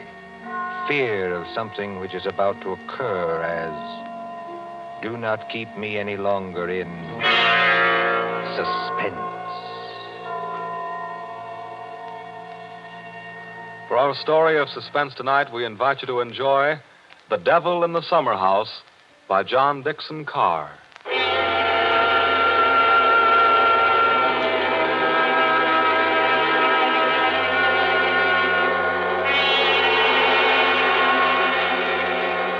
Somewhere along the Hudson, perhaps not far from Tarrytown, there is a modest house in its own grounds. Behind it, in a spacious garden, stands a summer house of evil memory. More than 25 years ago, a man shot himself, or at least died, in that summer house. They found Major Kenyon with a scorched bullet hole in his head and the weapon beside him. But we are in the present now. The latticed summer house has grown heavy with vines, and only the other evening 2 men came into that garden at twilight, over the shaggy grass, as a storm was brewing along the Hudson. 2 men, the lawyer from New York. Who's there? And Captain Burke of the homicide squad. Easy, my friend, easy. I was just going to ask you the same thing. My name is Parker. I'm an attorney. You're not Captain Burke. Yeah, the very same and no other. I thought I recognized you, Mr. Parker. Must be something important to bring you so far from New York at this time of night. I was in Tarrytown anyway. I thought there'd be a housekeeper here, but I don't see any lights. You've got business here? Yes, in a way. Have you? I don't know. I'll tell you better after you tell me what brought you to a place that no one has lived in for 10 years. Tell me, Captain. Did you ever get an anonymous letter from a dead man? Did you? No, I can't say I did. The letter's anonymous. How do you know the man's dead? Because they're all dead. Every last one of them. Dead and under the ground, where they can't be hurt any longer. Look. There's the summer house where Jerry Kenyon used to work. There are the windows of the library and the dining room. Looking toward it. Confound this lightning. Makes the windows blaze, don't it? Jerry Kenyon hadn't a care in the world. Yet he shot himself. I'll show you the letter. Now, look, Mr. Parker, I couldn't read anything in this light. But if we can get inside the house Certainly we can get into the house. I was the family attorney. I've got the keys. Why should a dead person send me a letter?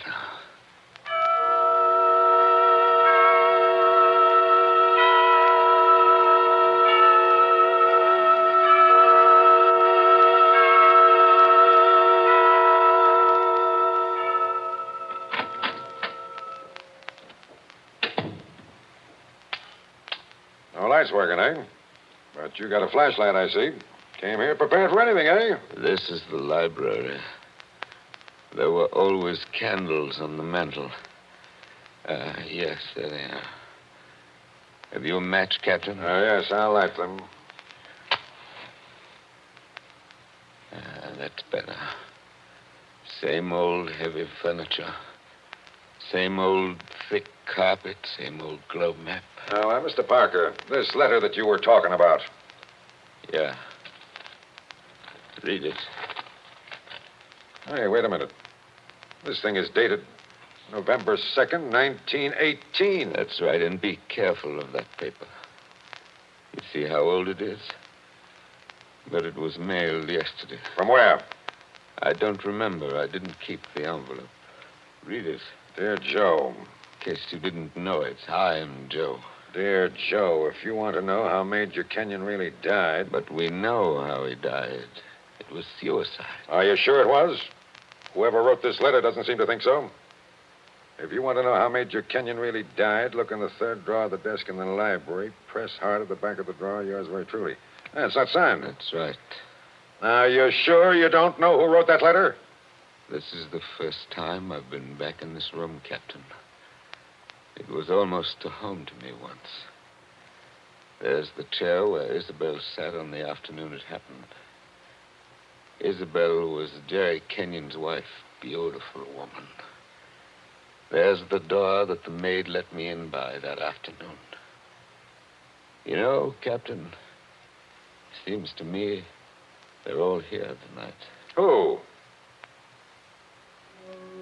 We stand beneath the sounding rafter, and the walls around us are bare as they echo our peals of laughter. It seems that the dead are there. Yet we stand to our glasses steady. You know it? I was in my school reader. How does the rest of it go? Yet we stand to our glasses steady and drink to our comrades' eyes. Here's a glass to the dead already. Hurrah for the next that dies. Excuse me, Captain. I don't know what's come over me talking that way. I was very fond of these people. Are you going to look in the desk drawer? This is a lot of nonsense. Then why are you here, Mr. Parker? Jerry Kenyon was always a happy man. At least that's what I always thought. Big, boisterous fellow. Yeah? He had a good position with Vitaton. You know, the phonograph company. Yeah, sure, I know. But he'd just been made a major in the Army. 1917. There was a war on then, too, if you remember. I remember. To make the world safe for democracy. Old days. Old heartaches. Old memories. I remember that blazing hot day in August when all the windows were up. I remember this room. And Isabel, that was Jerry's wife, sitting in that chair, knitting. I remember...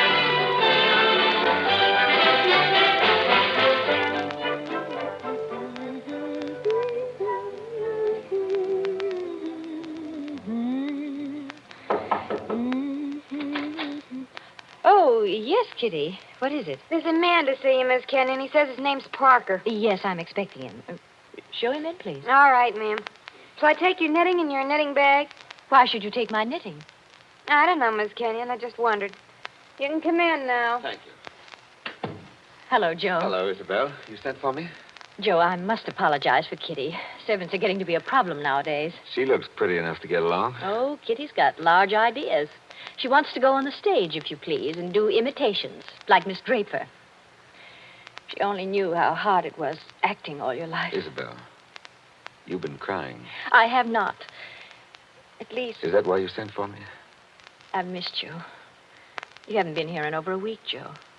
I had an idea Jerry was getting a little tired of having me around this house. Oh, no, Joe. Why, Jerry... Yes, what about Jerry? I wish I knew, Joe. That's why I wanted you here. Where is he, by the way? I want to say goodbye to him before he leaves. He's probably out in the summer house where he works with all those papers. He's got a lot of work to catch up with. He's going overseas tomorrow. Yes, I know. He's out there. He's been out there all day. His last day here, and I've been alone. That sounded like a shot. Yes, it was a shot, Joe, In the house. dear. doesn't seem to worry you. It's only Paul, Jerry's brother, Paul. Oh, thought you'd gotten him off your hands for good. Jerry asked him out. He got here 2 nights ago. That doesn't make it any easier for you, does it? No, I don't mind. Jerry's fixed him up with a pistol range in the cellar. Paul's a terribly bad shot. Not like the rest of us. You don't seem to like it, Joe. Shall I have Kitty go down and tell him to stop? No, it's bearable. As long as he keeps away. Poor Joe. But, about Jerry, who is it this time? Joe, Jerry's been home 5 days on leave from camp. Well, never mind what camp. But he spent 4 evenings of those 5 with that Fisk woman. Diane Fisk? The redhead with all the money? Oh, she got money? Well, She must have some attraction then. Please understand me, Joe. It's not that I'm jealous any longer. It's just no, that of course not. Jerry goes his way and I go mine. I may not be without admirers myself, if it comes to that. You've no idea how true that is, Isabel. No, I was thinking about Jerry. He may not always be lucky. He may meet some girl who's not as broad-minded as I am. And then when he gives her the go-by... Paul must be getting really furious down in that cell. He's not hitting anything. He must be using a lot of ammunition. Now, your trouble, Joe, is that you're too much of a gentleman. And if you really want to see Jerry, there he is now. Where? Just standing in the door of the summer house. Look out the window. Infernally bright out there.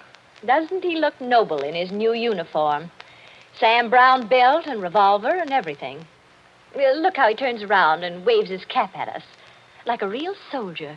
Real soldiers don't exactly wave their caps, do they? He does. Jerry? Jerry!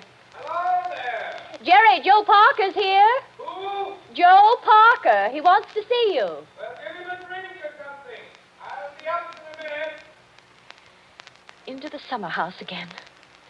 Not a care in the world, has Now, he? listen, Isabel, you've got to slow down. You'll be crying again in a minute. Come on over here and sit down. Light hurts my eyes, that's all. Well, then we'll just pull these blinds. We'll still be able to see it. There, how's that? It's better, thanks. Now, can I get you anything? Oh, no, you heard the Great White Chief's orders. I'm to get you something. What'll you have, Joe? A highball? Don't bother with that. Oh, it's no bother. Everything's out in the dining room here. The iceman didn't deliver today of all days, so I'm afraid I can't give you any ice.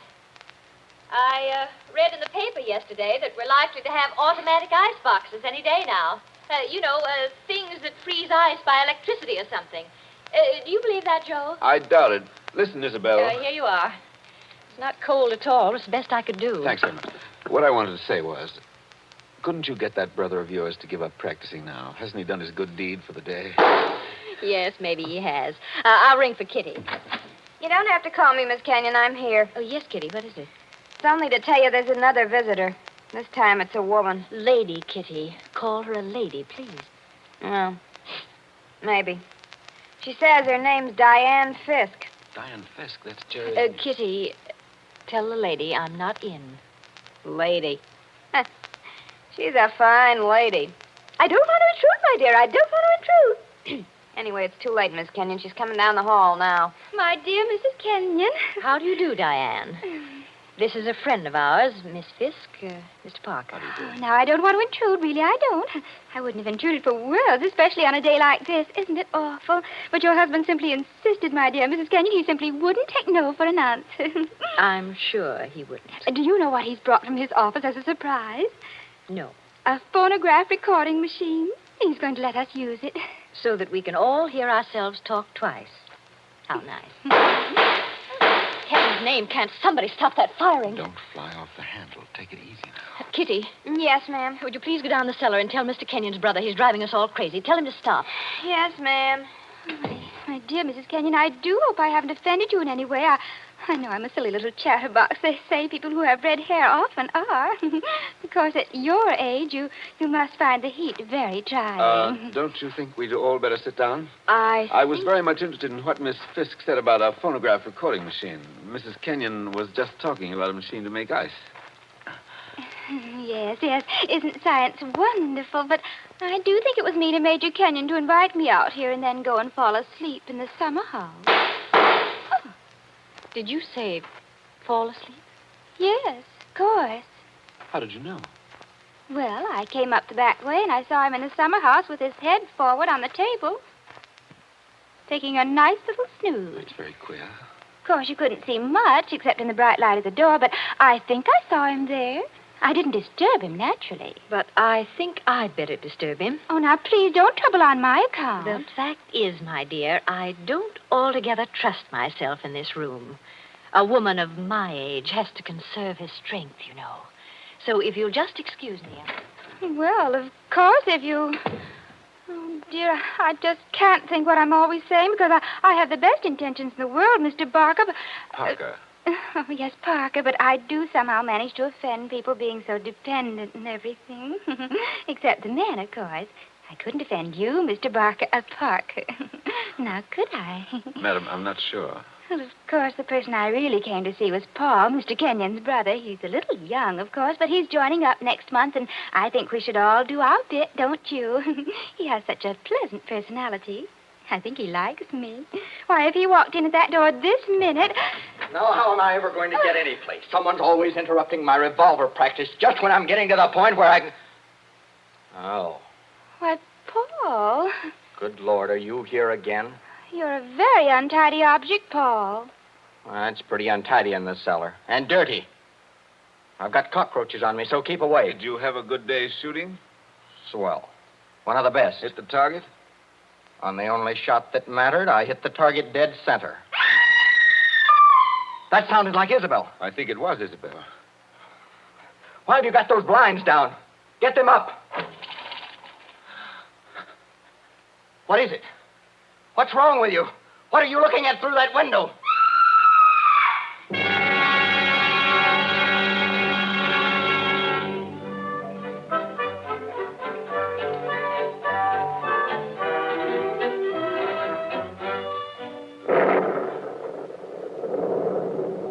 That was 25 years ago, Captain Burke. We found Jerry Kenyon lying across the table in the summer house. He'd shot himself through the head with his own revolver from the holster. It was lying on the floor beside him. Shut up, right? I see. When Isabel found him, he'd been dead about half an hour. The doctors proved that, did they? Yes, that shot had been fired against his head. The front of his uniform cap was powder burned where the bullet entered. There's no doubt about that. None at all. We never noticed the real shot Because that young lad was shooting off guns like a maniac in the cellar. Precisely. Now they're all dead. By accident, illness, they're all gone. Isabel Kenyon died less than a year afterwards. I think she died just because she was so fond of Jerry. I suppose you've guessed my little secret. Oh, I think I can sort of read between the lines. You were in love with Isabel Kenyon, weren't you? Yes. Well, these things happen. I never let her see it, you understand? Women know, pretty generally. So, they're gone. The youngest of them. And I'm left alone with old tunes, old ghosts, wondering why the fellow ever killed himself. Why? Why? And this morning, out of a clear sky, I get a letter saying, if you want to know how Major Kenyon really died, look in the third drawer of the desk in the library. But I tell you, we know how he died. Well, aren't you going to do it? Naturally. I've got a key somewhere here that fits the drawer. Now, listen, Mr. Parker. In my father's country, in Ireland, they got a saying that when a man's going to commit suicide... I thought of doing that, too. Then the devil comes in and takes him by the hand and talks to him. They say you can see the devil as plain as I see you just before you pull the trigger. The devil must have been in the summer house that afternoon, then. Oh, no, he wasn't. What do you mean? Major Kenyon didn't kill himself. He was murdered.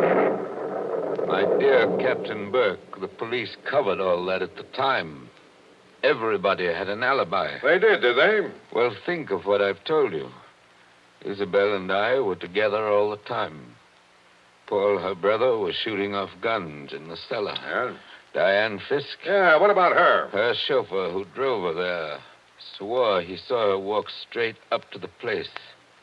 She passed the summer house, but didn't stop there. Well, that checks. Even Kitty, the maid, could prove she'd never stirred out of the house until just a minute or so before Isabel went herself. Oh, and why did the maid have to leave the house at all? She was taking Jerry the black coffee he drank every afternoon. He'd already been dead half an hour then. And that, my dear Captain, disposes of everybody. Well, now listen, Mr. Parker. You're a good guy, and I'm not going to hold out on you any longer. You see, I say Major Kenyon was murdered because I know he was murdered. By an outsider? By one of the people in the house. That's impossible. Is it? Well, why don't you open that desk drawer and see? What time is it? It's 8:15. 8:15, and I haven't got much time. For what? Holy St. Patrick, will you open that drawer? If it's waited 25 years, my friend, it can wait a minute more. I've got the key somewhere in this bunch of keys. Everything the same. Paul never altered what he inherited. Same old desk, same old phonograph. Same old... I think this is the key. Yeah, it opens.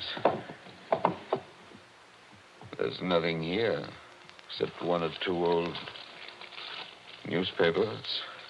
Everything very dirty. The letter says to press hard at the back. Now, have you tried that? Doesn't seem to. Yes, by George, it does work. Well? There seems to be a movable back on a hinge. Well, what's inside? Some sort of flat brown paper parcel sealed with wax.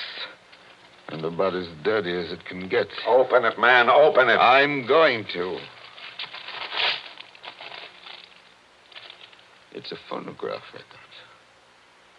There's a plain white label. Something on it written in pencil.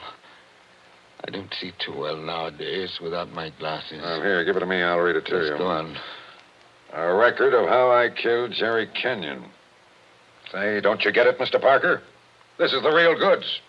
The murderer's going to tell us his own story 25 years later. Be careful. Whatever you do, don't drop it. Well, you seem to be interested enough now. I don't say I'm not interested. I say I can't believe it. You know, when you were talking about the dead coming back and that kind of thing, you sure started giving me goose pimples. But that's just what it is, a dead person. Now, there's the phonograph. Put that record on. Let's hear what the ghost says. Any of them could have made the record, of course. The apparatus was all here. Don't just stand there by the phonograph. Won't it work? Yes, it works. Is it wound up? Yes, it's wound up. Here goes. Now, look, Mr. Parker. Whose voice do you think it's going to be? I don't know. Now, I want to warn you. The voice you're going to hear from there... Please, be quiet. Listen. I've started it up. Well, speak up. Who killed Jerry Kenyon? I killed him, Joe, dear. Isabel. I'm sorry about it, Joe. But I had to have you for an alibi. And you were so terribly easy to It's fool. only a phonograph record, man. Don't look at it as if it was alive. You said you and I were always together, Joe. But that wasn't quite true. I left you to go into the dining room and mix a highball, remember? Yes. And I was carrying my big knitting bag. Remember that, too? And there was something else in it besides knitting. I'm an awfully good revolver shot, Joe. I told you we were all good except Paul. And the back windows of the dining room faced the same way as the back windows of the library. Thank you, Isabel. Thank you. Jerry was in the summer house. I made a sign to him from the window, and he came to the door there. In bright sunlight, 50 feet away. True again, Isabel.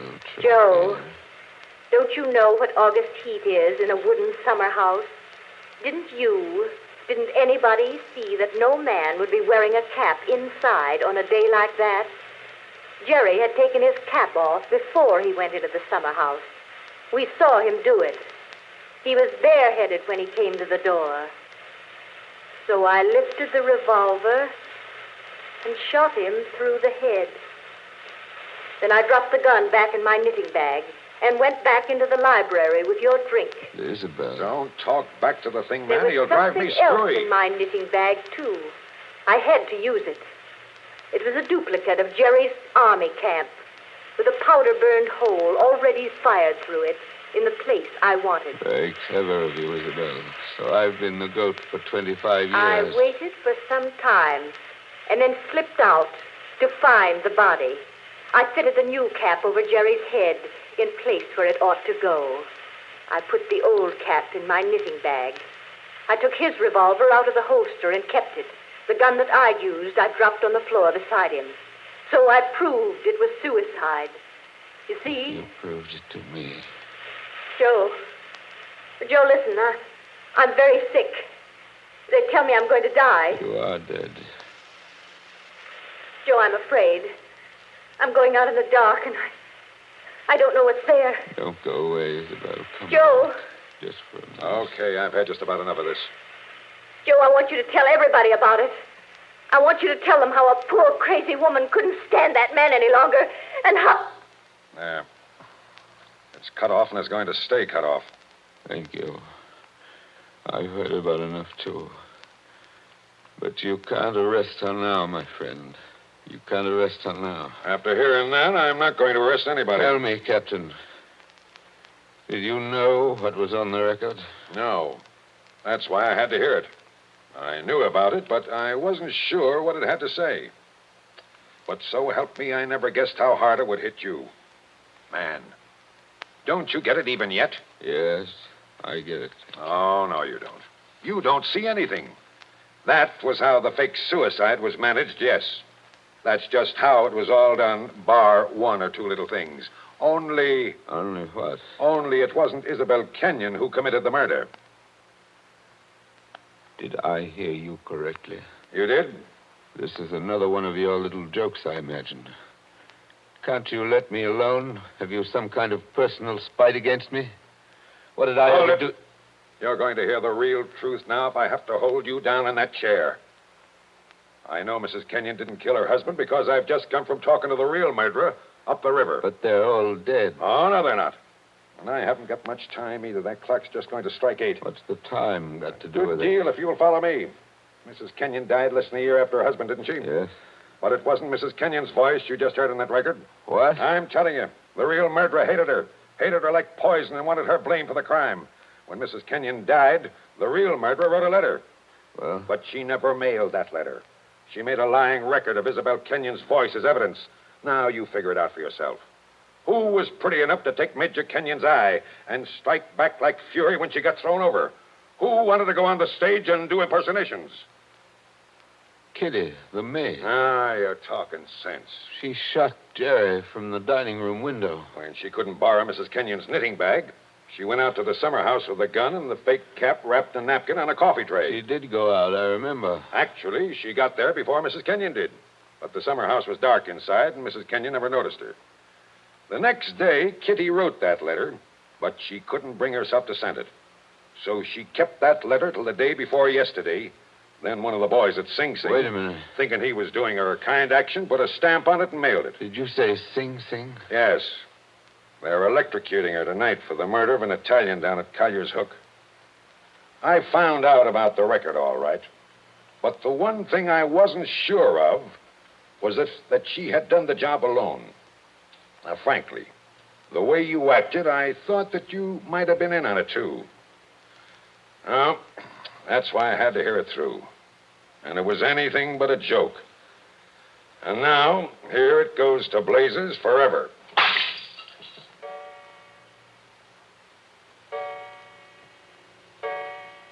Eight o'clock.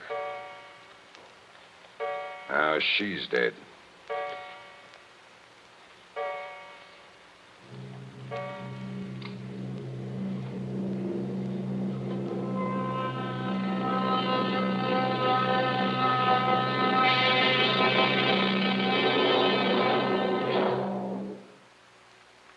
And so ends The Devil in the Summer House.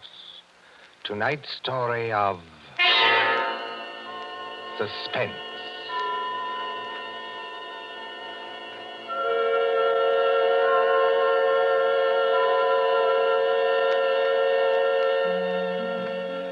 The part of Mr. Parker was played by Martin Gable.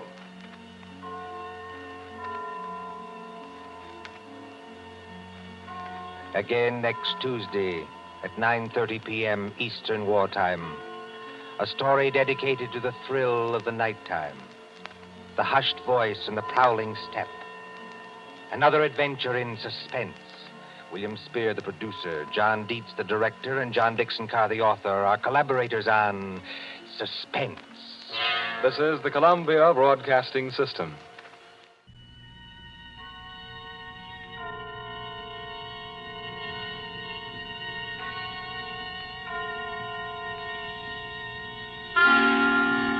Suspense.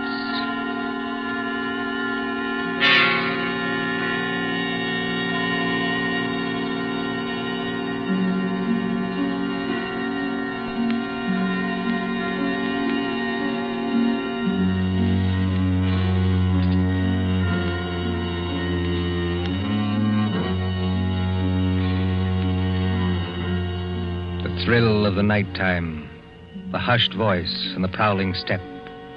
The stir of nerves at the ticking of the clock.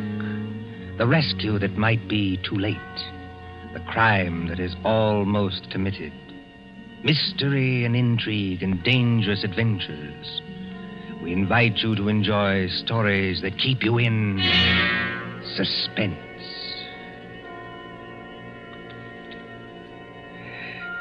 Can a man stake his life against $25,000? Can another and cleverer man track him down like a hunter, stalking his prey and kill him within 5 hours? Can you make a bet with death and win? For Suspense, tonight we present Will You Make a Bet with Death by John Dixon Carr.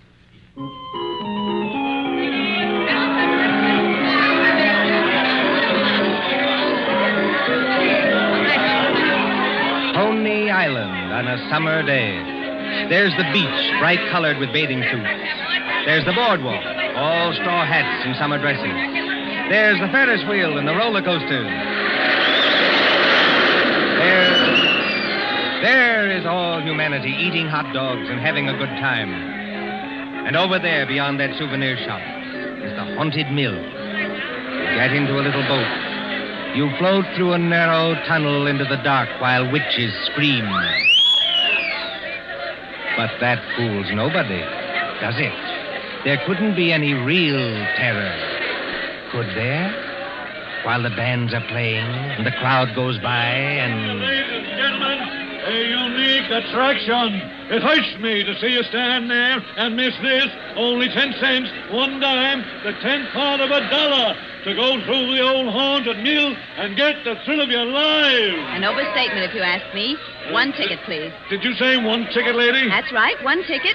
What's the thrill? Beg pardon, lady? I said, what's the thrill? Lady, the gals who come here with their boyfriends don't have to ask that. 10 cents, please. This way and mind the gate. Thank you. Step right up, ladies and gentlemen. Get your ticket for the old haunted mill where ghosts will walk and corpses... Give me some tickets. Now, Hurry. just a minute, young fella. I know you want to get into the old haunted mill, but there's plenty of time. How many tickets? I don't know. You better give me 10. 10 tickets. Do you hear that, ladies and gentlemen? Here's a young fella who likes the old haunted mill so much he buys 10 tickets. Don't call everybody's attention. Listen, I've got a better idea. Whatever boat comes after mine, I'll give you an extra $1 to send that boat through empty. Now, what's the matter, son? The cops ain't after you, are they? No. It's nothing like that. Will you do it? Well, money talks, young fellow. Okay, go ahead.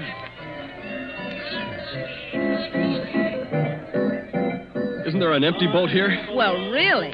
You've got such a great objection to riding in the same boat with me? Oh, I'm sorry. I didn't mean that at all. Don't misunderstand. Then you'd better get in if you want to go. This boat's starting to move. Yeah, I better sit down. You certainly had. Look here, I want to apologize. That's quite unnecessary. This place is rather childish anyway, isn't it? Yes, isn't it? But I've seen everything else, so I may as well see this. Here we go in the dark. What was that? One of the ghosts, I imagine, from a machine. It sounded like him laughing. There isn't anybody in the boat behind us, is there? Oh, I can't see. It's pitch dark.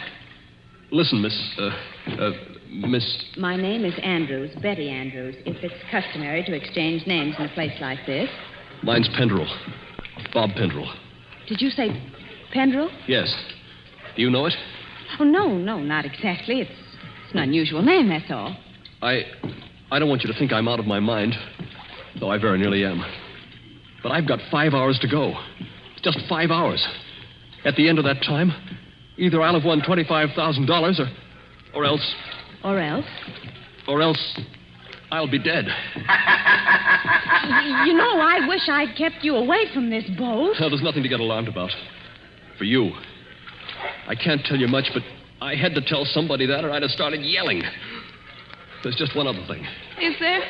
In these places, they've usually got little dim-lighted rooms along the way. Yes, Exhibits. boats and things. Yes. Well, when we come to one, I'm going to get out of this boat and hide there. Just don't get alarmed, and don't tell anybody when you go out. Why should you do that? I think I see a light ahead. There is a light, but... Dim, too. That's all but the good. It's... Yes?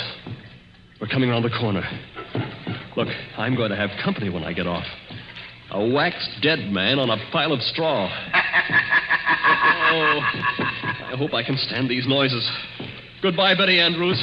I wish we'd met at a different time. Mind the boat! Here, what are you doing? Getting out, too. Don't be an idiot. What's the idea? You need looking after, Mr. Pendrell. And if we must hide, I suppose this is as good a place as any. I won't have it. Quick. There'll be more boats along. Over behind that dead man on the straw. He'll hide us. Hurry. Well... Now, Mr. Pendrell, in the queerest place I ever get into, please tell me what this is all about. I can't tell you. You said it yourself. If you don't tell somebody, you'll go crazy. Maybe you're right. It's against the strict terms of the bet. But this is the last day. And I tell you, I can't hold out any longer. Lower your voice. There's a boat coming.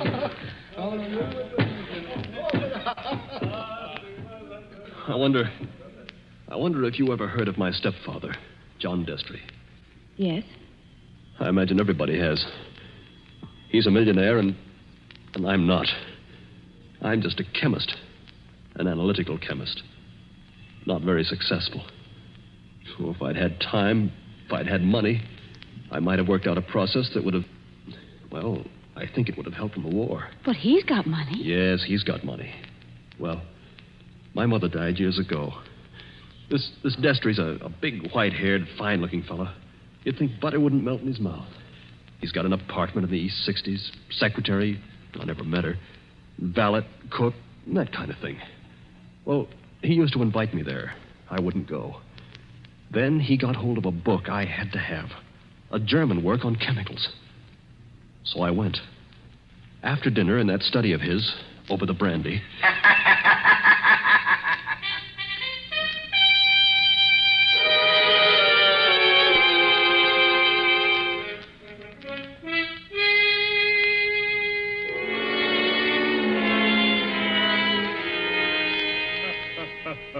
Oh, my dear Robert, you're quite welcome to the book. Don't mention it. Oh, what do you think of this brandy, by the way? It's excellent, thanks. Yes, I thought you'd like it. And now that we're all relaxed, comfortable after dinner, tell me something. Yes, Mr. Destry? You hate me, don't you? Frankly, I do. And always have. Good. Then you'll be relieved to hear I've always felt the same about you. But tell me something else. Did you ever know me to break my word? No, I never did. I'll give you that. I asked you, Robert, because I want to make a little bet with you. That is, if you have the nerve, which I doubt. Well, I'm afraid I can't afford to make bets. You were always careless with money, Robert. Well, I've been thrifty. I saw that when your mother was alive. But you can afford to make this bet. Look here, in my desk. Well? $25,000, Robert. $25,000 in 5 $100 bills. And what would I have to bet against that? Your life. What? My life? There's the money in the drawer. Look at it. What wouldn't you give for that money? What wouldn't you give to have it for this precious work of yours that you're so fond of and that you've failed in miserably? So far I've failed, yes. Oh, Oh, I've had a fairly good life as lives go. My heart isn't as good as it might be, but the doctors say I'll last a little while yet. But before I go, there's one pleasure, one little exquisite thrill for me to experience. I want to commit a murder. Yes, I said a murder. My bet is that I can kill you within 6 months, and that you can't stop me, and that I'll never be punished for it. What do you say? Yes or no? I believe you mean that. Of course I mean it. And just how would you propose to kill me? Ah, that would be telling. You know, if I had time to think this thing over... There's no thinking it over. Now. Yes or no? Yes. You must need the money badly, Robert. I do need it. But oddly enough, Mr. Destry, that isn't why I'm doing this. No? No. I want to show you can't play the Lord Almighty and get away with it. Are you challenging me? Yes. You don't think I can do it? I know you can't. We mustn't get excited, Robert. There will be conditions to the bet, you understand? What conditions? First of all, you'll never mention this matter to anyone. All right. That seems fair enough. You'll remain within the city limits of New York for 6 months. You'll spend at least 1 hour of every day walking the open streets alone. All right. You'll spend at least 1 hour every evening in your own room alone. I may come to see you, or I may not. Trying to scare me already, are you? Finally, you'll write out a little note and give it to me. There's pen and paper on the desk in front of you. Write it now. Let's hear what I have to write before I do anything like that. You will write, I am a failure. You can't stop harping on that, can you? I am a failure, and this was the only way out. I wouldn't have done it otherwise. A suicide note? Yes. I intend to use it when I, operate. And if I won't write it? Ooh, then there's no bet. All right, I'll do it. It's now, let's see, 9 o'clock on the night of January the 10th. If you're alive and not in a madhouse... Does that go into the bargain, too? Yes. At 9 o'clock on the night of June 10th, given those conditions, you will receive $25,000. Can't you hear the dice rattle, Robert? You're playing with death now. I know it. Aren't you going to finish your brandy? No, thank you. Oh, then pour it back into the decanter. You heard me. Pour it back into the decanter. If you were as careful as I am, you wouldn't be where you are now. That's right. Always be thrifty. I can promise you, by the way, that you'll always be perfectly safe as long as you're in this apartment. But that's the only concession I make. I notice your hands are steady at the moment. I wonder what they'll be like a month from now.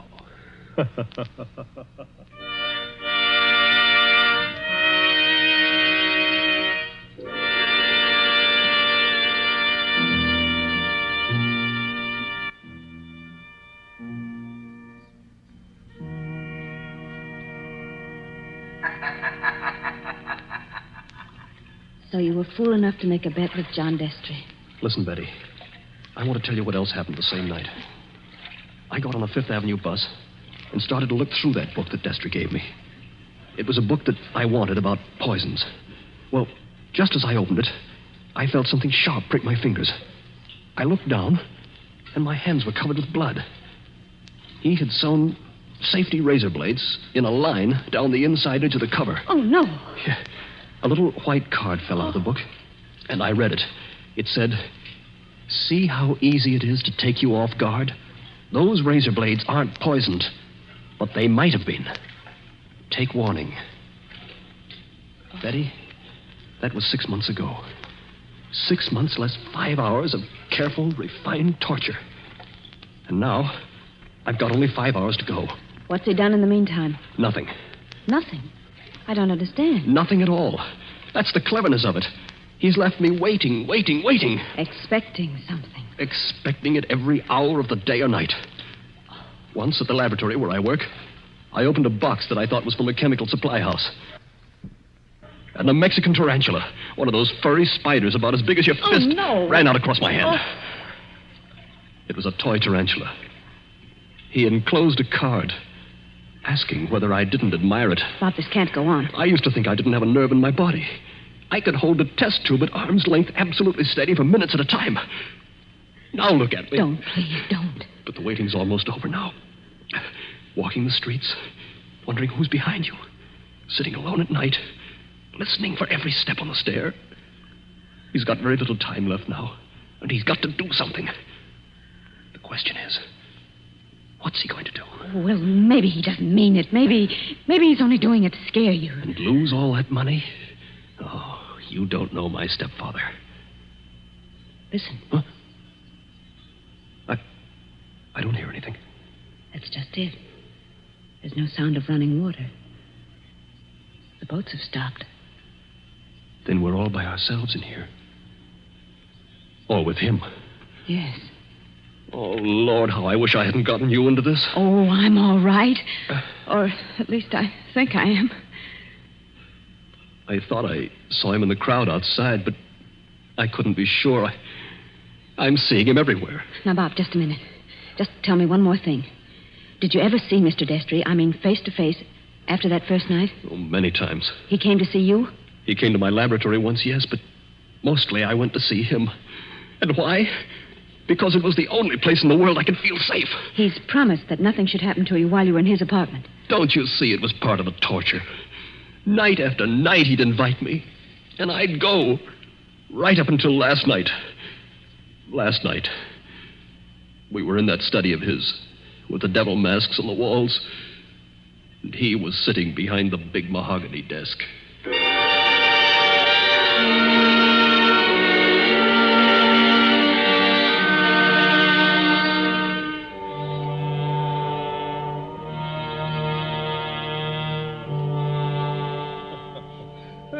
My dear Robert, I'm pleased and even touched to have you here on the last night before you. Why don't you say die and get it over with? Oh, well, let's not say die. No? The clergy contend that we never die. We only change. Now let that be a consolation for you. Must you be going so early? There's that 1 hour at home rule to our bet, if you remember. I remember. You're keeping to the rule. Yes, and I mean to beat you at this if it's the last thing I ever do. The last thing I ever do? That's an unfortunate choice of phrase, Robert. My boy, you haven't a chance. Something's going to happen to you within the next 24 hours when you least expect it. Will you answer me one question? If I choose. Have you decided how you mean to kill me? I decided that 6 months ago. And you still think you can get away with it? It's a method which has never been known to fail. I give you my word of honor on that. Is it sudden? Yes, and no.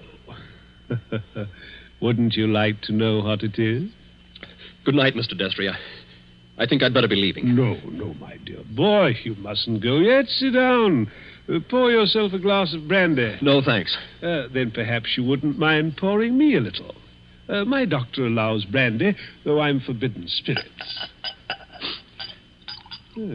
I notice your hands are shaking quite a good deal. They weren't like that 6 months ago, were they? No. You were full of confidence then. Oh.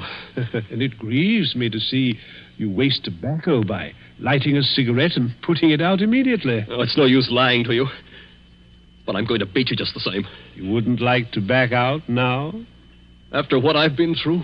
You'd still have your life. I'll keep it, thanks. That's very unwise of you, Robert. Still, you must decide. Oh, I was expecting my secretary a little later to dictate some letters.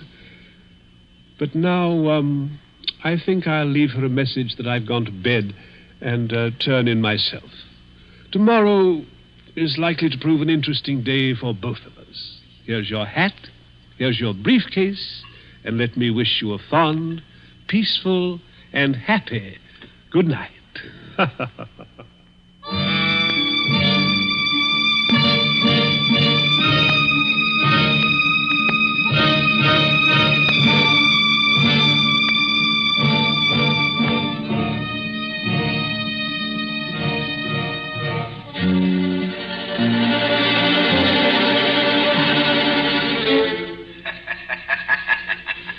That was last night, Betty. I said I had 5 hours to go. It's less than 4 hours now. If I can keep away from the old devil until 9 o'clock. I wish those boats would start running again. Why? Because it's almost as spooky in here as a real old mill. I know. Even that wax dummy on the straw. Any minute now. You're expecting to see him move? So am I. Now, don't stand up. It doesn't matter. If the boats aren't running, we can hear anybody who comes along. I hope so. Do you think Destry's got in? Bobby can't have got in. He can't even be here. Why not? Because Mr. Destry told me... Mr. Destry told you? I'm his secretary. You know, Betty Andrews, I'm sorry it was you who did this. Did what? You can't guess, can you?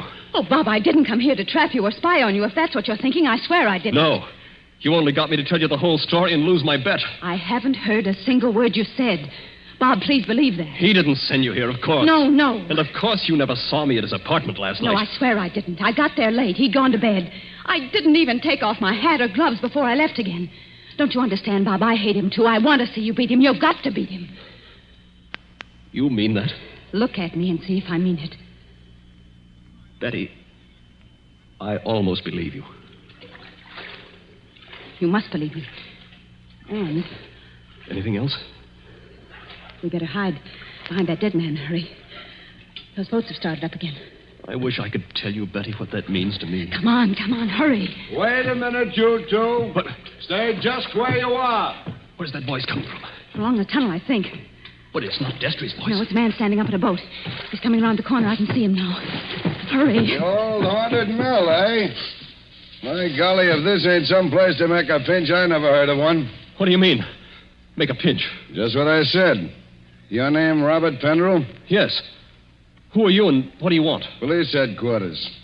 You're to come along with me. I want to see you over in New York. About what? I wouldn't know, lady, but it might be about the murder of John Destry. Oh, no! Did you say the murder of John Destry? That's right.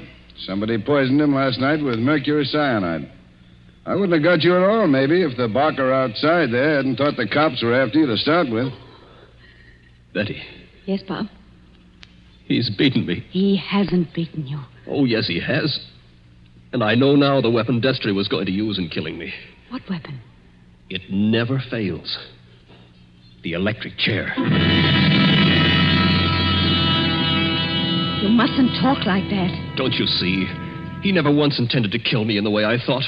Are you coming quietly, Mr. Pendrell? Just a minute. He's poisoned himself. But he's left evidence to show I did it. He's killing me the worst way possible. He's won the bet. The money doesn't matter now. If I'm in the death house for murder, what use have I got for all the money in the world?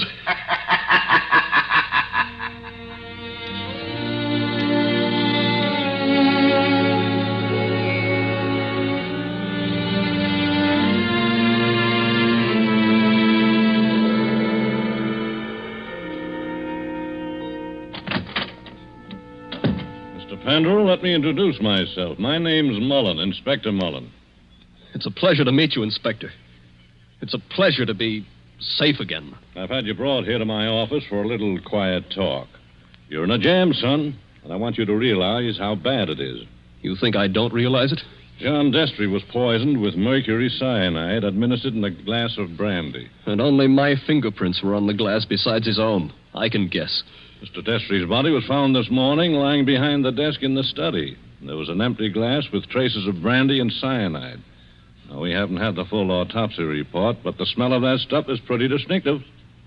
They tell me you're a chemist, Mr. Pendrell. That's right.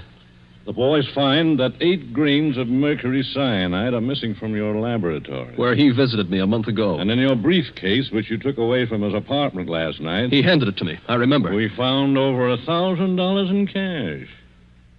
Now, take a look at this note. Did you ever see it before? Well, yes. I wrote it. You admit that? Yes. It says, I was a failure, and this was the only way out. I wouldn't have done it otherwise. Where did you find it? Torn up in little bits. You started to write a confession, and then you couldn't face the consequences. But you shouldn't have left the pieces behind. You're infinite, my boy. Unless... Unless what? Now, if you'd like to confess here and now, and maybe we did a little deal about second-degree murder... Oh, Inspector, why bother to string me along? What do you mean, string you along? There's no second-degree murder on a poison charge. It's the death house or nothing. He saw to that. It's too bad you had to go and kill him, son.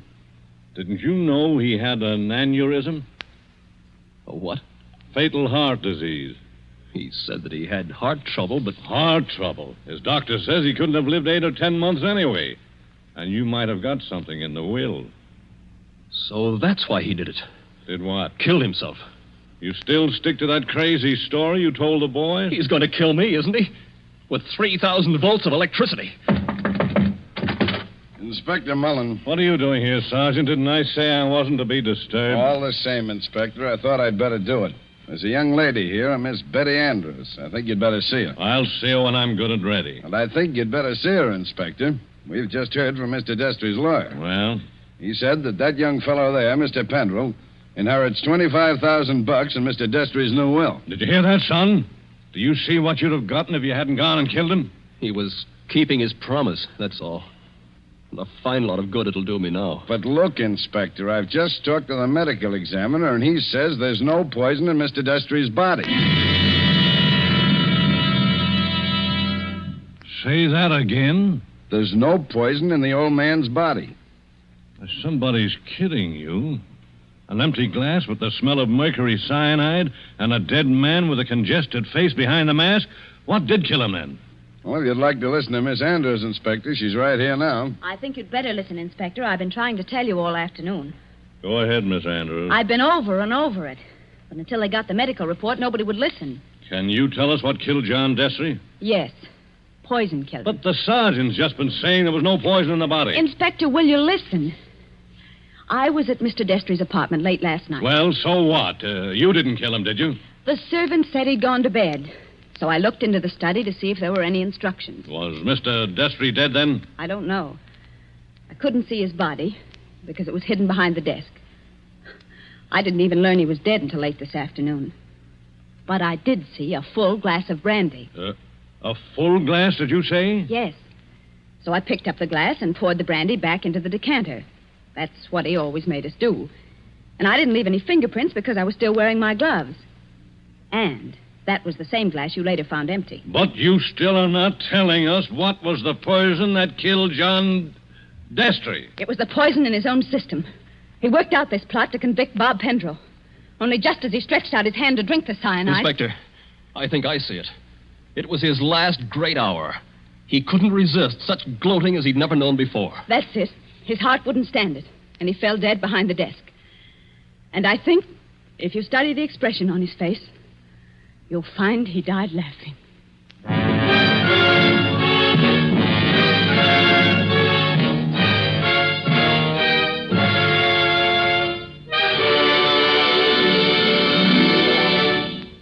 And so ends Will You Make a Bet with Death?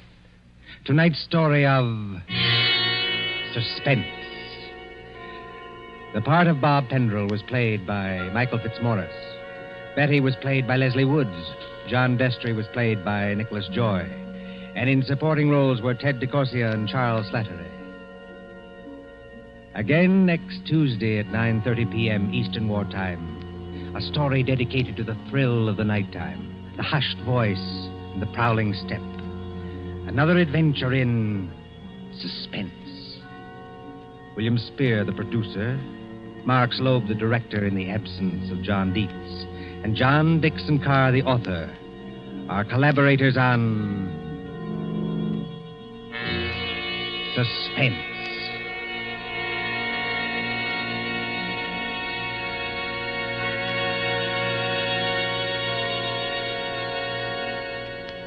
This is the Columbia Broadcasting System.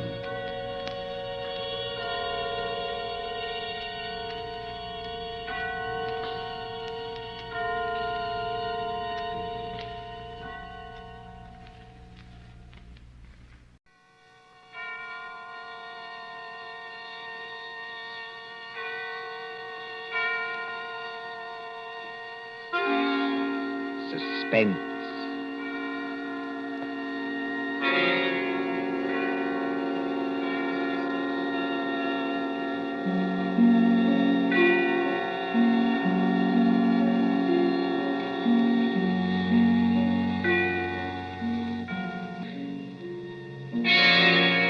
Suspense. For Suspense, tonight we present Menace in Wax by John Dixon Carr.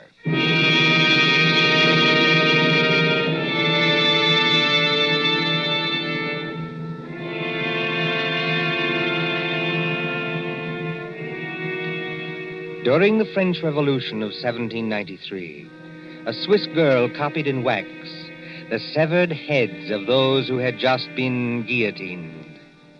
She married a Frenchman named Tussaud and came to London, and she founded Madame Tussaud's Waxworks.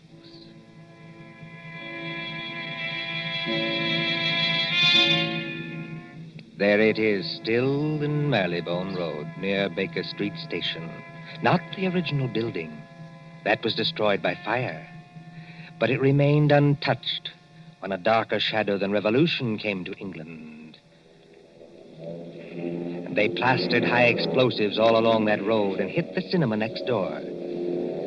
We are going to London under the bomber's moon.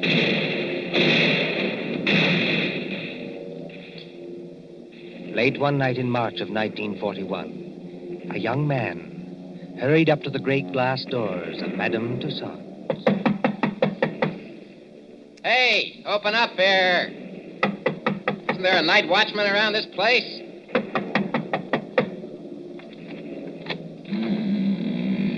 There is, Governor, and I'm him. Now, what do you want at this hour of the night? My name is Rogers. I'm from the Daily Record. Oh. If you'll let me get inside, I'll show you my press card. Didn't you get any orders about me? Well, maybe I have at that.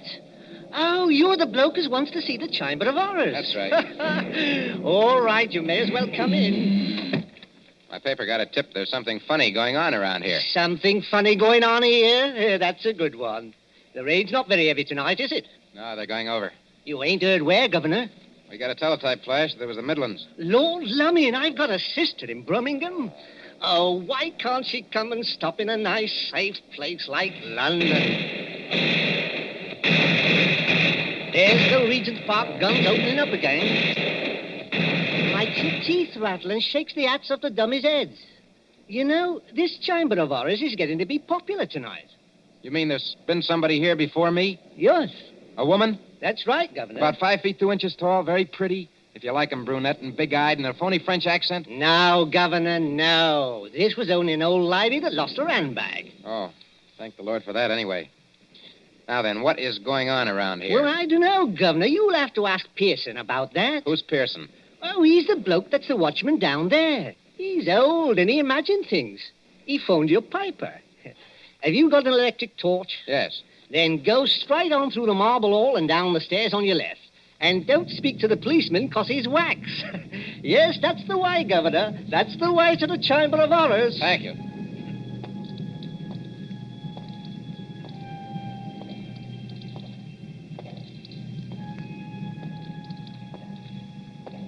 Pearson. Hello, Pearson.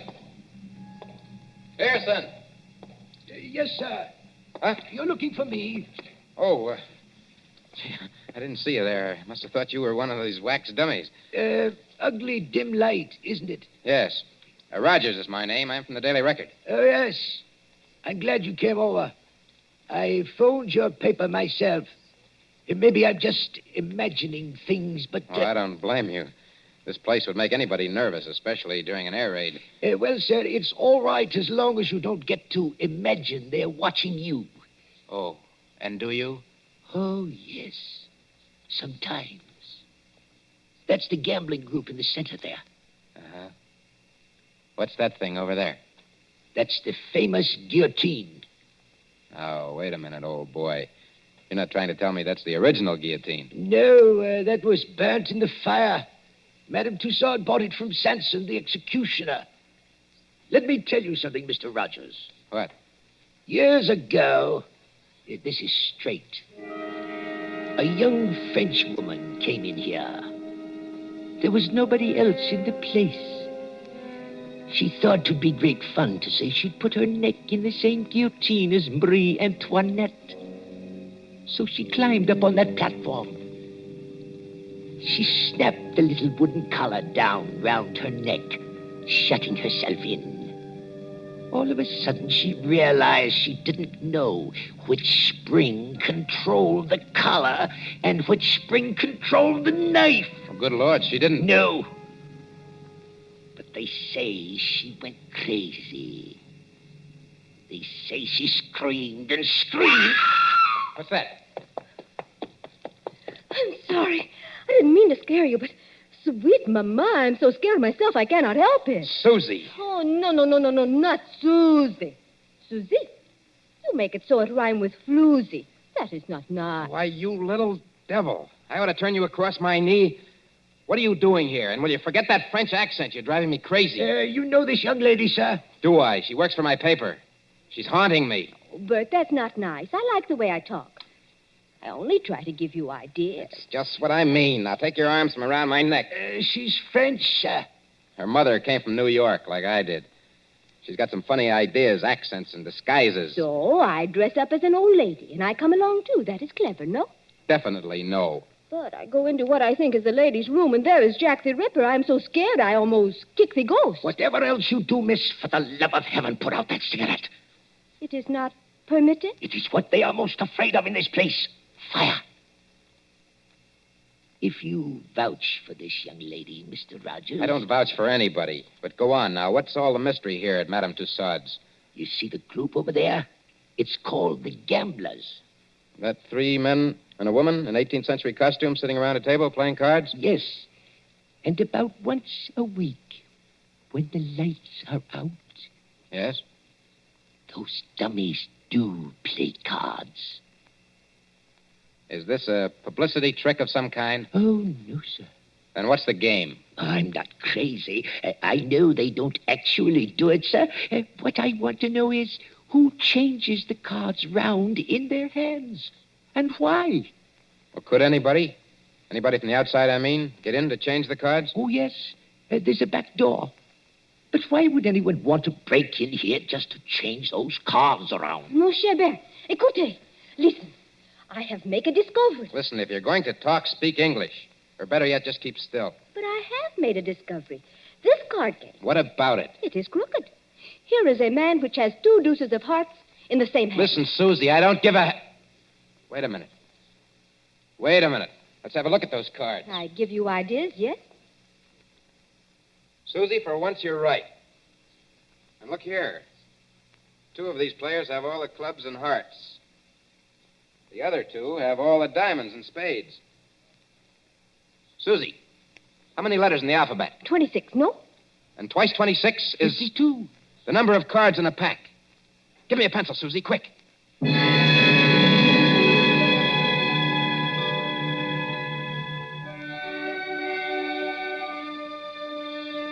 The War Office, Whitehall. MI5, headquarters of military intelligence. There next morning in the map room used as an office by Colonel Warrender. Mr. Rogers, I'm a busy man. I appreciate that, Colonel Warrender. Anyhow, sit down. Thank you, sir. Now, what's all this? These cards you claim form a code, is that it? Yes, sir. Now, look, sir. Let each letter of the alphabet represent a card in clubs and hearts. That's 26. And then? And then when you get to the middle of the message, switch the alphabet over to diamonds and spades. Then you won't keep on repeating. Now, will you read what I've got written on this piece of paper? Jack of diamonds, Q. 3 of clubs, F. Well, that doesn't seem to mean much. Oh, never mind the cards, Colonel. Just read the letters. Q-F-A-C-T-O-R-Y. Yes, sir. Q Factory. Go on. Oh, just a moment. What is that infernal noise? Johnson Burroughs! Don't bother with that, sir. Just read the message, please. Oh. Q Factory. 10 p.m., 15th. Today's the 15th of March, Colonel. Oh, all preparations made. Use dive bombers. I see. This message was left openly. So openly that nobody ever noticed it. Yes, the trick's been tried before. No contacts, no gatherings, no letters that might be intercepted. A whole spy ring could walk through that wax museum and read the message without being seen. You newspaper men trying to teach me my job? Oh, I'm sorry, sir. I only... No, go on. Well, don't you see? 3 or 4 little boats with portable wireless sets go down the Thames estuary. When they're beyond pursuit, they send that message by radio. Somebody listens. And it's no secret in Fleet Street, sir, that Q Factory is out in the wilds of Gloucestershire. There's no secret anywhere. And that we're making the Shaftesbury bomber out there. So tonight, unless we do something about it, they're coming over and bomb Q Factory to blazes. That's impossible. Why? Or can't you tell me? I can tell you this much. Yes, sir? Q Factory is so well hidden that even our own pilots can't find it from the air. That's one objection to this message. Any other objection? Yes, this talk about dive bombers. Dive bombers in a night attack? What's the good of a dive bomber if he can't see its objective? Well, suppose somebody showed a light. He'd be shot dead as soon as he showed it. Every inch of country for a quarter of a mile round the factory. A quarter of a mile, Mr. Rogers, is patrolled day and night. Well, just the same, they're going to have a try at it, sir. How? I don't know how. Then, if you'll excuse me, Mr. Rogers... Well, listen, Colonel Warner, will you give me a pass to go down there to the factory? Certainly not. No one's permitted to go there except the workers. How is the place defended? There's a night fighter station nearby, and several batteries of 4 3.7 guns. Then give me a pass to the fighter station or to the gun post. That's a legitimate newspaper request. Well, I might manage a pass to one of the gun posts here. Then you'll do it? Well, what on earth is that infernal row? Sounds like somebody locked up in a coat cupboard. Yes, as a matter of fact, Colonel, it is somebody locked up in a coat cupboard. A young lady, so-called. A young lady? Who locked her up? I did. And just what the devil do you mean, sir, locking up people in coat cupboards in the War Office? Well, she's a bit excitable, Colonel. I thought that she'd better not see you. Oh, thanks for the consideration. There's just one other favor I'd like to ask. As well? If she asks you for a pass, don't give it to her. Don't give it to her under any circumstances. What's her name? Susie Dubois. You're rather too late for that, young man. The Public Relations Office granted her a pass 2 hours ago. What? Oh. A woman to an anti-aircraft battery? This is what we call a mixed battery. Women on the guns as well as men. She said it would make a good human interest story for the press. I must say I agree with her. One moment, Mr. Rogers, before you go. Yes, sir. That gun post is fully 2 miles from the factory. You can go there, but if you take one step further, you'll be shot on sight by our guards. I warn you. I'll be careful, Colonel. I'll be careful.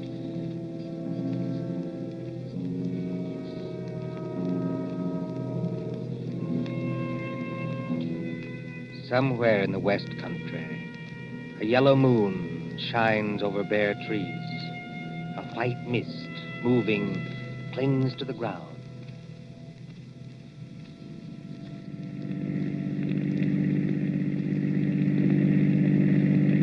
Susie, are you sure we're on the right road?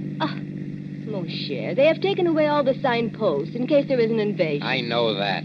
But I follow the map. The map cannot be wrong. We've been driving for hours. Must be... Yes, it is. Nearly 9:30. Half an hour to go. Trees, and still more trees. Look. There's a break in the trees ahead. It will be open country in a minute. Yeah. That's funny. Look how deep the leaves are here on the road. But one thing I tell you, just between you and me and the bedpost... Gatepost, Susie. The term is between you and me and the gatepost. And speak English. I am speaking English very well, thank you. I do not need your help to be pure. All right. Now, this map. Well, what about it? It say we should go through a lot of villages. Mitford, Archidine, and Saffron-Wiville. I have not seen any villages. Did you say Mitford? Oui, monsieur. Susie, let me have a look at that map. Come on, hand it over. But what is wrong? It is a perfectly good map. Yes, Susie. It's a fine map. It's an excellent map. Only it's a map of the wrong county. I have made a mistake? No? I don't even believe you can read. This is a map of Barsetshire. We should be somewhere in Glebeshire. Now, where in the devil are we? With the entrance to some kind of clearing with leaves on Oh. it. What was that? Somebody calling us. And if we're in forbidden area... I see him now. Where? He's behind us. He came out of a white cottage back there. He's a big, heavy man with a mustache. Never mind the mustache. He's wearing some kind of a uniform and he's got a rifle. You think he'd plug us? No? I think it is not unlikely. Get out those War Office passes of ours. Quick. Good evening, my friends. Good evening. Can you tell me... No, we don't mean any harm. Can you tell me what time it is? Oh, what time it is? Yes. Oh, yeah. It's, 28 and a half minutes past 9. Thank you. I will keep you covered while I set my watch. There. My next question is, would you like me to shoot you both? No. Listen, Mr. McAllister. Captain McAllister. That's right. Captain, this girl, she's been reading the wrong map. You see, we don't even know where we are. You're in Hollywood Forest, my friend. Hollywood Forest? Is that good or bad? And you don't know what's just beyond the edge of this clearing? No. There's a big open space of 1/4 of a mile. In the middle of that open space... Q Factory. We're right on top of it. Then you have heard of Q Factory, my friend. Captain McAllister, we're from the War Office, and we've got passes to prove it. Let's see the passes. We were trying to find gun site number... I've forgotten the number. But it's here on that card. You've passed the gun site. 2 miles back up the road. All right. Here are your passes. What are you going to do to us? I'm not in the regular army. You can thank your stars I'm not. I'm forestry preservation. Oh. You are not going to chuck us in the cooler, even? No. Now turn that car around, get back along this road as fast as you can. If they fire at you, as they probably will... Oh, I wish I am home. Pray no, Ma, I wish I am home. Well, then hope for the best. My watch had stopped, and you did me a good turn. Now, hurry along. Hurry.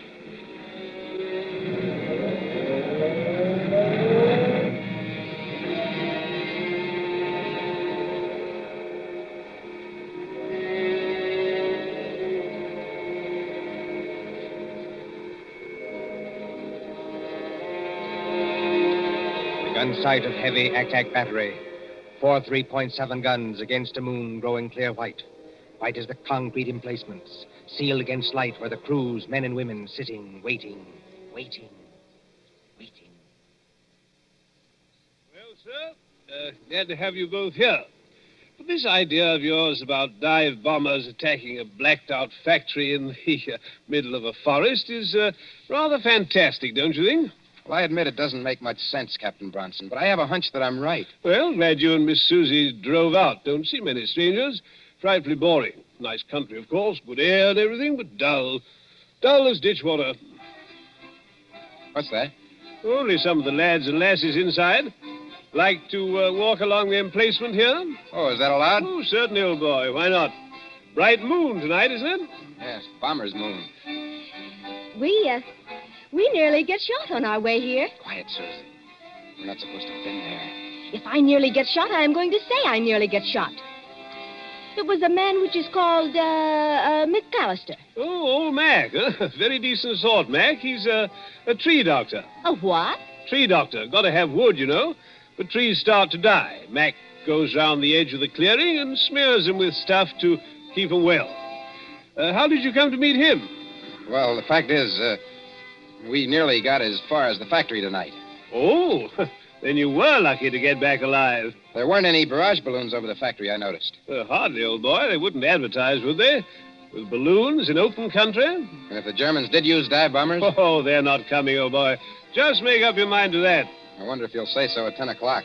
But it is 10 o'clock. It's just 10 now. Well, it can't be. We drove here like blazes. It was only 9:30 then. Well, then your watch must be very slow, old boy.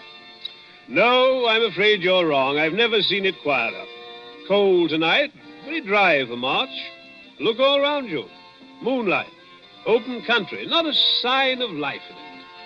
Quiet, peaceful, and silent as the great... What was that?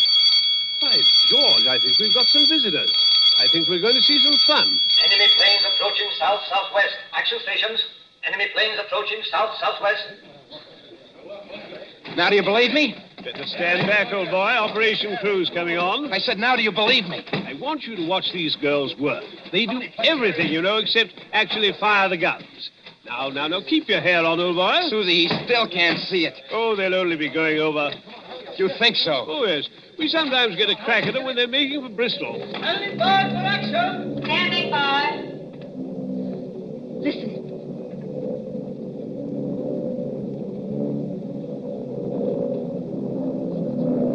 I have heard that noise 1,000 times, but every time I hear it, I get sick. Well, they're flying ruddy low, you know. Just what I was thinking.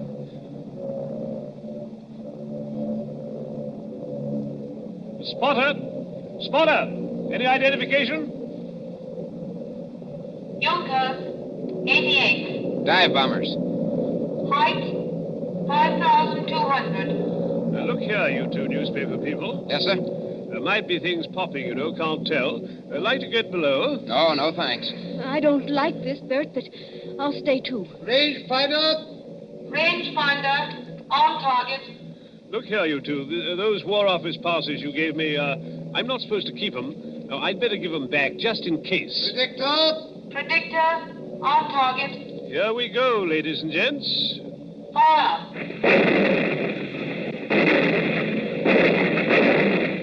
Stand by. Predictor on target. Fire. Stand by. Predictor on target. Headquarters message, sir. Fire. Yes, Corporal? Hold your fire. Night fighters taking off. Hold fire. Night fighters taking off. Hold fire. Message understood. What is the matter with them? With who? Those Boche planes. They're still a good way off, but they don't come any closer. Must be going over after all. They're circling. I think they're waiting for a signal. Anyhow, here are your War Office passes. You seem to have got them all smeared with oil. Oil? That is all right, mon cher. When we get them back from Captain McAllister, they have oil on them. I think maybe he dropped them on the leaves because there's oil on the tires of the car, too. Then I think how always in this we meet things that burn. At Madame Tussauds last night, they would not let me smoke a cigarette in case of fire. Fire? That's it, fire. What's the matter with you, old boy? Why did that fella, way out at the end of nowhere, want to know what time it was? Are you scatty? McAllister, you told me so yourself. He goes around the edges of the clearing and smears the trees with stuff to keep them well. Well, what about it? Suppose it was crude oil. Suppose between each tree he laid an invisible fuse of dead leaves soaked in oil. I don't understand. In 30 seconds, a complete square of fire runs around the limits of the factory grounds. That draws the bombers in. Then as the flames blaze higher, they've got enough light to dive on their target. There. Our night fighters are letting loose. Bronson, I see it all now. Come on. We've got to get to that tree, Dr. McAllister. It's a matter of minutes.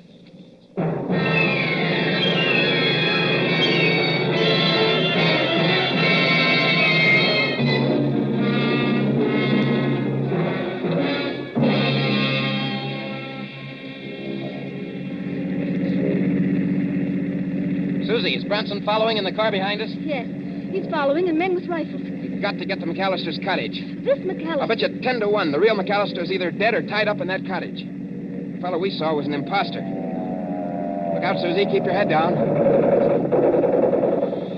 Oh, those fighters. They will chew up every younker in the place. They have not got the chance of a snowshoe in heaven. No, Susie, not a snowshoe in heaven. You mean... I know you are English at a time like this. What I cannot understand... Look out! I don't see why he hasn't set his signal off. What is delaying him? Why don't he strike a match when the bombers come over? Because he's a good Nazi. A good Nazi? My watch was slow, don't you remember? And I gave him the wrong time. He had orders to strike his match at 10 o'clock, and he'll not do it until 10 o'clock if there are 500 planes instead of 20. Bert, I see him. Where? far up the road. He's running. Yeah, that's him. Think we can reach him before he gets to the clearing? Not the chance of a snowshoe in heaven. Signal Bronson to pass us. A long shot with a rifle might... Bert, one of the Junkers is hit. Huh? He's right over us. That's not all. He's unloading his bombs. The whole stick's coming straight down our direction. Keep your head down. I want to see. Put your arms over your face.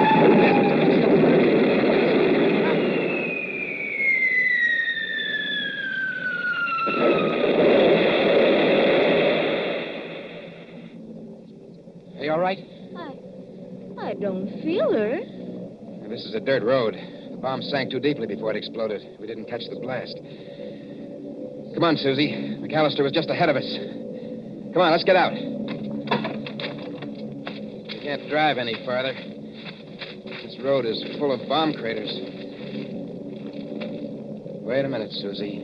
There's McAllister. He is dead. Yes, Susie. Killed by a Nazi bomb. Look, on the ground. What are those two white cards? Oh. They're all smeared with oil. Must have fallen out of McAllister's pocket just before he got hit. Let's see. What do you know? What are the cards, Bert? 2 tickets for Madame Tussaud's Waxworks. I'm afraid our friend's never going to get to use them. Not the chance of a snowshoe in heaven.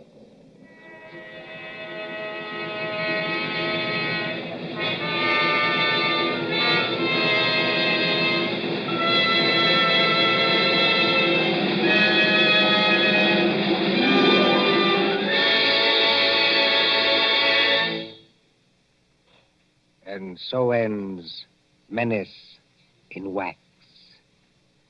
Tonight's story of Suspense.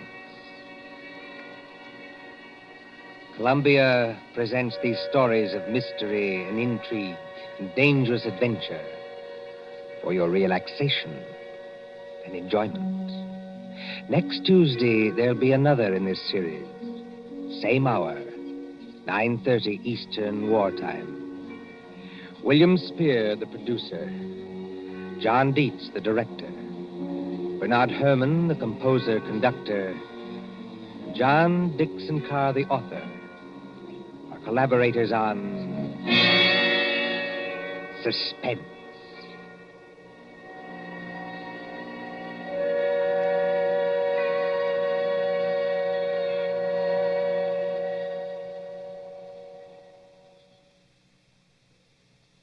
Here is a message of vital importance to every person who drives an automobile in America. There is wide misunderstanding about gasoline and rubber, and the government wants the following facts brought to everyone's attention. Actually, there is no scarcity of gasoline except in some parts of the East. But nowhere in the country is there enough rubber for military and civilian use. Starting 2 weeks from today, December 1st, mileage rationing goes into effect. This means that no car owner anywhere in the United States will be able to buy gasoline without a mileage rationing book. The purpose is to conserve the rubber we have by eliminating all unnecessary driving. When we think of the tremendous distances our mechanized army is traveling in North Africa and the long road to victory that still lies ahead, this extra effort on our part is slight indeed. Remember, everybody is going to have mileage rationing, so why not be prepared? The best way each of us can save rubber is by sharing our car with others. Let one car do the work for 2 or 3. So why not arrange with the neighbors tonight and start sharing the car tomorrow? It's the one real, important contribution that every automobile driver can make. Don't be a lone rider. Share your car and do your share for victory. This is the Columbia Broadcasting System.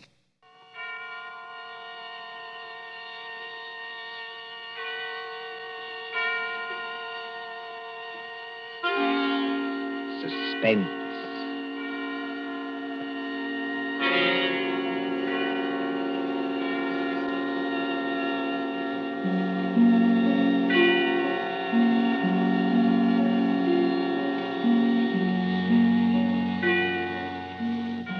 The hushed voice, the prowling step in the dead of night, the crime that is almost committed, the stir of nerves at the ticking of the clock, the rescue that might be too late, or the murderer who might get away.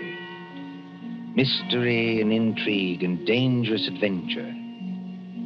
We invite you to enjoy stories that keep you in suspense. For Suspense, tonight we present The Body Snatchers by John Dixon Carr.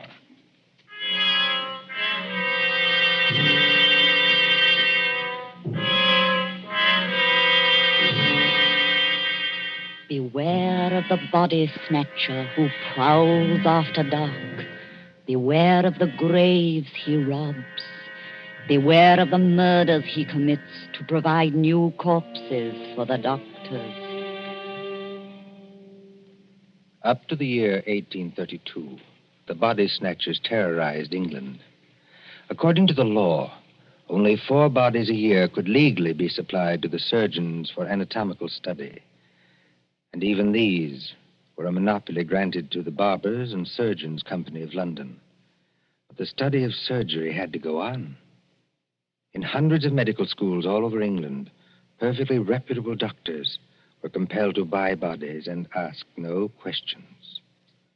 In 1828, burst the scandal of Burke and Hare, who found grave robbing too slow and murdered 16 persons in order to supply Dr. Knox of Edinburgh.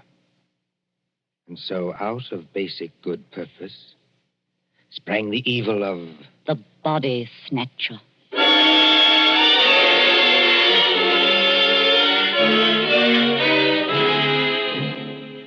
Turn back the clock now to a cold night just 110 years ago.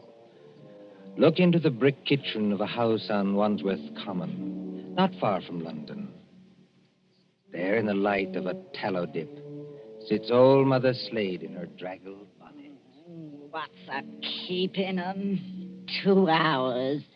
2 mortal hours by the Dutch clock. And they're not here yet. Mother Slade? And the graveyard not half a mile off. And once I thought I heard church bells ring.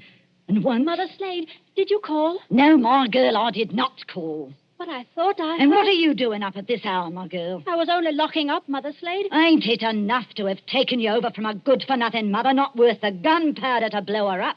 Please, Mother Slade. And given you a good home, and brought you up practically like a lady, with only the housework to do? I'm sorry, Mother Slade.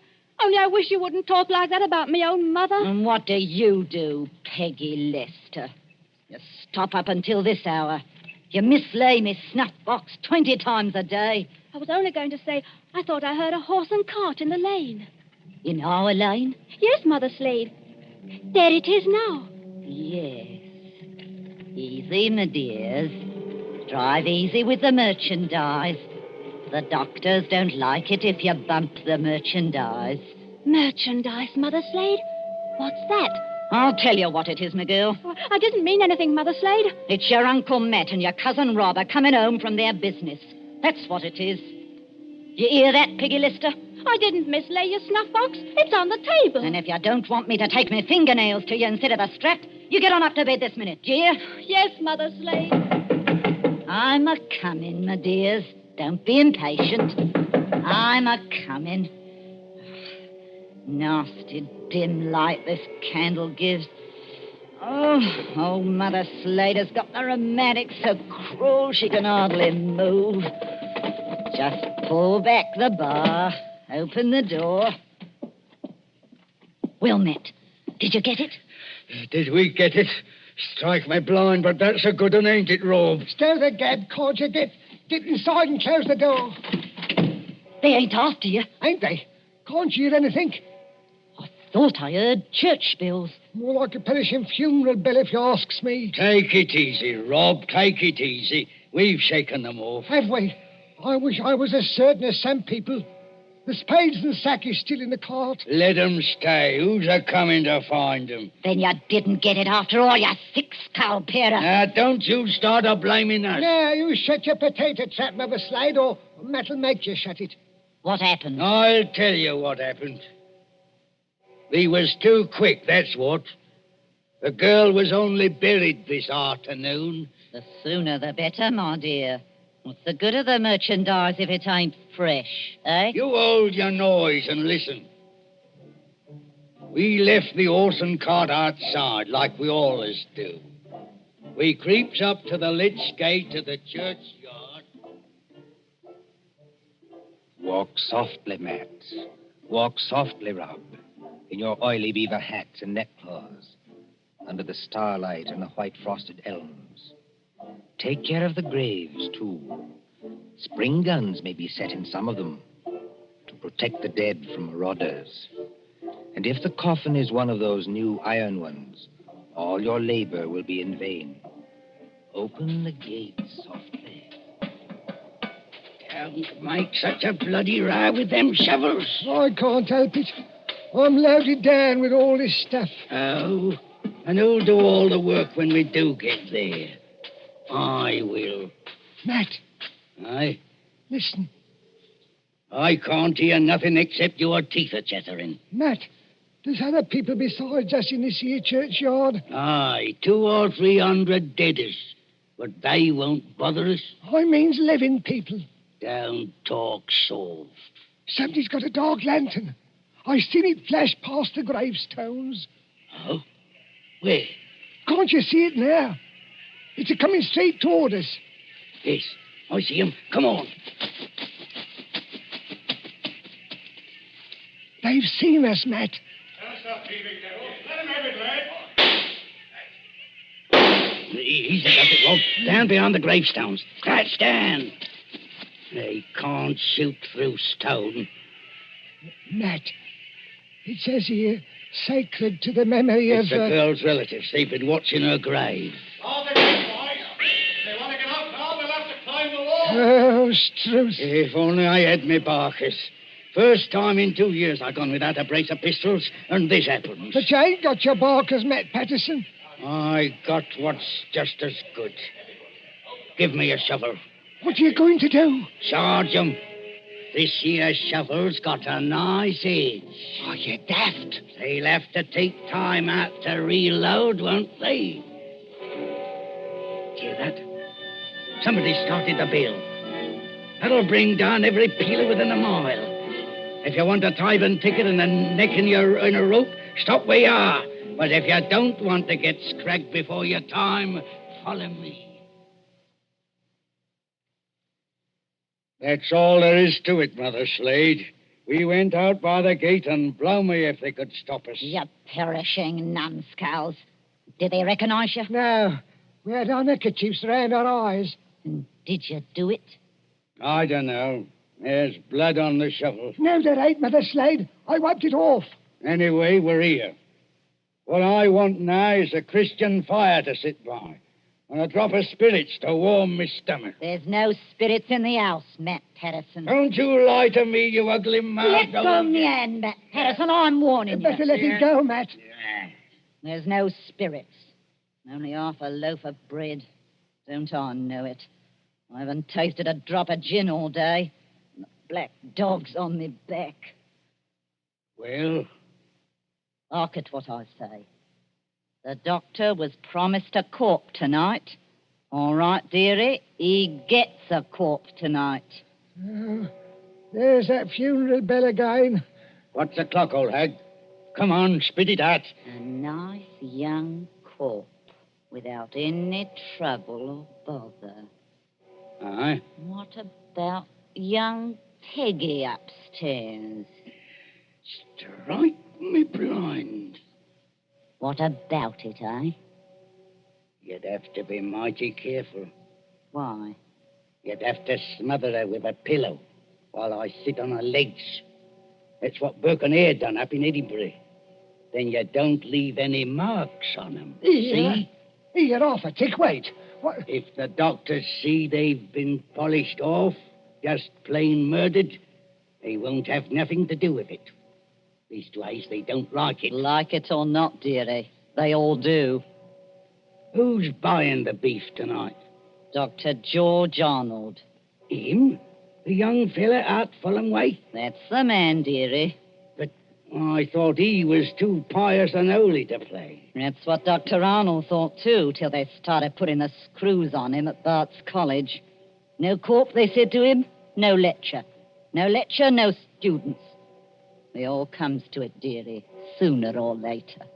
What beats me is why they got to have these bodies. You'd think the doctors killed enough people as it is, without a buying them after they was dead. Don't you question the ways of Providence, Matt Patterson. You can't do it, Matt. You can't do it, Mother Slade. You stow that noise, Bob Prentice. Do you want to wake the poor girl upstairs? But you can't do it. This Cove Arnold, he knows her. Arnold knows who. He knows Peggy. Peggy fair worships the ground he walks on. Oh. He set her arm once when Mother Slade broke it, accidental-like, and she can't forget him. What's Arnold going to think when he opens up the sack and he finds What can Arnold do? He's bought her, ain't he? He can't go to the police and say he's bought her. Peggy. Peggy Lester. Don't do it, Mother Slade. Don't do it. And how do you two thickheads know what Mother Slade is going to do? You're going to kill her, ain't you? Peggy. Peggy Lester. I thought I heard her moving about upstairs. You did, Mr. Milk and Water. She's on the stairs now. Rob, you're the least to be depended on. Go out and fetch in the sack. Don't do it. It'll bring us all bad luck. Matt, you're a lad after me own heart. You stop where you are and do just as I tell you. Trim the candle. Let's have it all nice and snug. What'll she bring, do you think? 15 guineas. Maybe 20. Maybe more. 20 guineas? Strike me blind. But this is a way of doing business that I like. Listen. Did you call me Mother Slade? That's right, my ducky. That's right, my little pet. Put your wrap around you and your slippers to keep your feet warm and come right down here to Mother Slade. I'm coming, Mother Slade. I'm coming.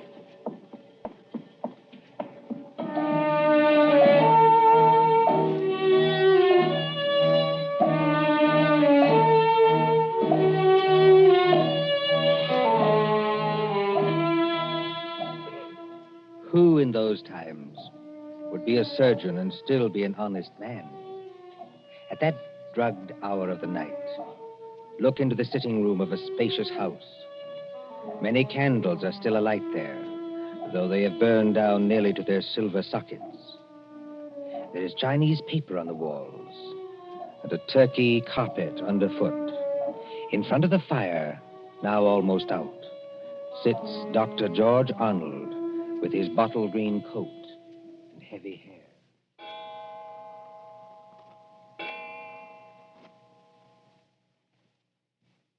Dr. Arnold, sir.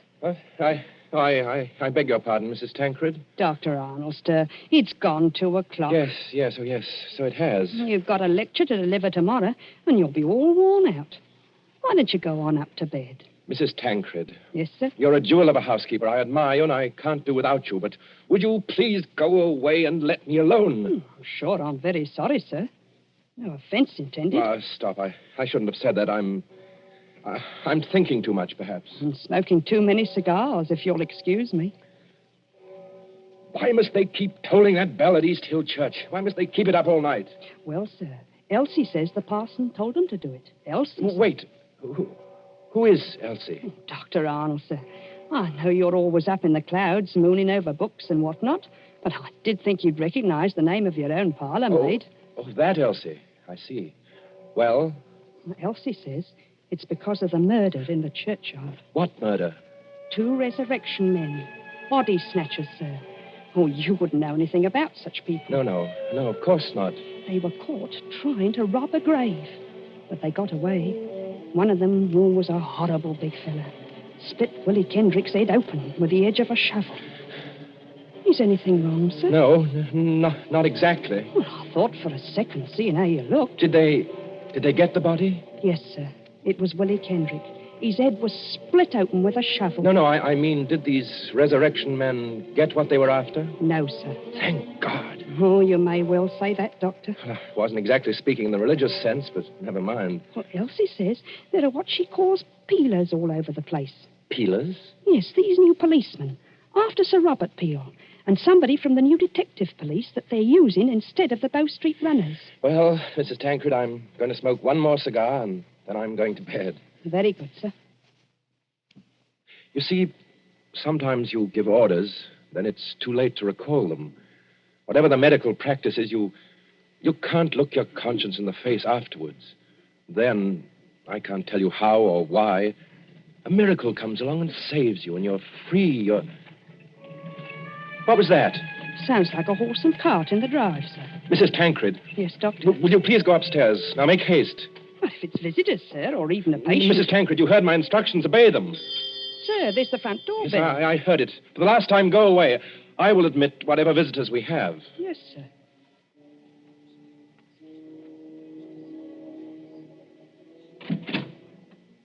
Good evening, dearie. Oh, come into the sitting room here, Mrs. Slade. La, sir. Just call me Mother Slade. You don't hardly seem natural or friendly to hear anything else. It's a pleasure to curtsy to you, Doctor. Coo. What a lovely room. I suppose... Your candles is going out, though. One by one. Poof. Then you'll be in the dark. I suppose you've come to report failure. Failure, dearie? I understand you didn't get what you went after. Bless you, dearie. We got something just as good. Finest piece of merchandise you ever saw. You haven't got it here. Bless you, dearie. Mother Slade always keeps her word. Bring the merchandise in, my dears, so the doctor can see it. Quiet, please. Oh, of course, dearie, I forgot. The big fellow with the black eyebrows is Uncle Matt. The little fellow with the watery eyes is Cousin Rob. And between them, in that sack, they're carrying... Well, who is it in the sack? 19-year-old girl, dearie. Finest anatomical specimen you ever saw. Merciful Where do you want this here thing dumped, Governor? Easy now, Matt. Why did you bring it here? That's where you told us to bring it, dearie. I mean, why did you bring it to the front door? Why not to the surgery? Only place in the house where there was lights, Governor. Hurry up now. Where do you want it? Well, take it... Yes, dearie? Take it over and put it in the cupboard there, where I'm pointing. This cupboard here, sir? Yes, then close the cupboard door. Shame on you two. Tracking your muddy boots over the doctor's lovely turkey carpet. Easy, my dears, easy now. All right, Robin, she goes. Don't bruise the merchandise. Whatever you do, don't bruise the merchandise. Right, me blind, what's the odds? She can't feel it now. There's your body, Mr. Sawbones. Now, let's see your money. Well, just one moment before I give it to you. There ain't no itch in this, is there? Better not be. No, I made a bargain with you, and I'll stick to it. Thank ye. That's uncommon genteel of you. Kindly stand back, sir. You're 2 stone of fat heavier than I am, and you don't impress me. Easy, Matt. Take it easy. I want to ask only one question. Where did you get that body? That's a question, dearie, what people in your profession don't ask. Why not? 'Cause they don't dare. That's why. Would the police be interested in where you got the body? No, dearie. Not half so interested in as where we brought it. To your house. It's your responsibility now. Yes, I suppose it is. The victim wouldn't be, by any chance, that pretty little girl you used to treat so unmercifully? You hold your noise about how I treated her. I was rather fond of Peggy. Strike me blind.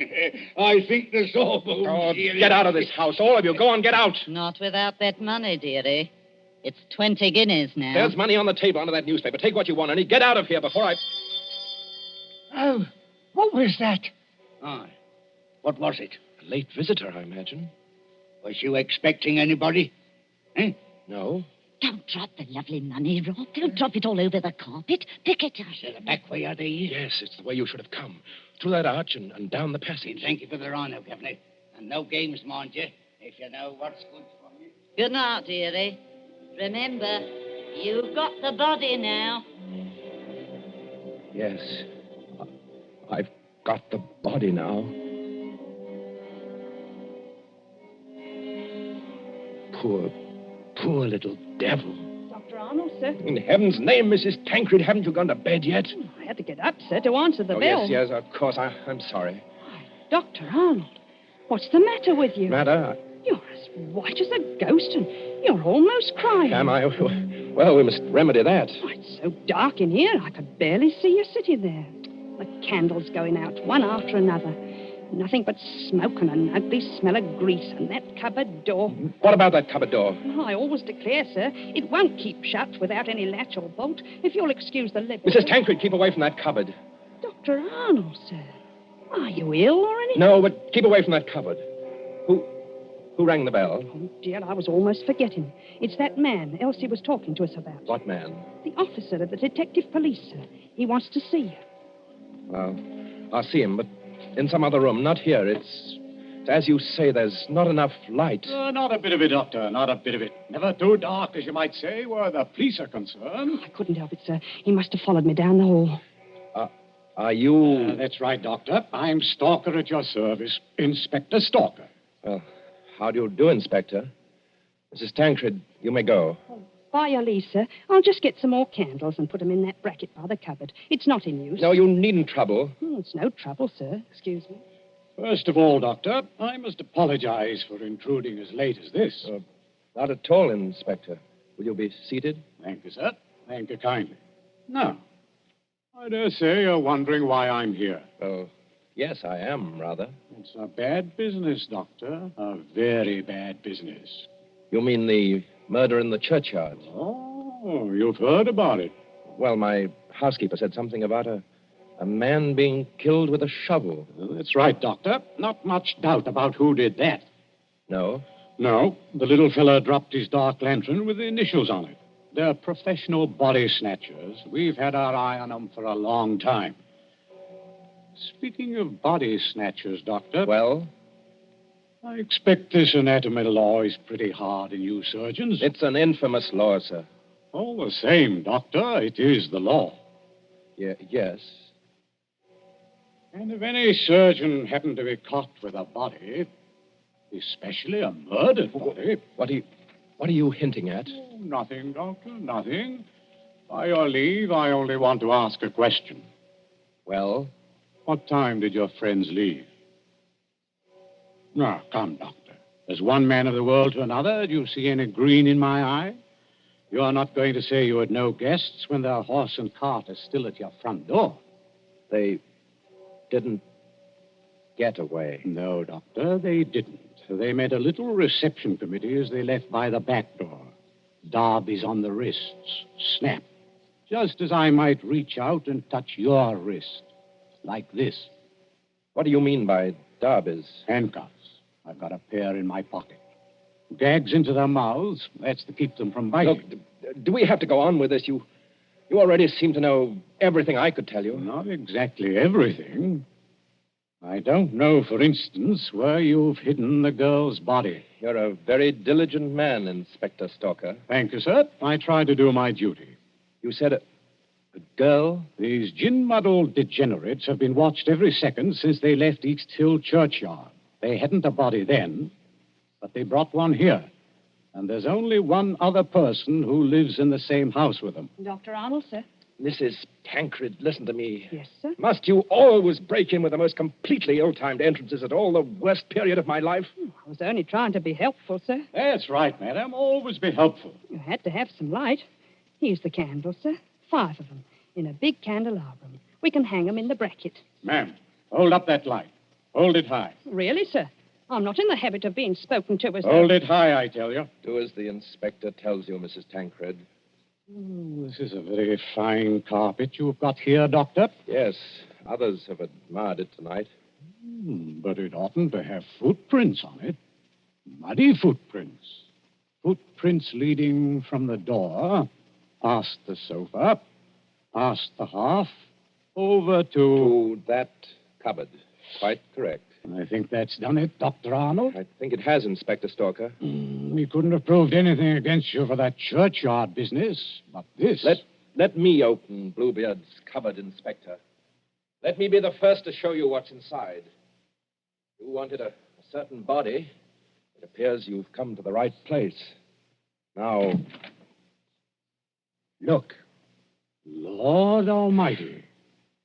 I'm the body, Mr. Police. Standing up, I'm very much alive. And I'm wearing a nice new dress that the doctor gave me. That I gave you? Don't say anything. Please don't say anything. Stop a bit, miss. Aren't you Peggy Lester? Yes.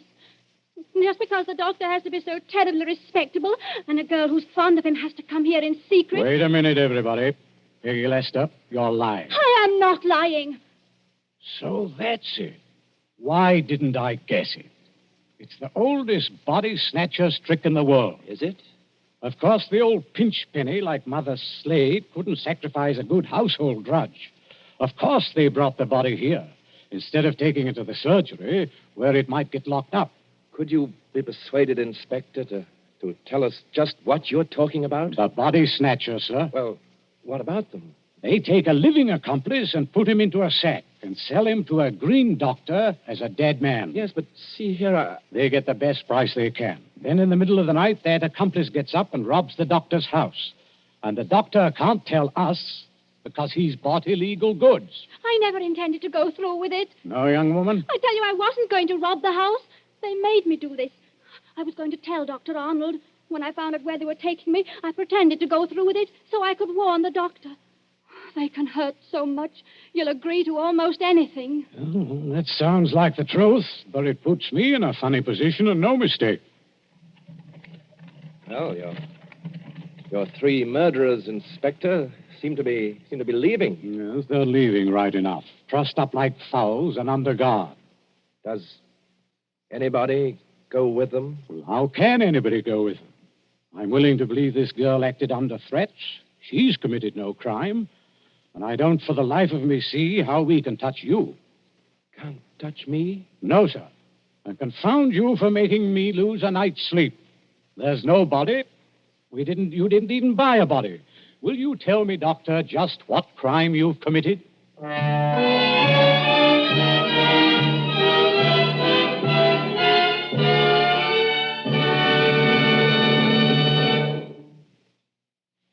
And so ends The Body Snatchers. A story of London at midnight, 100 years ago. And tonight's story of Suspense.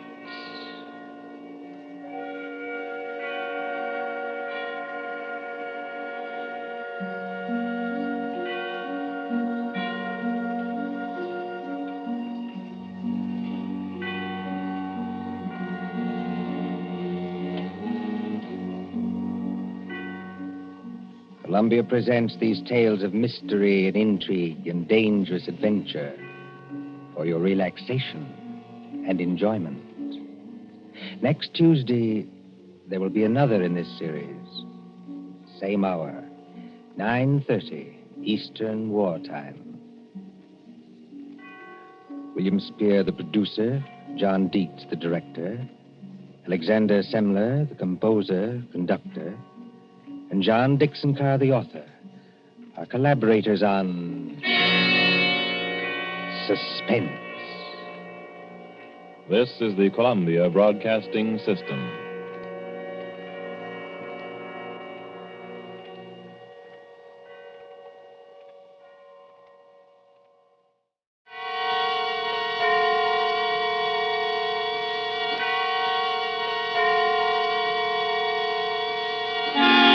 Suspense.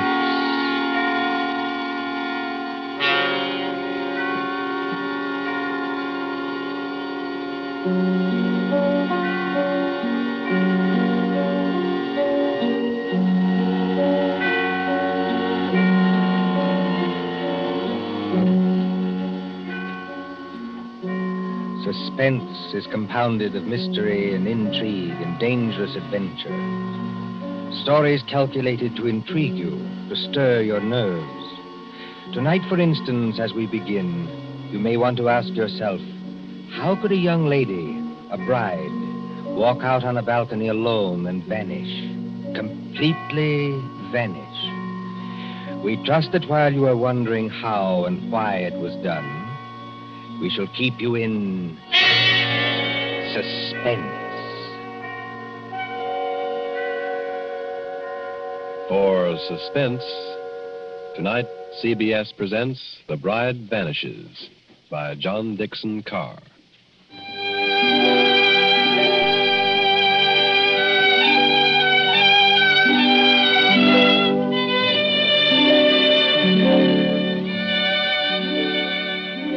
Italy in springtime. Italy as we used to know it before the jackal struck. And the island of Capri, 20 miles out across the Bay of Naples. Blue water a-dazzle under the sun. Behind you, the bone-white beaches, and Vesuvius dull purple in a heat haze. Ahead, as the little steamer from Naples chugs out across the bay, rises Capri. Olive trees and white roads and vineyards above the cliffs. Could young Americans find a better place to spend their honeymoon? While the guitars sing and the warm winds blow and the little steamer carries them. Well, Mrs. Courtney. Well, Mr. Courtney. I can't keep it up, Lucy. I'm going to break down and ask if you're happy. Oh, I'll break down, too. I want to walk up to everybody I meet and say, "Oui," just like that. What I want to do is turn somersaults myself, all along this deck here. I want to say, I've been married to Tom Courtney for practically 2 weeks. And now we're going to have a villa at Capri for a month. Oh, Tom, I ought to be the happiest woman in the world. Only... You shivered. What's wrong? Well, ever since we got aboard this ship, people have been staring at me. I can't blame them for that, dear. No, I mean in a funny way, and muttering. Even your American friend, what's his name? Granger? Mr. Granger. When you introduced him to me at Naples, I thought his eyes were going to pop out. Be careful. He's standing over by the rail now. Oh. He lives at Capri. I like to see him wearing that white 10-gallon hat in Italy. Before Granger made money in oil wells, he was a real old-fashioned cowpuncher. And he's proud of it. Good fellow, too.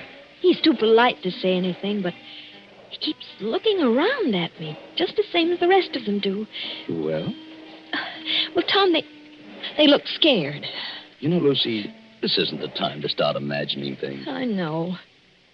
Well, maybe I'm just so happy I'm afraid it can't last. Oh, don't say that.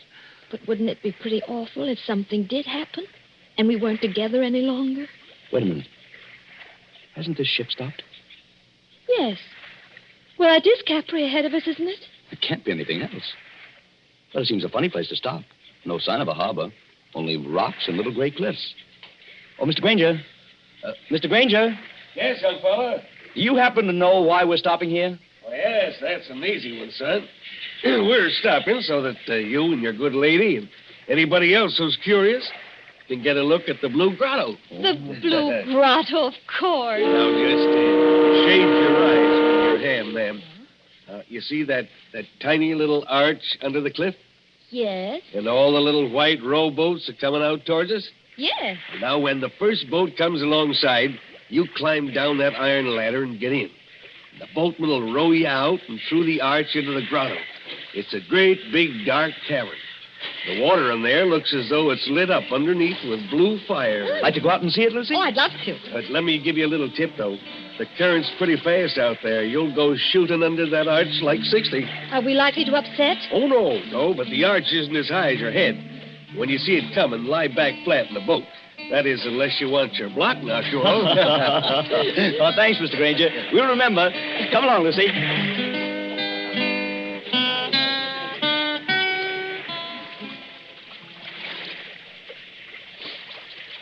Easy on the ladder, Lucy. Don't look round yet. Oh, I'm all right, darling. And just as good a swimmer as you are. I'm in the boat now. Take one more step. Steady. Yeah, there you are. Now turn around facing the boatman and sit down here beside me. What's the matter with the boatman? Easy, man. Do you want to upset us? Sit down. You come back, yes? Come back? Well, I've never been here before in my life. Push off, man. Start rowing. The other boats are piling up behind you. You come back. Start rowing, can't you? Andare subito. Basta. Tom, he can't take his eyes off us. I wish he'd watch out where he's rowing. You come to live at the Villa Borghese, yes? Tom, how does he know that? He's the lady.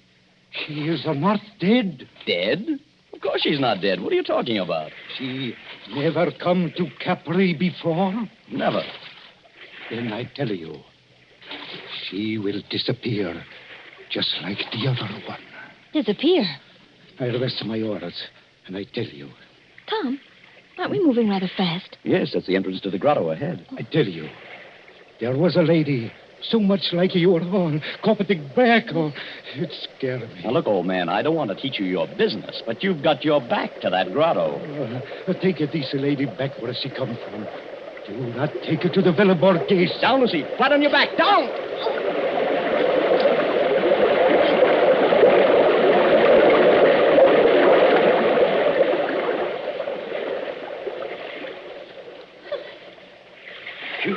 Signore, I am sorry. I almost make you get hurt. Do you know you nearly got your own head knocked off? Excuse me, no. I am used to it. Now, I will roll you round the Blue Grotto.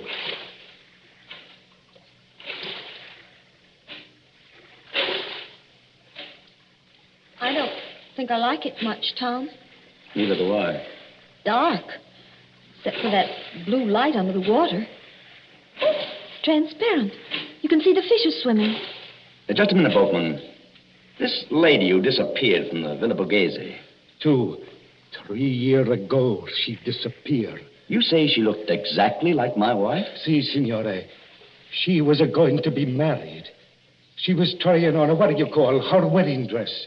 Her mother and sisters, they were in the room with her. She walked out on a balcony over the sea.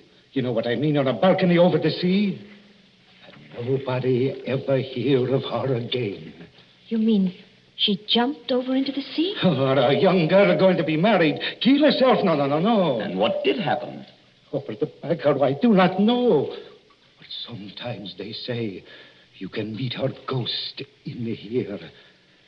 She floats just under the water where you can see her and turn over and over. And the wedding veil is still round her face. Tom, let's get out of here. You want to go, yes? Lucy, if this fellow's stringing us along... He's not stringing us along. Then somebody ought to know what this means. If we've inherited a haunted balcony where people disappear like soap bubbles, I say it's too much. Let's get back to our ship and talk to Granger. Yes, boatman, take us back.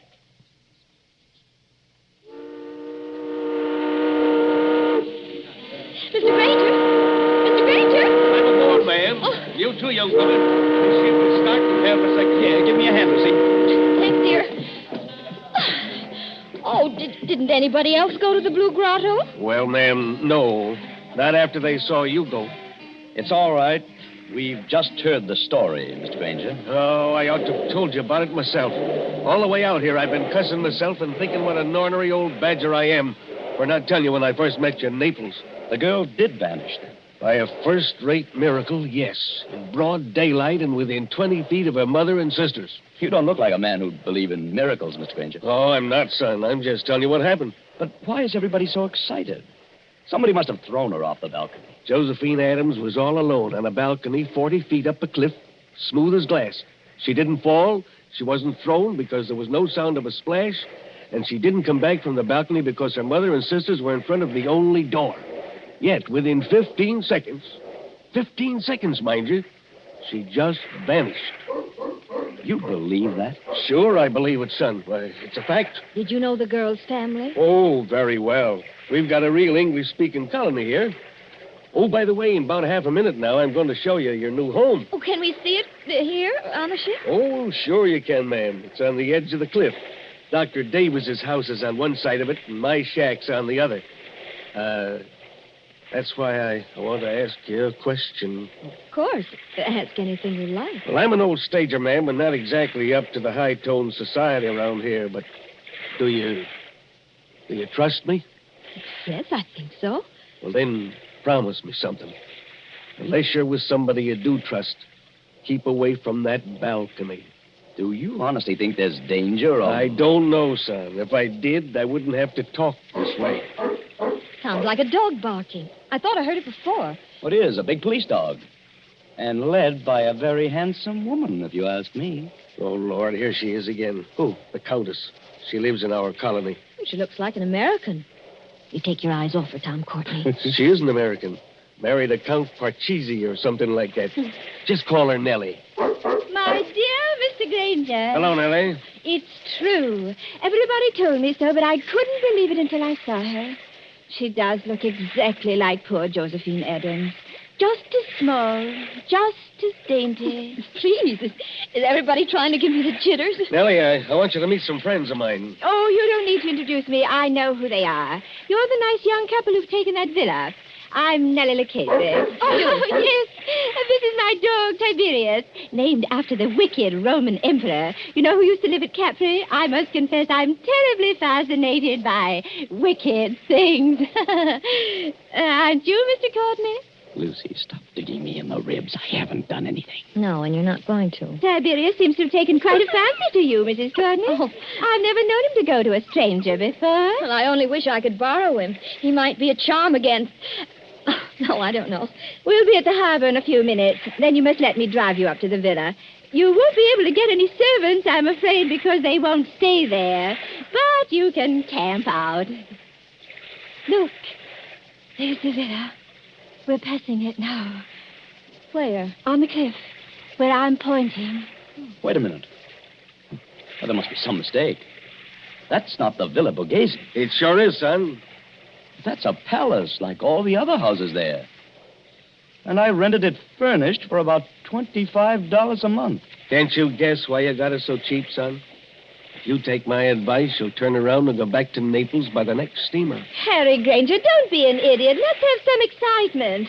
Let's have some excitement. Tom is beautiful. Too infernally beautiful, if you ask me. There's the balcony. It's all right by daylight, son. Marble and tapestries and whatnot. But at night, when you got to put out the lights, you start thinking what happened there.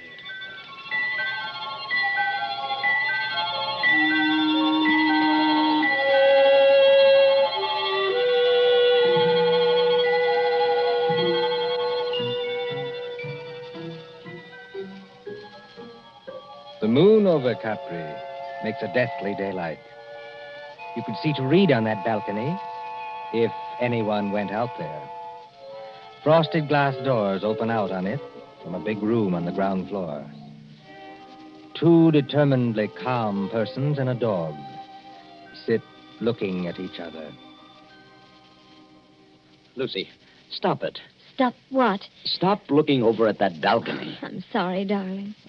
Why are we sitting here anyway? There's an outer room that's much more comfortable. It's like having a toothache. A very little toothache. I may be dense, Angel, but I don't follow you. You put your tongue against the tooth to see if it'll hurt. You know it will hurt, but you go on doing it just the same. That's us. Maybe you're right. Oh, Tom, did you ever think we'd have a lovely house like this? Yeah, the house is all right, yes. Then they have to go and spoil everything. Our honeymoon. With this blasted Tommy rod about... Tom, you're as jittery now as I was this afternoon. Oh, even Tiberius is jittery. Yes, I guess I am. Easy, boy. Easy. Well, there's whiskey on the table. They call it Vicky here. Mix yourself a drink. Oh, in a minute. Not just now. Lucy, there's nothing wrong with that balcony. Suppose you walked out there this minute. I've had a horrible longing to try it. Just because I know I shouldn't. But nothing could attack you. All you'd have to do would be to yell. That'd bring Mr. Granger out on his balcony like a shot. And the neighbor on the other side of us would... Well, who is on the other side, by the way? A loony doctor. A what? A specialist in brain diseases. Dr. Davis. He's English. Listen. It's somebody in the outer room. Easy, Tiberius. Easy. Tom, I'm afraid. It's all right, darling. You hold Tiberius's collar while I open the door. We don't want him to fly at anybody. We're going into the other room and stay there. Ready? Yes.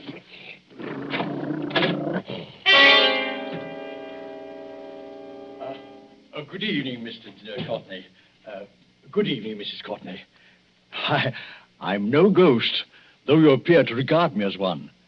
I'm merely your neighbor, Dr. Rutherford Davis. Oh, yes, of course. Mr. Granger mentioned you. I trust you will pardon this intrusion. No one answered my knock, so I I ventured to come in. It's no intrusion, Dr. Davis. We're a little disorganized here, that's all. Naturally. Mr. Courtney, I wish I could say welcome to Capri, but I have a very different message. Well? If you value Mrs. Courtney's life, you'll go back to Naples immediately, sir. Not you, too. I do not say that as a ghost hunter, sir. I say it as a medical man. May I sit down? Oh, of course. Please do. Oh, thank you. We seem to be forgetting our manners. Dr. Davis, will you have a drink? Oh, thank you. Perhaps a small whiskey? I'll get it, darling. You sit down and talk to Dr. Davis. You're not going back into that room alone. Oh, I'm only going to get the drinks, Tom. I promise to be good. And Tiberius can come with me. Can't you, Tiberius? Oh, I see you've borrowed Tiberius from the Countess Lucchese. Yes, she was kind enough to offer him. Excuse me, I'll be back in a minute. Come on, Tiberius.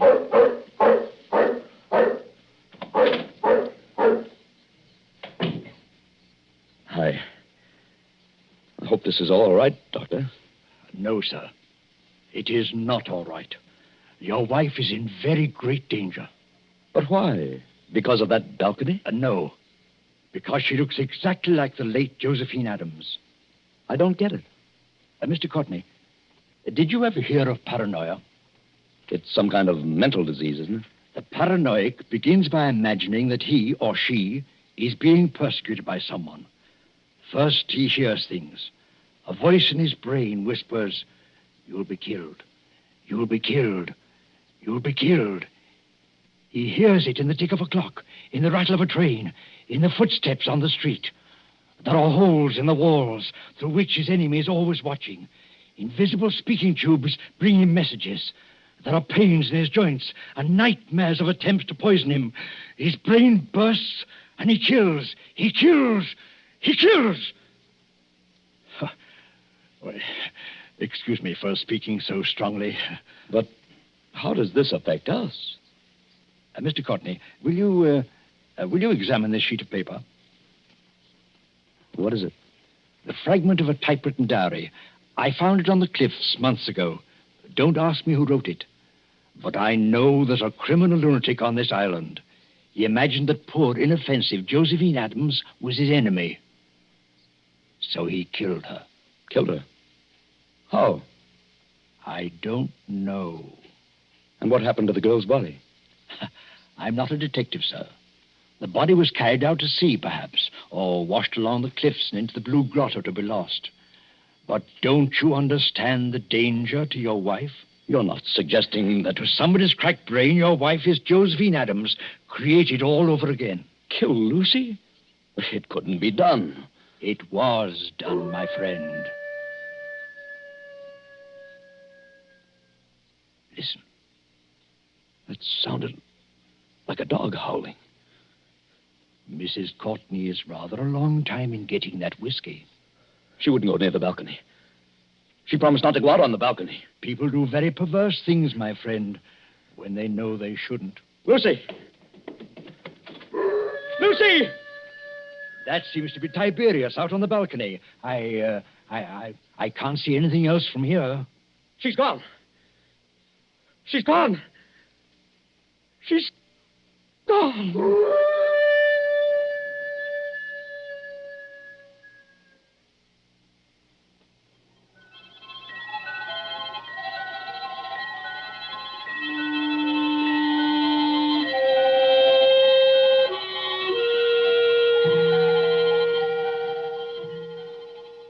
An empty balcony, a howling dog, and a sea turned clear silver under the moon.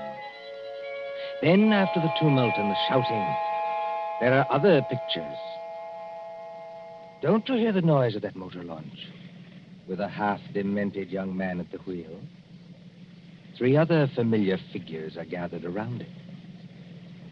Don't you recognize the brunette prettiness of Nellie Lucchese? And the white 10-gallon hat of Harry Granger? And the neat, pointed beard of Dr. Davis? But what on earth is he going to do? Out here in this motorboat. I'd like to know that one myself. Listen, please. All of you. Now, take it easy, son. We're with you. What time is it? Time? Yes. What time is it? 2:30 in the morning, going on for 3. 12 hours. Then the tide ought to be just where it was this afternoon. What's the tide got to do with it? A whole lot. Somebody set a trap and made Lucy fall off that balcony. I know it. Oh, that's absurd. If Lucy's been carried out to sea, there's nothing we can do about it. But if she's been carried along with the current and into the Blue Grotto... Blue Grotto? One moment, sir. You're not proposing to run this big launch under that arch after dark? Yes, Doctor. That's just exactly it. Go on. Do it. I'll back you up. Let's have some excitement. It'll be exciting enough, I assure you. Mr. Courtney, have you got some wild hope of recovering your wife's body? I've even got a wild hope she may be alive. Lucy's a very strong swimmer. You're acting like a nut, son. Get set, everybody. I'm going to swing around.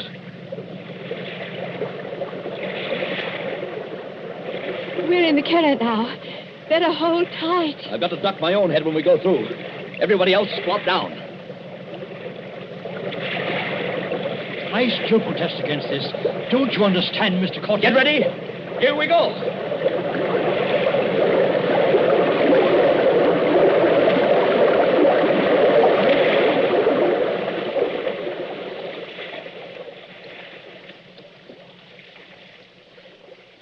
What on earth is wrong? There's no Blue Grotto. It's as black as pitch. My dear Nellie, I kept trying to tell all of you. The Blue Grotto effect is caused by the sun's rays. There never is one except when the sun is out.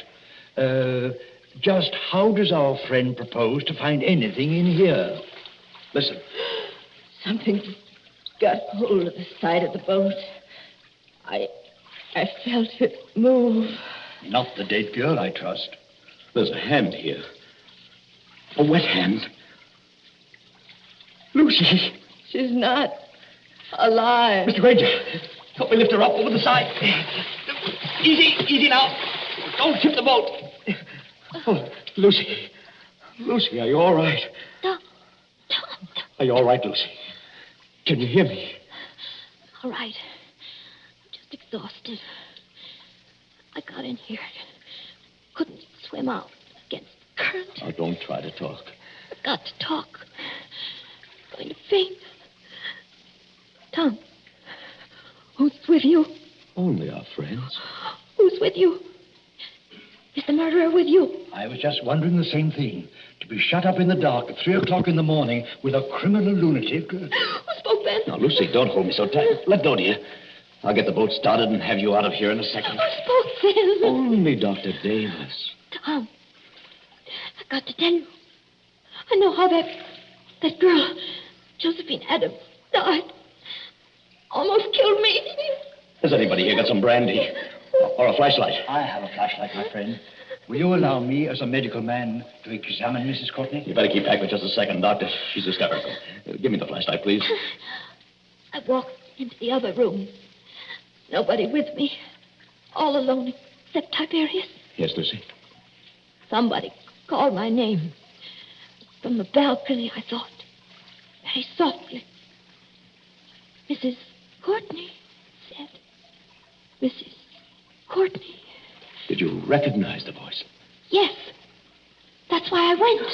Hadn't you better start up this boat and get out of here? Now, don't pay any attention to them, Lucy. Nobody can hurt you now. I went out on the balcony. It was bright moonlight. Bright as day. But there was nobody there. Nobody on the balcony? No. I looked out over the sea. And then something came at me. Something flew out of the air and came at me. Just one moment before Mrs. Courtney goes on. Is anybody in this boat carrying a revolver? Not that I know of.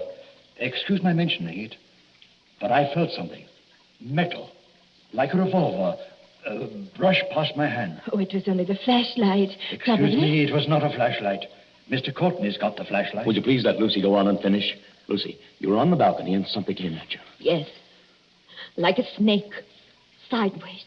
Out of the air. It went over my head. Fastened around my neck. It was a rope. With a running noose in it. A rope? That's it. A rope. It was thrown from another balcony. I'm small and light like Josephine Adams. But it pulled me sideways and over the rail.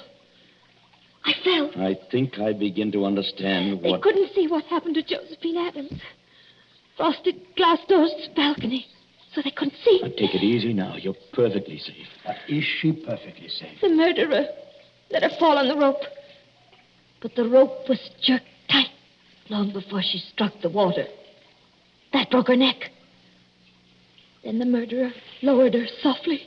So there wasn't any splash. And the current took her away, rope and all. That's it. It would have happened to me. Only the rope must have slipped through the murderer's fingers. Through whose fingers? What did I tell you? Somebody in this boat has got a revolver. Who's overboard? Somebody went? Switch on that light, my friend, and shine it on the water. All right, Doctor. There's your light. Look at it. Turning over and over. The water in the blue grotto is red now. Tom, stay close to me. Oh, it's all right, Lucy. I swear you're safe enough now. Did he shoot himself? Yes. Did who shoot himself? Who had a balcony exactly like ours on the house next door? Who began life as a cowpuncher and would have known how to use a lasso? Yes, and knew Josephine Adams well, and got it into his maniac's head that Mrs. Courtney was Josephine Adams all over again. Harry Granger. Look. There's his 10-gallon hat floating away.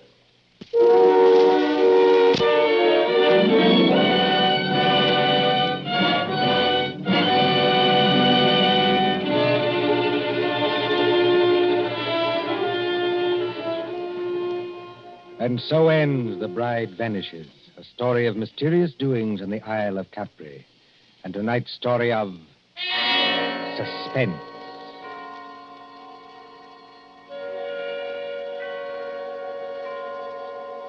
Columbia presents these tales of mystery and intrigue and dangerous adventure for your relaxation and enjoyment. Next Tuesday, there'll be another in this series. Same hour, 9:30 Eastern Wartime.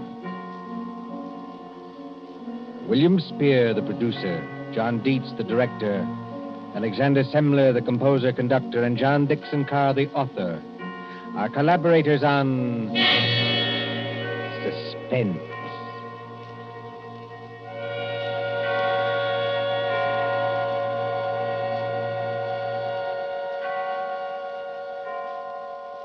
This is the Columbia Broadcasting System.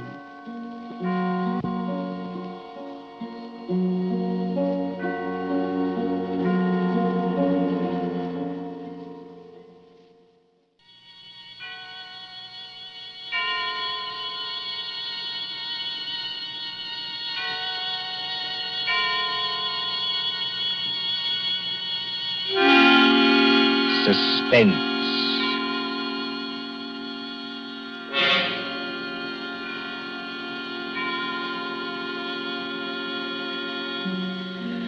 Tonight, Columbia brings you as a guest star Peter Lorre, one of the screen's past masters of the art of suspense. Suspense is compounded of mystery and intrigue and dangerous adventure.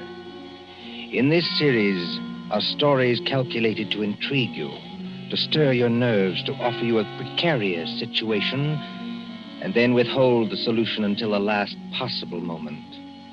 Tonight, for instance, Mr. Lorre plays for us a doctor, a husband, with something dark and terrible on his mind. Was it murder? And if so, can this at last be the really perfect crime? We trust that while you are wondering, we shall keep you in suspense. For Suspense tonight, CBS presents Till Death Do Us Part by John Dixon Carr, starring Peter Lorre.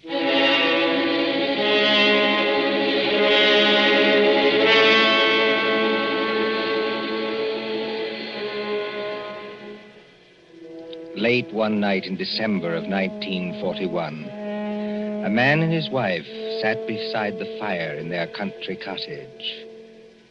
This man, look at him. A professor of mathematics, stout and middle-aged, guileless as a child. In the remote corner of England where he lives with his pretty English wife, they say of him... Jolly decent fellow, you know, for a foreigner. Isn't he? Always a smile for everybody, and so polite. That's why it's such a shame about his wife and that young American. There hasn't been anything between them yet, I'm almost sure. But if the American stays here much longer... Shh, I tell you.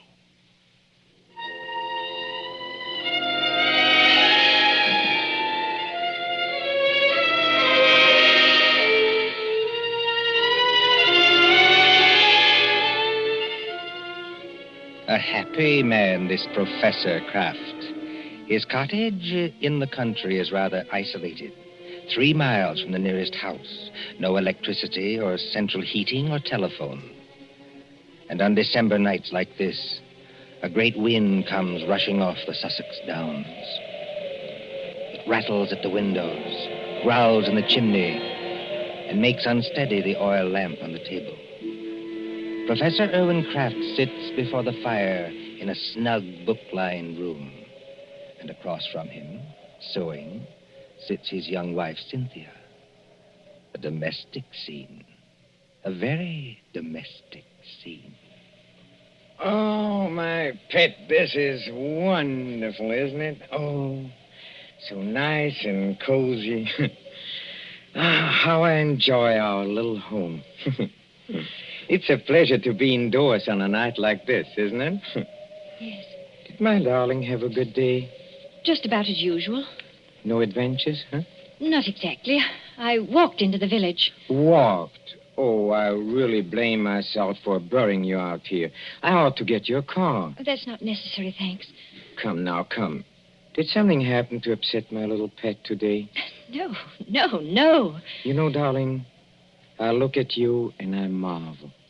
You marvel at what? At a wife who can actually blush. Yes, with a skin so fair and a conscience so transparent that she can actually blush. I wasn't blushing about... About what? About anything you might be thinking. It's your horrible habit of putting everybody else in the wrong. Oh, but the neighbors don't think that about Papa Croft. The neighbors don't have to live with you. I do. And you mustn't scratch either. Not when we are so snug here, so cozy. And the kettle on the fire's nearly boiling, and the rum is ready, and the lemon juice, and the sugar for her medicine. Oh, and must I drink that stuff? I don't like rum. But you have a cold, darling. I haven't got a cold. Really, I haven't. Now, darling, twice today I heard you cough. Now, you are going to take your medicine, Cynthia, and take it here and now, and not offend your clumsy old husband by refusing. Why do you keep on treating me like a girl of 16? I love to treat you like that, Cynthia, because I cannot fathom your thoughts. You lock up your thoughts, and that is a dangerous English habit. You see, thoughts accumulate and won't be stifled. And sooner or later, when you least expect it... Well, look out. The kettle's boiling over. So it is. Oh, and please lift it down from there. Of course. I apologize. My darling. There. For a second, you know, you almost frightened me. Huh? I frightened you? I suppose it's foolish. Well, here we are, my dear. Here we are. Now, see, I put 2 tumblers on the coffee table. And now, a spoon in each so that the heat doesn't crack them. My dear, must you give me so much rum? Can't I have the small one? But we have to cure that cold of yours, Cynthia. Now comes the lemon juice. Yes. And now comes hot water to the top. Here we are. And 2 lumps of sugar for each of us. There you are, darling. Now let's drink up, huh? Owen, listen. I didn't hear anything. I did. It came from that cupboard over there. It sounded like your accordion. Oh, that's nonsense, darling. That's nonsense. There it is again. Well, that's only the wind. Or perhaps a rat that got into the cupboard. Irwin, I'm terrified of rats. Go and kill it. Would you mind? Oh, you really sit very heavy labors, my sweet, for one of my weight. Well, if you insist, all right. Well, I'll take a good heavy poker from the fireplace. And, of course, it means a little trip to the cupboard. Irwin, never mind. You haven't changed your mind, have you? It'd probably run out across the floor. Come back. Wouldn't run very far, I'm sure. Well, again, if you insist. I can't think what's the matter with me tonight. No? No, You're sure nothing upset you in the village today, huh? certainly not. How about this young American, that fledgling doctor? What's his name? You mean Dr. Craig? That's it, Dr. Craig. Dr. Craig. Didn't someone say he was leaving today for London and then back to the States? I believe so. That's what Lady Randolph told me. And you didn't say goodbye to him? Certainly not. Wow, that wasn't kind of you, darling. That wasn't friendly. What's the matter? Don't you like my nice hot rum drink? No. But you'll give me no peace till I do drink it. That's right, darling. That's right. Now, take it down like a good girl. I'm keeping you company. See? Oh, how pretty she looks. With her yellow hair in the firelight. And her red mouth. And her light little hands. Very pretty. Oh, there is just one other thing, Cynthia. I gave you a letter to post this afternoon. Did you post it? Yes. Registered? Yes. And did you notice to whom the letter was addressed? Everybody notices the address on an envelope. It was to some Mr. Hatherby at Market Shepherd. That's right. But I don't know who he is, if that's what you mean. Oh, Mr. Hatherby is the coroner of this district. The coroner? That's right. That's right. But is there any reason why you should be writing letters to the coroner? Well, there will be tomorrow morning. We have been just drinking poison, my love. Why did you drop your glass, darling? I don't believe you. No? This will interest you, Cynthia. You were a trained nurse, and weren't you, You see, the poison was aconite, monkshood. No. Yes, homegrown in our own little garden. You know, 1/16 of a grain has been a fatal dose. There's no telephone here. No car, not even a neighbor. Exactly, my angel. Take your hands off me. Let me get up. No, my pet. In about 5 minutes, you see, the first symptoms will come on. Symptoms? Yes. Our throats will grow dry.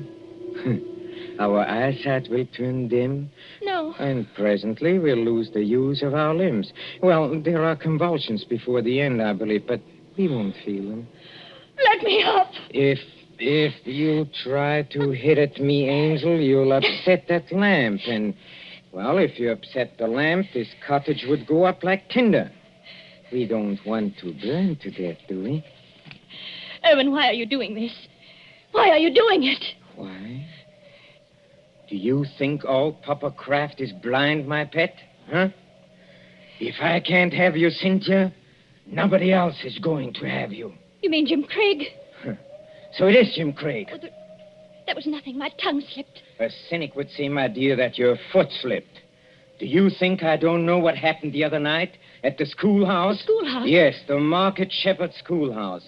At Lady Randolph's little concert in aid of the war relief. Nothing happened. I swear it didn't. No? No. Oh, then it was coincidence, I suppose, that you and that Dr. Craig didn't arrive until the concert was nearly over. Yes. Yes, it was.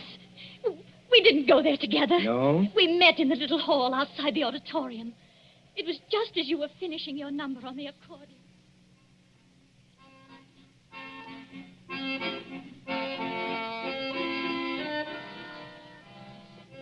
Oh, I beg your pardon. It's so dark here, I almost bumped into you. Isn't that Mrs. Kraft? Yes. Good evening, Dr. Craig. We seem to be late. Very late, I'm afraid. I was detained on a case. I didn't feel like coming here at all. Oh, just a moment before I open that door for you. Won't it look a little funny, our arriving here together? Funny. Why should it? No reason at all, only...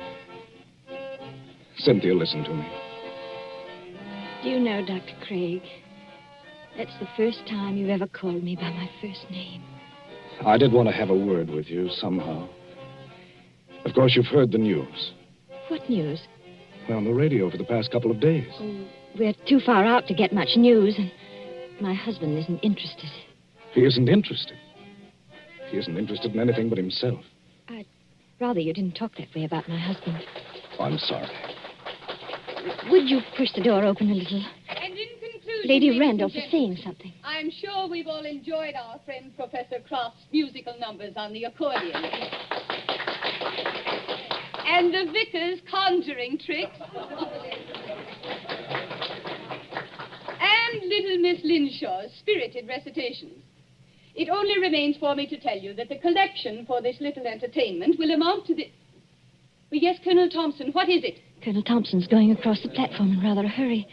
Looks like an announcement of some kind. Ladies and gentlemen, your attention. We have just received some late news by the 9 o'clock bulletin. I think I can guess what it is. Following yesterday's declaration against Japan, the Congress of the United States today declared war against Germany and Italy. No applause, please. I think I can say that these things go too deep for applause. We entered a war lightly, and we have learned. But before the vicar ends this meeting, I shall ask the orchestra to play us the song numbered 83 in the book, a song we know is dear to the hearts of all Americans.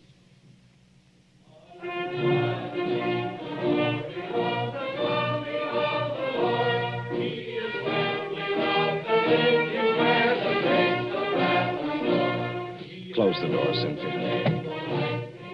Jim, this doesn't affect you. Naturally it does.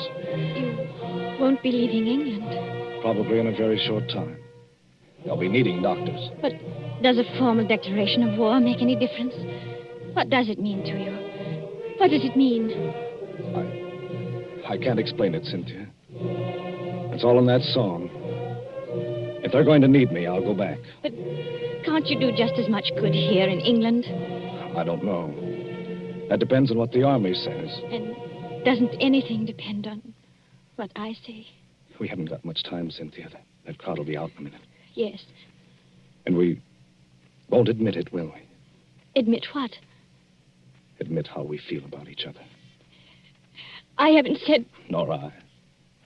I was only talking about what we were thinking. No, we won't admit it. You say you can't explain about the war. I can't explain about this. Don't try. It's better this way. Owen's been very good to me. And he's such a childlike person. Yes. Everybody likes him. Oh, he has his tempers, and he's not easy to live with sometimes, in spite of what they think. But I can't do anything to hurt him, because he'd never do anything to hurt me. Never, never, never in the world.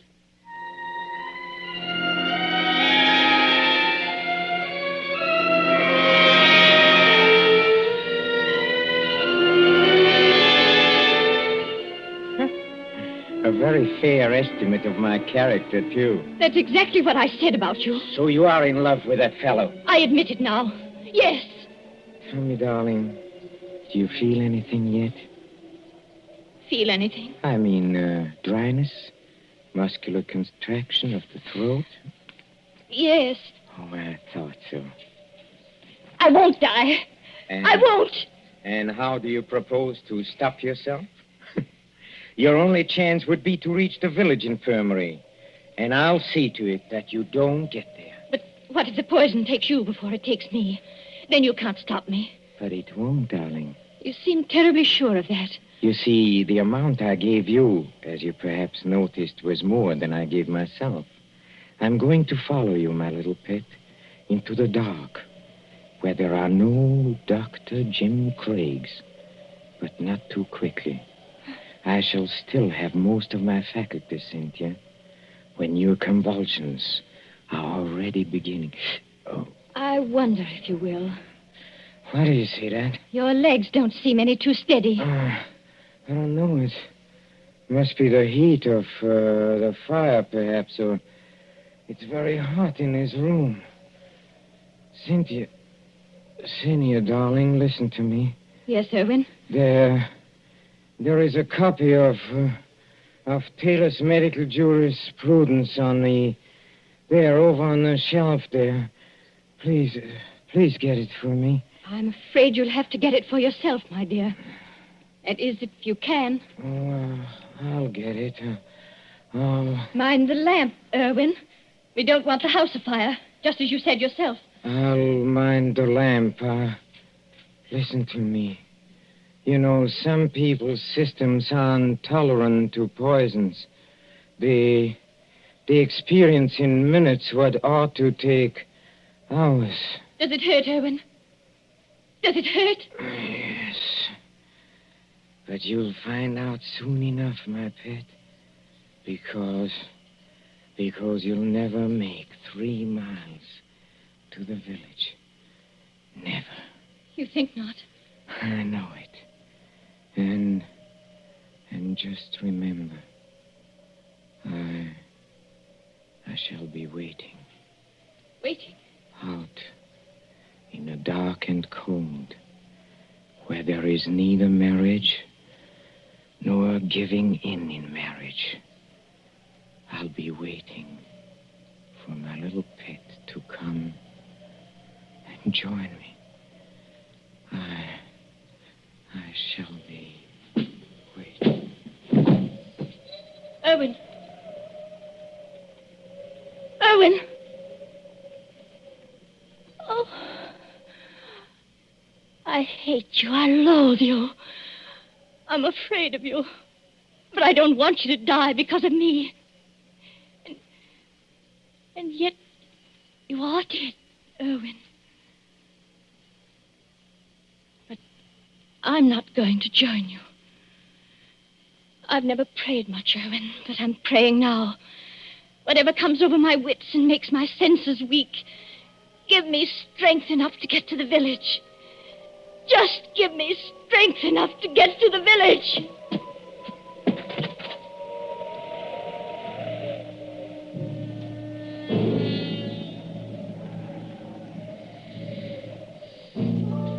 An empty room now, except for the motionless figure by the fire.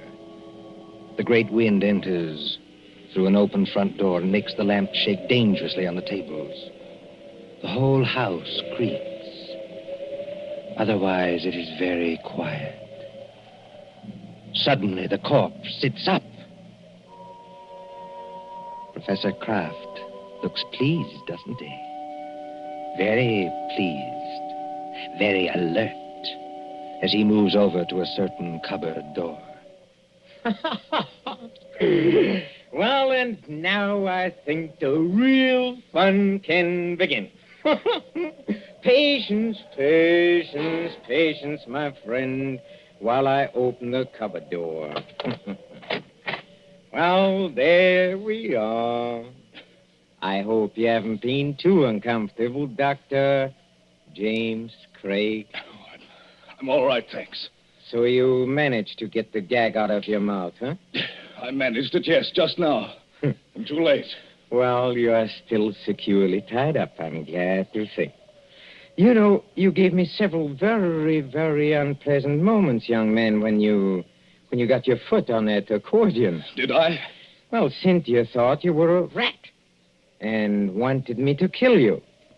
You know, she shows very good sense sometimes. I could hear both of you talking. Thanks very much. Oh, of course, you could, of course. Excuse me, please. I forgot that. Yes, and I could see you, too, through a crack in the door. Well, you were intended to see us. But now, come on. First of all, I'll drag you out of here. Yes, let me take you. Yes. Now we can sit down and have a nice, cozy little chat, huh? How much aconite did you give Cynthia? How much? Oh, about 2 grains. 2 grains? Well, then she can't possibly... No, she can't possibly live until morning. But she can live long enough to testify that she saw me die. And how much poison did you take yourself? I? None.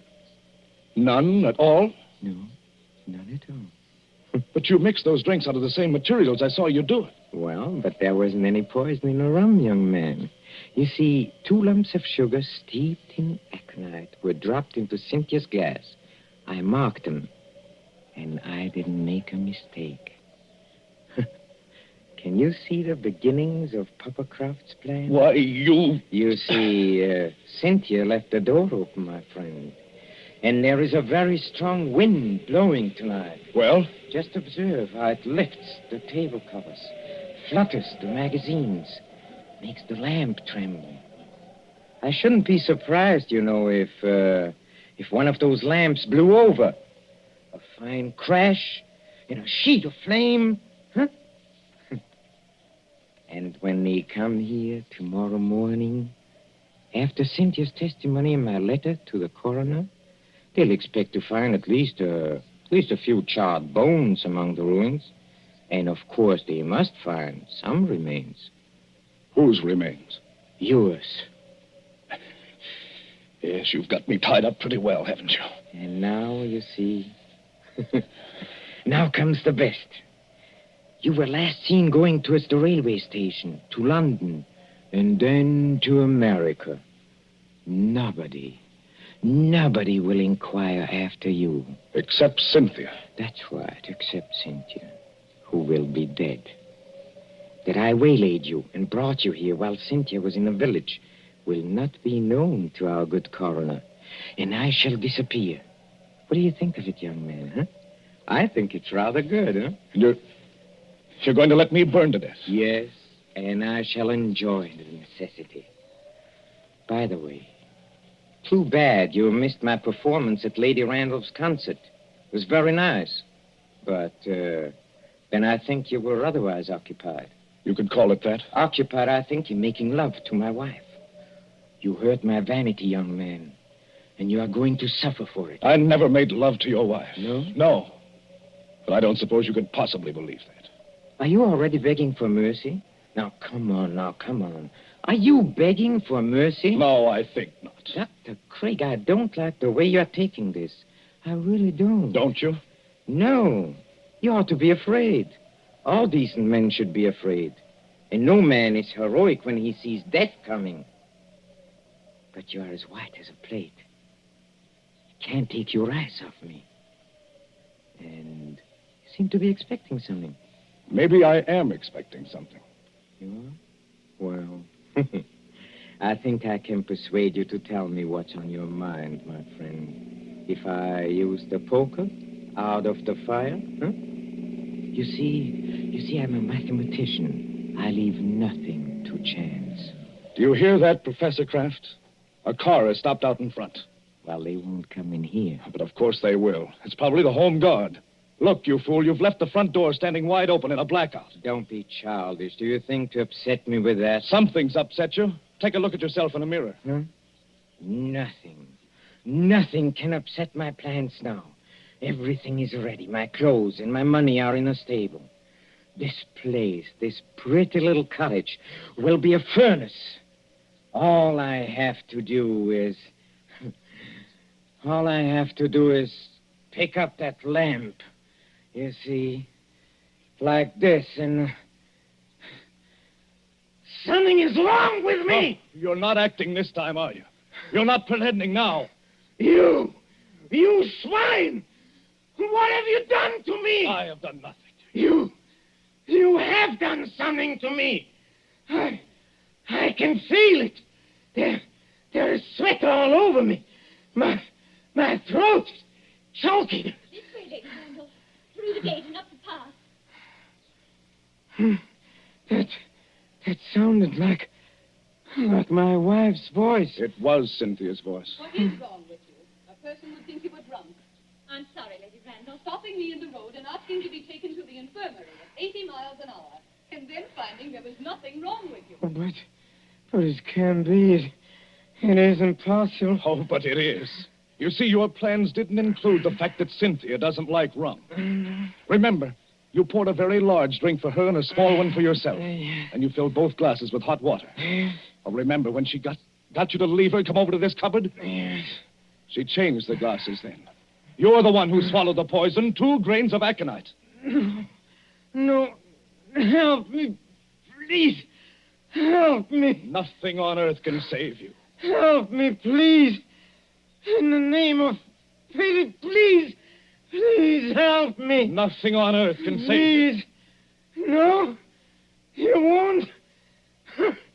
Then I'll show you. I'll take you with me. I'll take everybody with me. Where are you going? I'll get that lamp. I'll take you with me. Why, look at you. You can't even see. You're blind. You're staggering straight into that cupboard. I'll take you. I'll take you with me. I'll take you.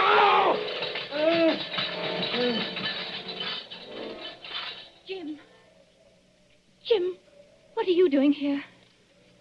Come in, Cynthia. Come in and take a look at the man who died twice.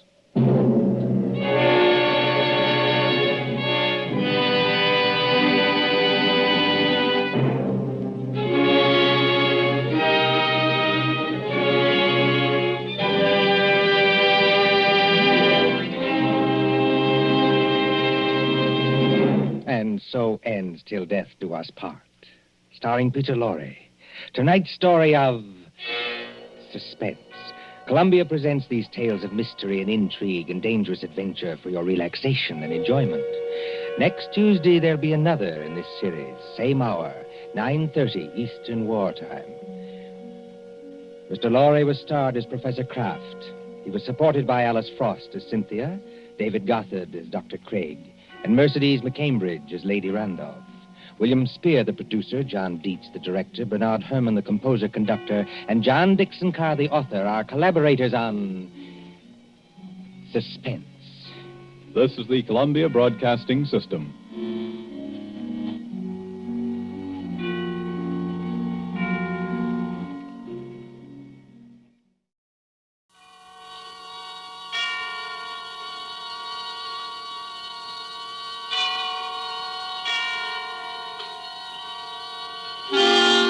Suspense.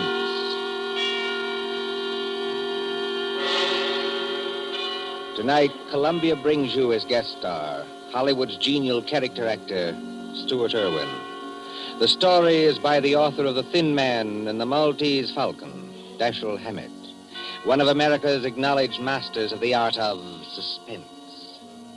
Suspense is compounded of mystery and intrigue and dangerous adventure. In this series, are stories calculated to intrigue you, to stir your nerves, to offer you a precarious situation, and then withhold the solution until the last possible moment. Tonight, for instance, Stuart Irwin plays for us a pleasant, easygoing assistant chief of police in a small town who, to everyone's surprise, was instrumental in solving a murder. We trust that with this tale we shall keep you in suspense. For Suspense tonight, CBS presents Stuart Irwin in Two Sharp Knives by Dashiell Hammett.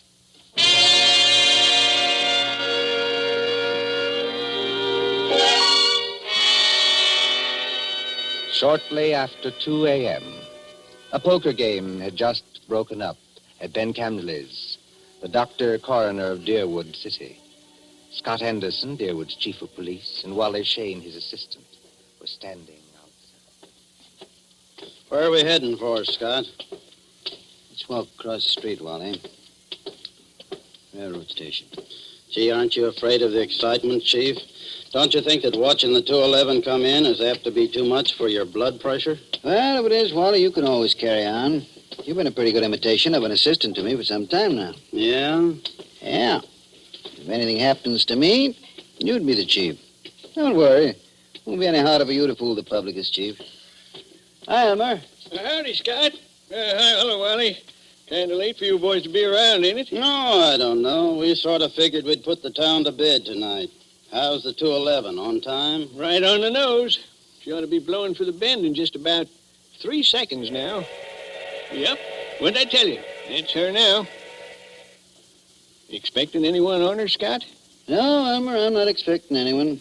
Wally and I just thought we'd come over and watch you come in, that's all. You know, Elmer, you never can tell who might get off, though. Dick Turpin, Henry Morgan, Jesse James, Jack the Ripper, or 6 officers of Murder Incorporated, or even your Aunt Gussie. I guess you're right, Wally. Well, here she be. Pardon me, gents, but I gotta be rolling the wagon out to the baggage car. Hi, Elmer. How's it going? Well, can't complain, Cap. Well, maybe you can't, Elmer, but I sure can if you hold us up with that freight there. You got much more? Nope, this is the last piece now. There you are, Cap. All done. Okay. See you tomorrow, Elmer.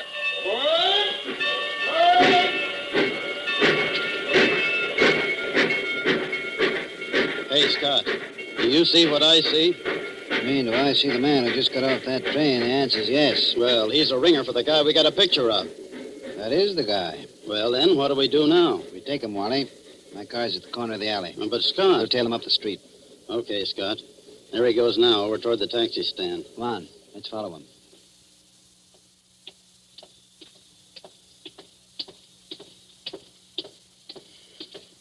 Hello, Furman. Huh? Why, I don't believe You're Mr. Furman, aren't you? Yes, I am. Philadelphia? Yes. I'm Scott Anderson, Chief of Police. What? Chief of...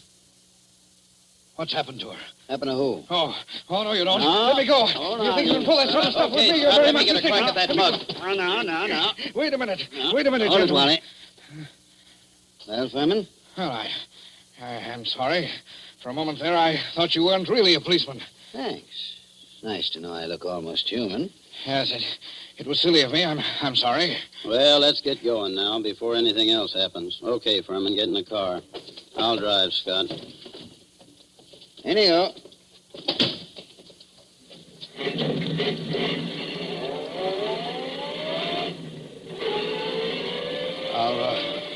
Are you taking me to police headquarters? That's right. What for? Philadelphia? I don't think I understand. You understand that you're wanted in Philadelphia for murder, don't you? Murder? Why, that's ridiculous. Who told you that? Well, it's a cinch he didn't make it up. But wait, there must be Take some it easy mistake. now. Just wait till we get down to headquarters. And I'll show you what I mean.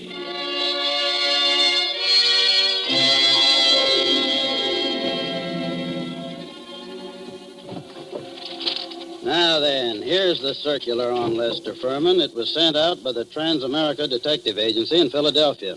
Take a look at it. Oh, yes. $1,500 reward for the arrest and conviction of Lester Furman, alias Lloyd Fields, alias J.D. Carpenter, for the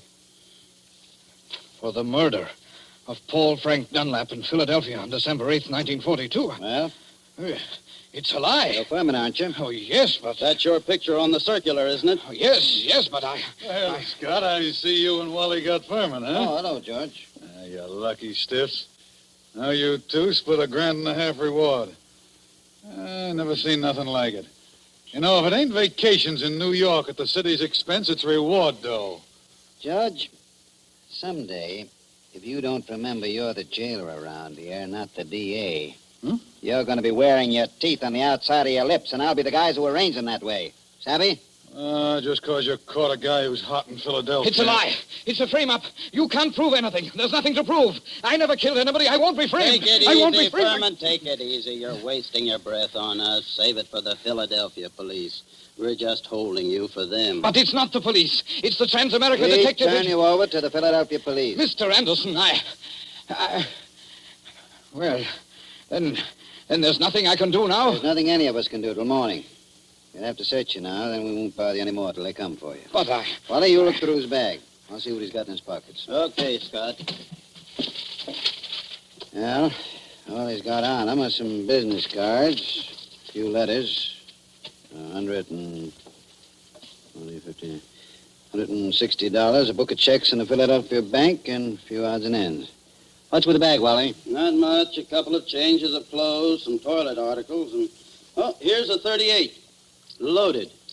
Pretty little thing, isn't it? Okay, put those things in what I got in the vault.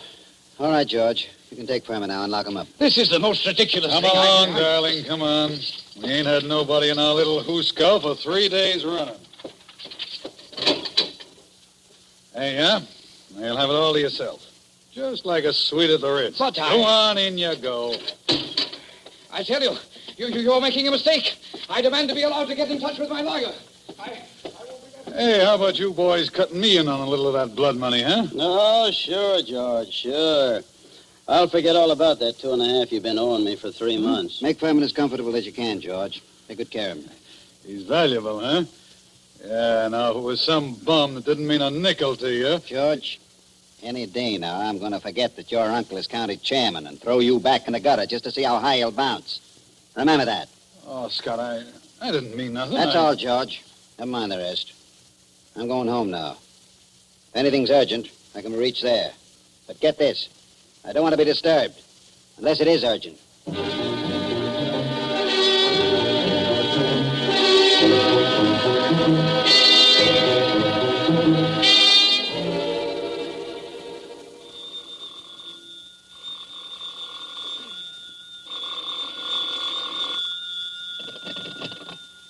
Hello. Scott, this is Wally. Yeah, Wally, what time is it? It's 5 after 6 in the morning, and you'd better come right down, Scott. That fella Furman's hung himself. What? Furman hung himself? Yep, by his belt from a window bar. Deader than a mackerel. I'll be right in, Wally. Phone Doc Camsley and tell him I'll pick him up on my way down. No doctor's gonna do Furman any good, Scott. Well, it won't hurt to have him looked at. You'd better phone the chronic court at Douglasville, too, and file a routine report. Already did that. And what's more, hold on to your seat. The DA's on his way over, in person. The DA? Yeah. I'll be there before you hang up, Wally.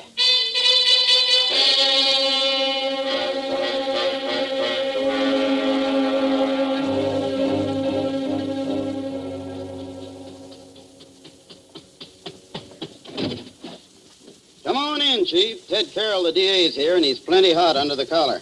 What's he burning about? Oh, he's just mad. Running up quite a phone bill on us, too. Been calling Philadelphia every couple of minutes since he got here. What kept you so long? I couldn't get the car started. Well, let's go in and see the old buzzard. Oh, Ted? Listen, Scott, what is all this? Oh, what? There's some funny business going on here. What's funny about it? Man hangs himself. Just another case of suicide. Sure, it was suicide. But I just telephoned Transamerica. Dug a guy out of bed there. And he said they'd never sent out circulars on Furman. Didn't know about any murder he was wanted for. All they could tell me about him was he used to be a client of theirs. You don't know what to say, Ted. I don't either. Oh, a fine chief of police you are. What on earth kept you so long? Car store. Came as quick as I could. Ain't you so crabby, Ted? Nothing. I guess it's just the district attorney and... Ah, now, come, gentlemen. Nobody'd know you two are staunch admirers of each other. Okay, Wally. Tell me, what do you make of it? Well, there's plenty wrong, Scott. First, that Transamerica thing. They never sent out circulars about Furman. And now, get this. I talked to the Philly police just before you came in. There wasn't even any Paul Frank Dunlap murdered. There wasn't? No. What did you get out of Furman before you let him hang himself? That he was innocent. Didn't you grill him? Didn't you find out what he was doing in town? Wally, didn't you? What for? He admitted he was Furman. The description fitted him. The photograph was him. The Transamerica Detective Agency's supposed to be on the level, ain't it? Philadelphia wanted Furman. We didn't. But Scott... Why, sure, Ted. If I'd have known he was going to hang himself. Yeah, but then if your aunt wore pants, he'd be your uncle. You said Furman had been a client of Transamerica. They tell you what the job they did for him was? His wife left him a couple of years ago, and he had them hunting for her for 5 or 6 months. But they never found her. They're sending a man up here tonight to look things over. Yeah, huh? Yes. Mm-hmm. Well, I'm going out and grab a quick bite. But I might as well tell you, Scott, there's going to be trouble over this. I know that, Ted. There usually is when somebody dies in a jail cell.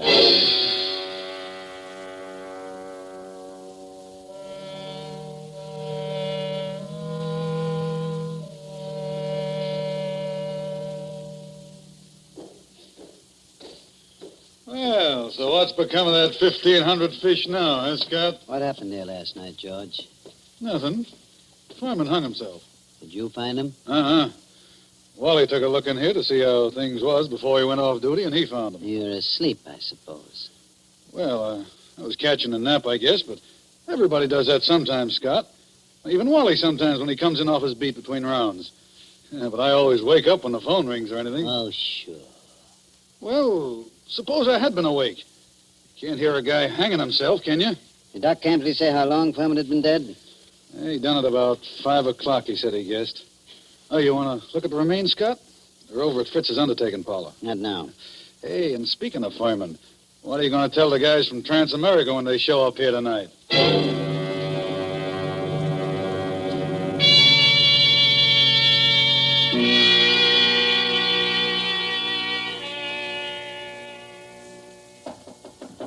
Come in. Oh, they told me I'd find you here. You're Chief Anderson, aren't you? Yes, that's right. I'm Carl Riesing, assistant manager of the Transamerica Detective Agency in Philadelphia. This is Mr. Wheelock, who was Lester Furman's personal attorney. Glad to know you, Mr. Racing. How do you do, Mr. Wheelock? How do you do? I know you gentlemen are already in possession of most of the details concerning Mr. Furman from the time he arrived in Deerwood until the time of his death. But perhaps you don't know that the police of most towns in our corner of the state have also received copies of this same reward circular. Take a look at it. Oh. I must say this circular is an excellent forgery.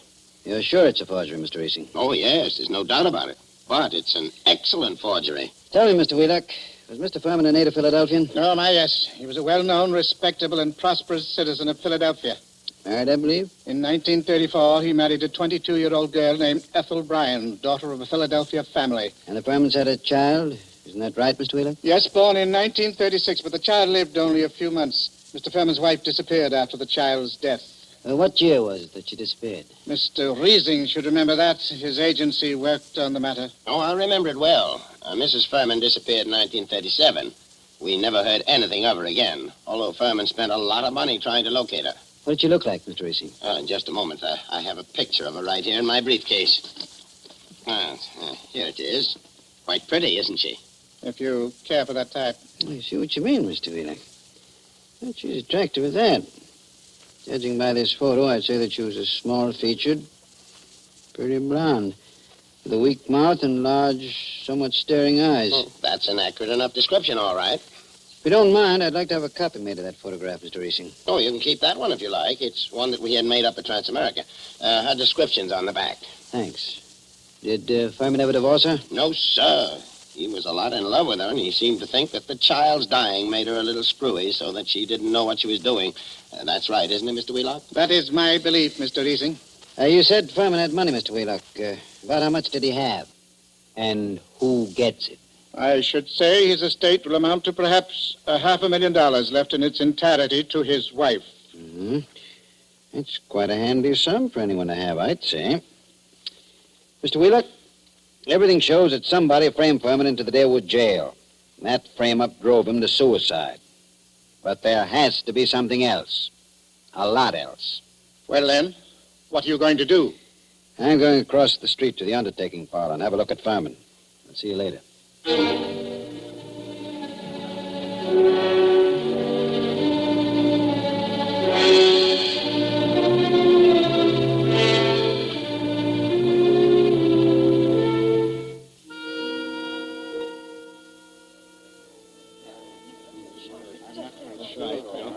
Hello, Doc. Hi, Scott. I figured you'd come over here to the undertaker's pretty soon. What's in your mind, Doc? Let's get out of this crowd. I want to tell you something. I just got rid of 2 guys in my office. Let's go back there. Suits me. 2 of those bruises showed, Scott. What bruises? Furman. Well, up under the hair, there were 2 bruises. Why didn't you tell me? I'm telling you now, Scott. You weren't here when I made my examination. This is the first time I've seen you since then. Why didn't you spill the stuff about Furman's bruises when you were testifying at the inquest, Ben? I'm a friend of yours. Do I want to put you on a spot where people can say you drove this champ to suicide by third-degreeing him too rough? You're nuts. How bad was Furman's head? Well, Scott, that didn't kill him, if that's what you mean. There's nothing the matter with his skull. Just a couple of bruises nobody'd notice, and unless they parted the hair. I thought you ought to know, though. Well, thanks, Ben. Yes, who is it? This is Fritz, the undertaker. Listen, Scott, there's a couple of ladies over here that want to take a look at Furman. Is it all right? Who are they? I don't know them. Strangers. What do they want to see him for? I don't know. Wait a minute. Can't I please see him? Why do you want to see him? Well, I'm his wife. Furman's wife? Yes. Oh, certainly. I'll be right over. So long, Ben. I've got to go back to the undertakers. So long, Scott.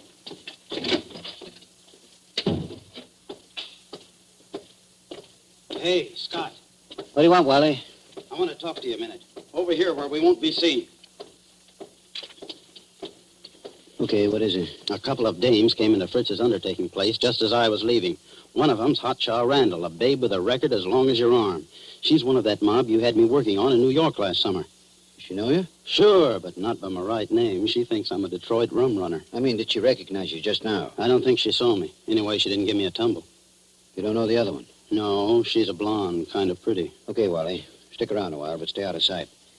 Maybe I'll be bringing these dolls back with me. Whatever you say, Chief.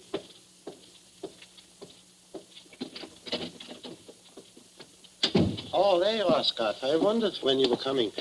This is Mrs. Furman, and this is Mrs. Crowder. How do you do? Hiya, Chief. They just saw the body. Mrs. Crowder, I thought your name was Randall. What do you care, Chief? I'm not hurting your town any. Don't call me Chief. You city slickers, I'm the town whittler. Thank you for letting me see him. It's all right, Mrs. Furman. But I'll have to ask you and your friends some questions. So if you'll just come across the street to headquarters, we'll get on with the routine.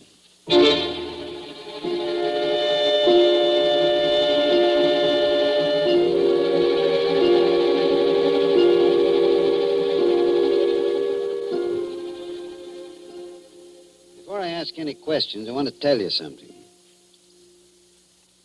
Mrs. Furman, your husband didn't commit suicide. He was murdered. Murdered? Ah, Chief, we got alibis. We were in New York, and we can prove it. And you're likely to get a chance to. What brought you down here, anyway? Murdered? Well, who's got a better right to come down here? She was still his wife, wasn't she? She's got a right to look out for her own interests, hasn't she? Mm-hmm. It reminds me of something. Excuse me a second. I've got to make a phone call in the next room.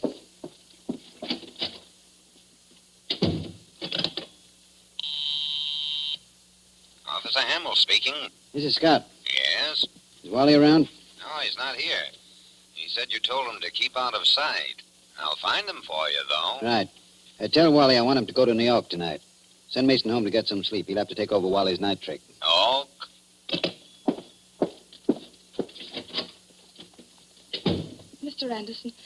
Mr. Anderson, do you think I had anything to do with his death? I don't know, Mrs. Furman. I know he was killed. I also know he left you something like $500,000. Wow. Dollars? Dollars. All right, Chief. Let's stop clowning. The kid here didn't have a thing to do with whatever you think happened. No? No.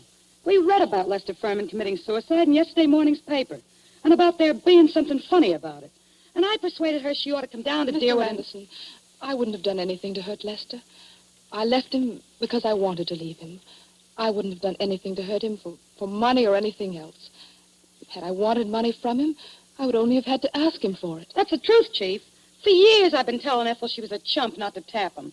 But she never would. I wouldn't have hurt him. Why'd you leave him then? Oh, I don't know how to say it. The way we lived wasn't the way I wanted to live. I wanted...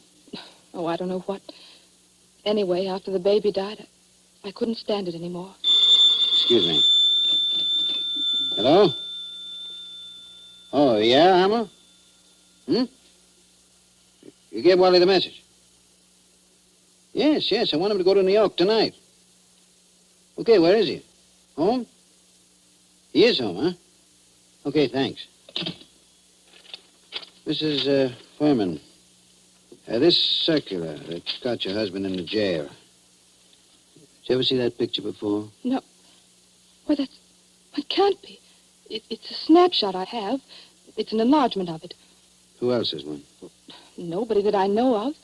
I don't think anyone else could have one. You still got yours? Yes. Don't remember whether I've seen it recently. It's with some old papers and things. But I must have it. Well, Mrs. Furman, it's stuff like that that's got to be checked up. Neither of us can dodge it. Now, there's two ways we can play it. Yes? Mrs. Furman, I can hold you here on suspicion until I've had time to investigate things. Or I can send one of my men with you to check up in New York. Yes? I'm willing to do that if you'll speed things up by helping them all you can. If you'll promise you won't try any tricks. I promise. I'm as anxious as All you right, are. all right. How'd you come down? We drove down. We got a great big car. That's my car, see? That big green job across the street. Yeah. Yeah. And my man can ride back with you, but no funny business. Oh, don't worry, Chief. Come on. We're going to see Wally Shane, the man who's going to drive to New York with you.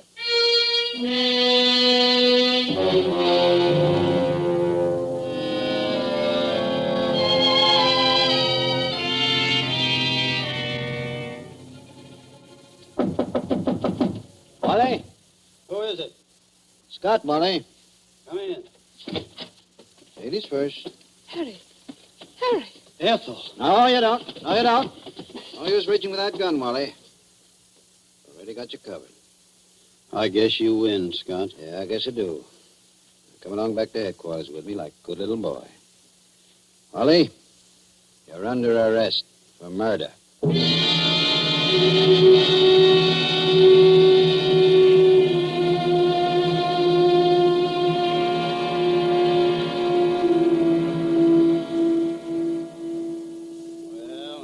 How I knew it was all up, Scott, the minute I saw those two dames going into Fritz's.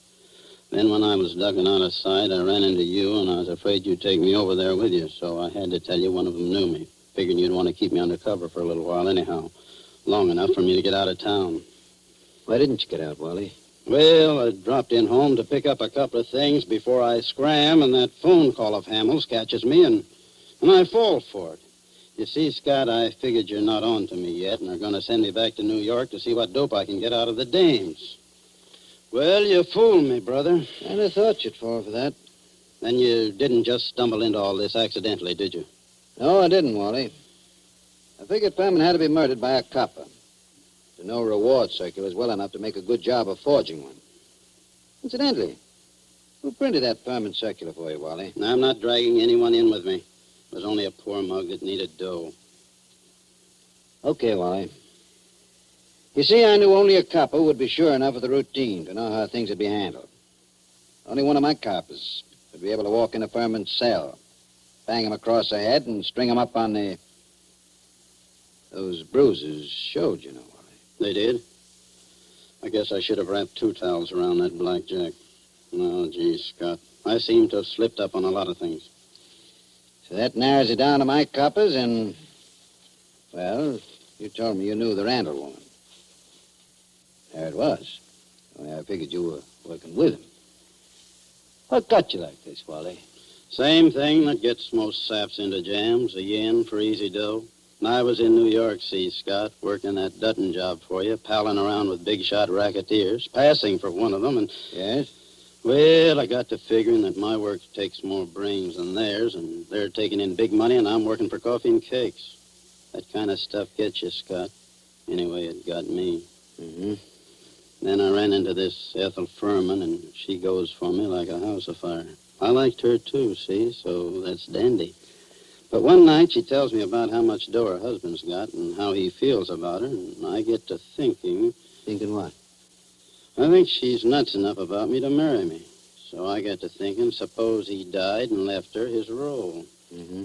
I see. So I run down to Philly a couple of afternoons and look Furman up, and everything looks fine.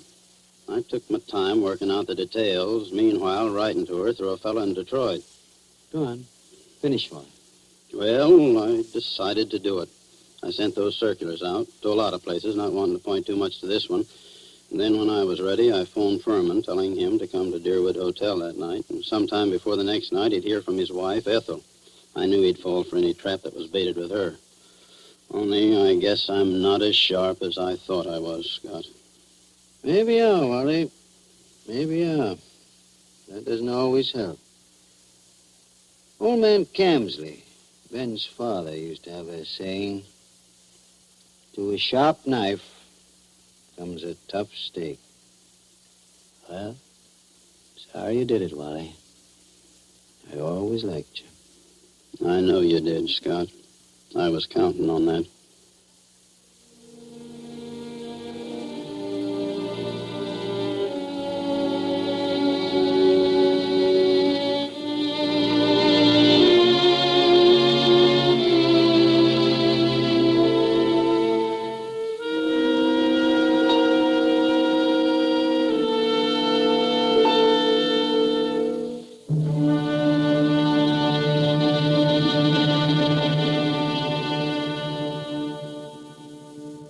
And so ends Dashiell Hammett's Two Sharp Knives, starring Stuart Irwin.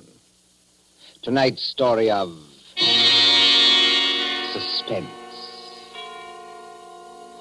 Columbia presents these tales of mystery and intrigue and dangerous adventure for your relaxation and enjoyment.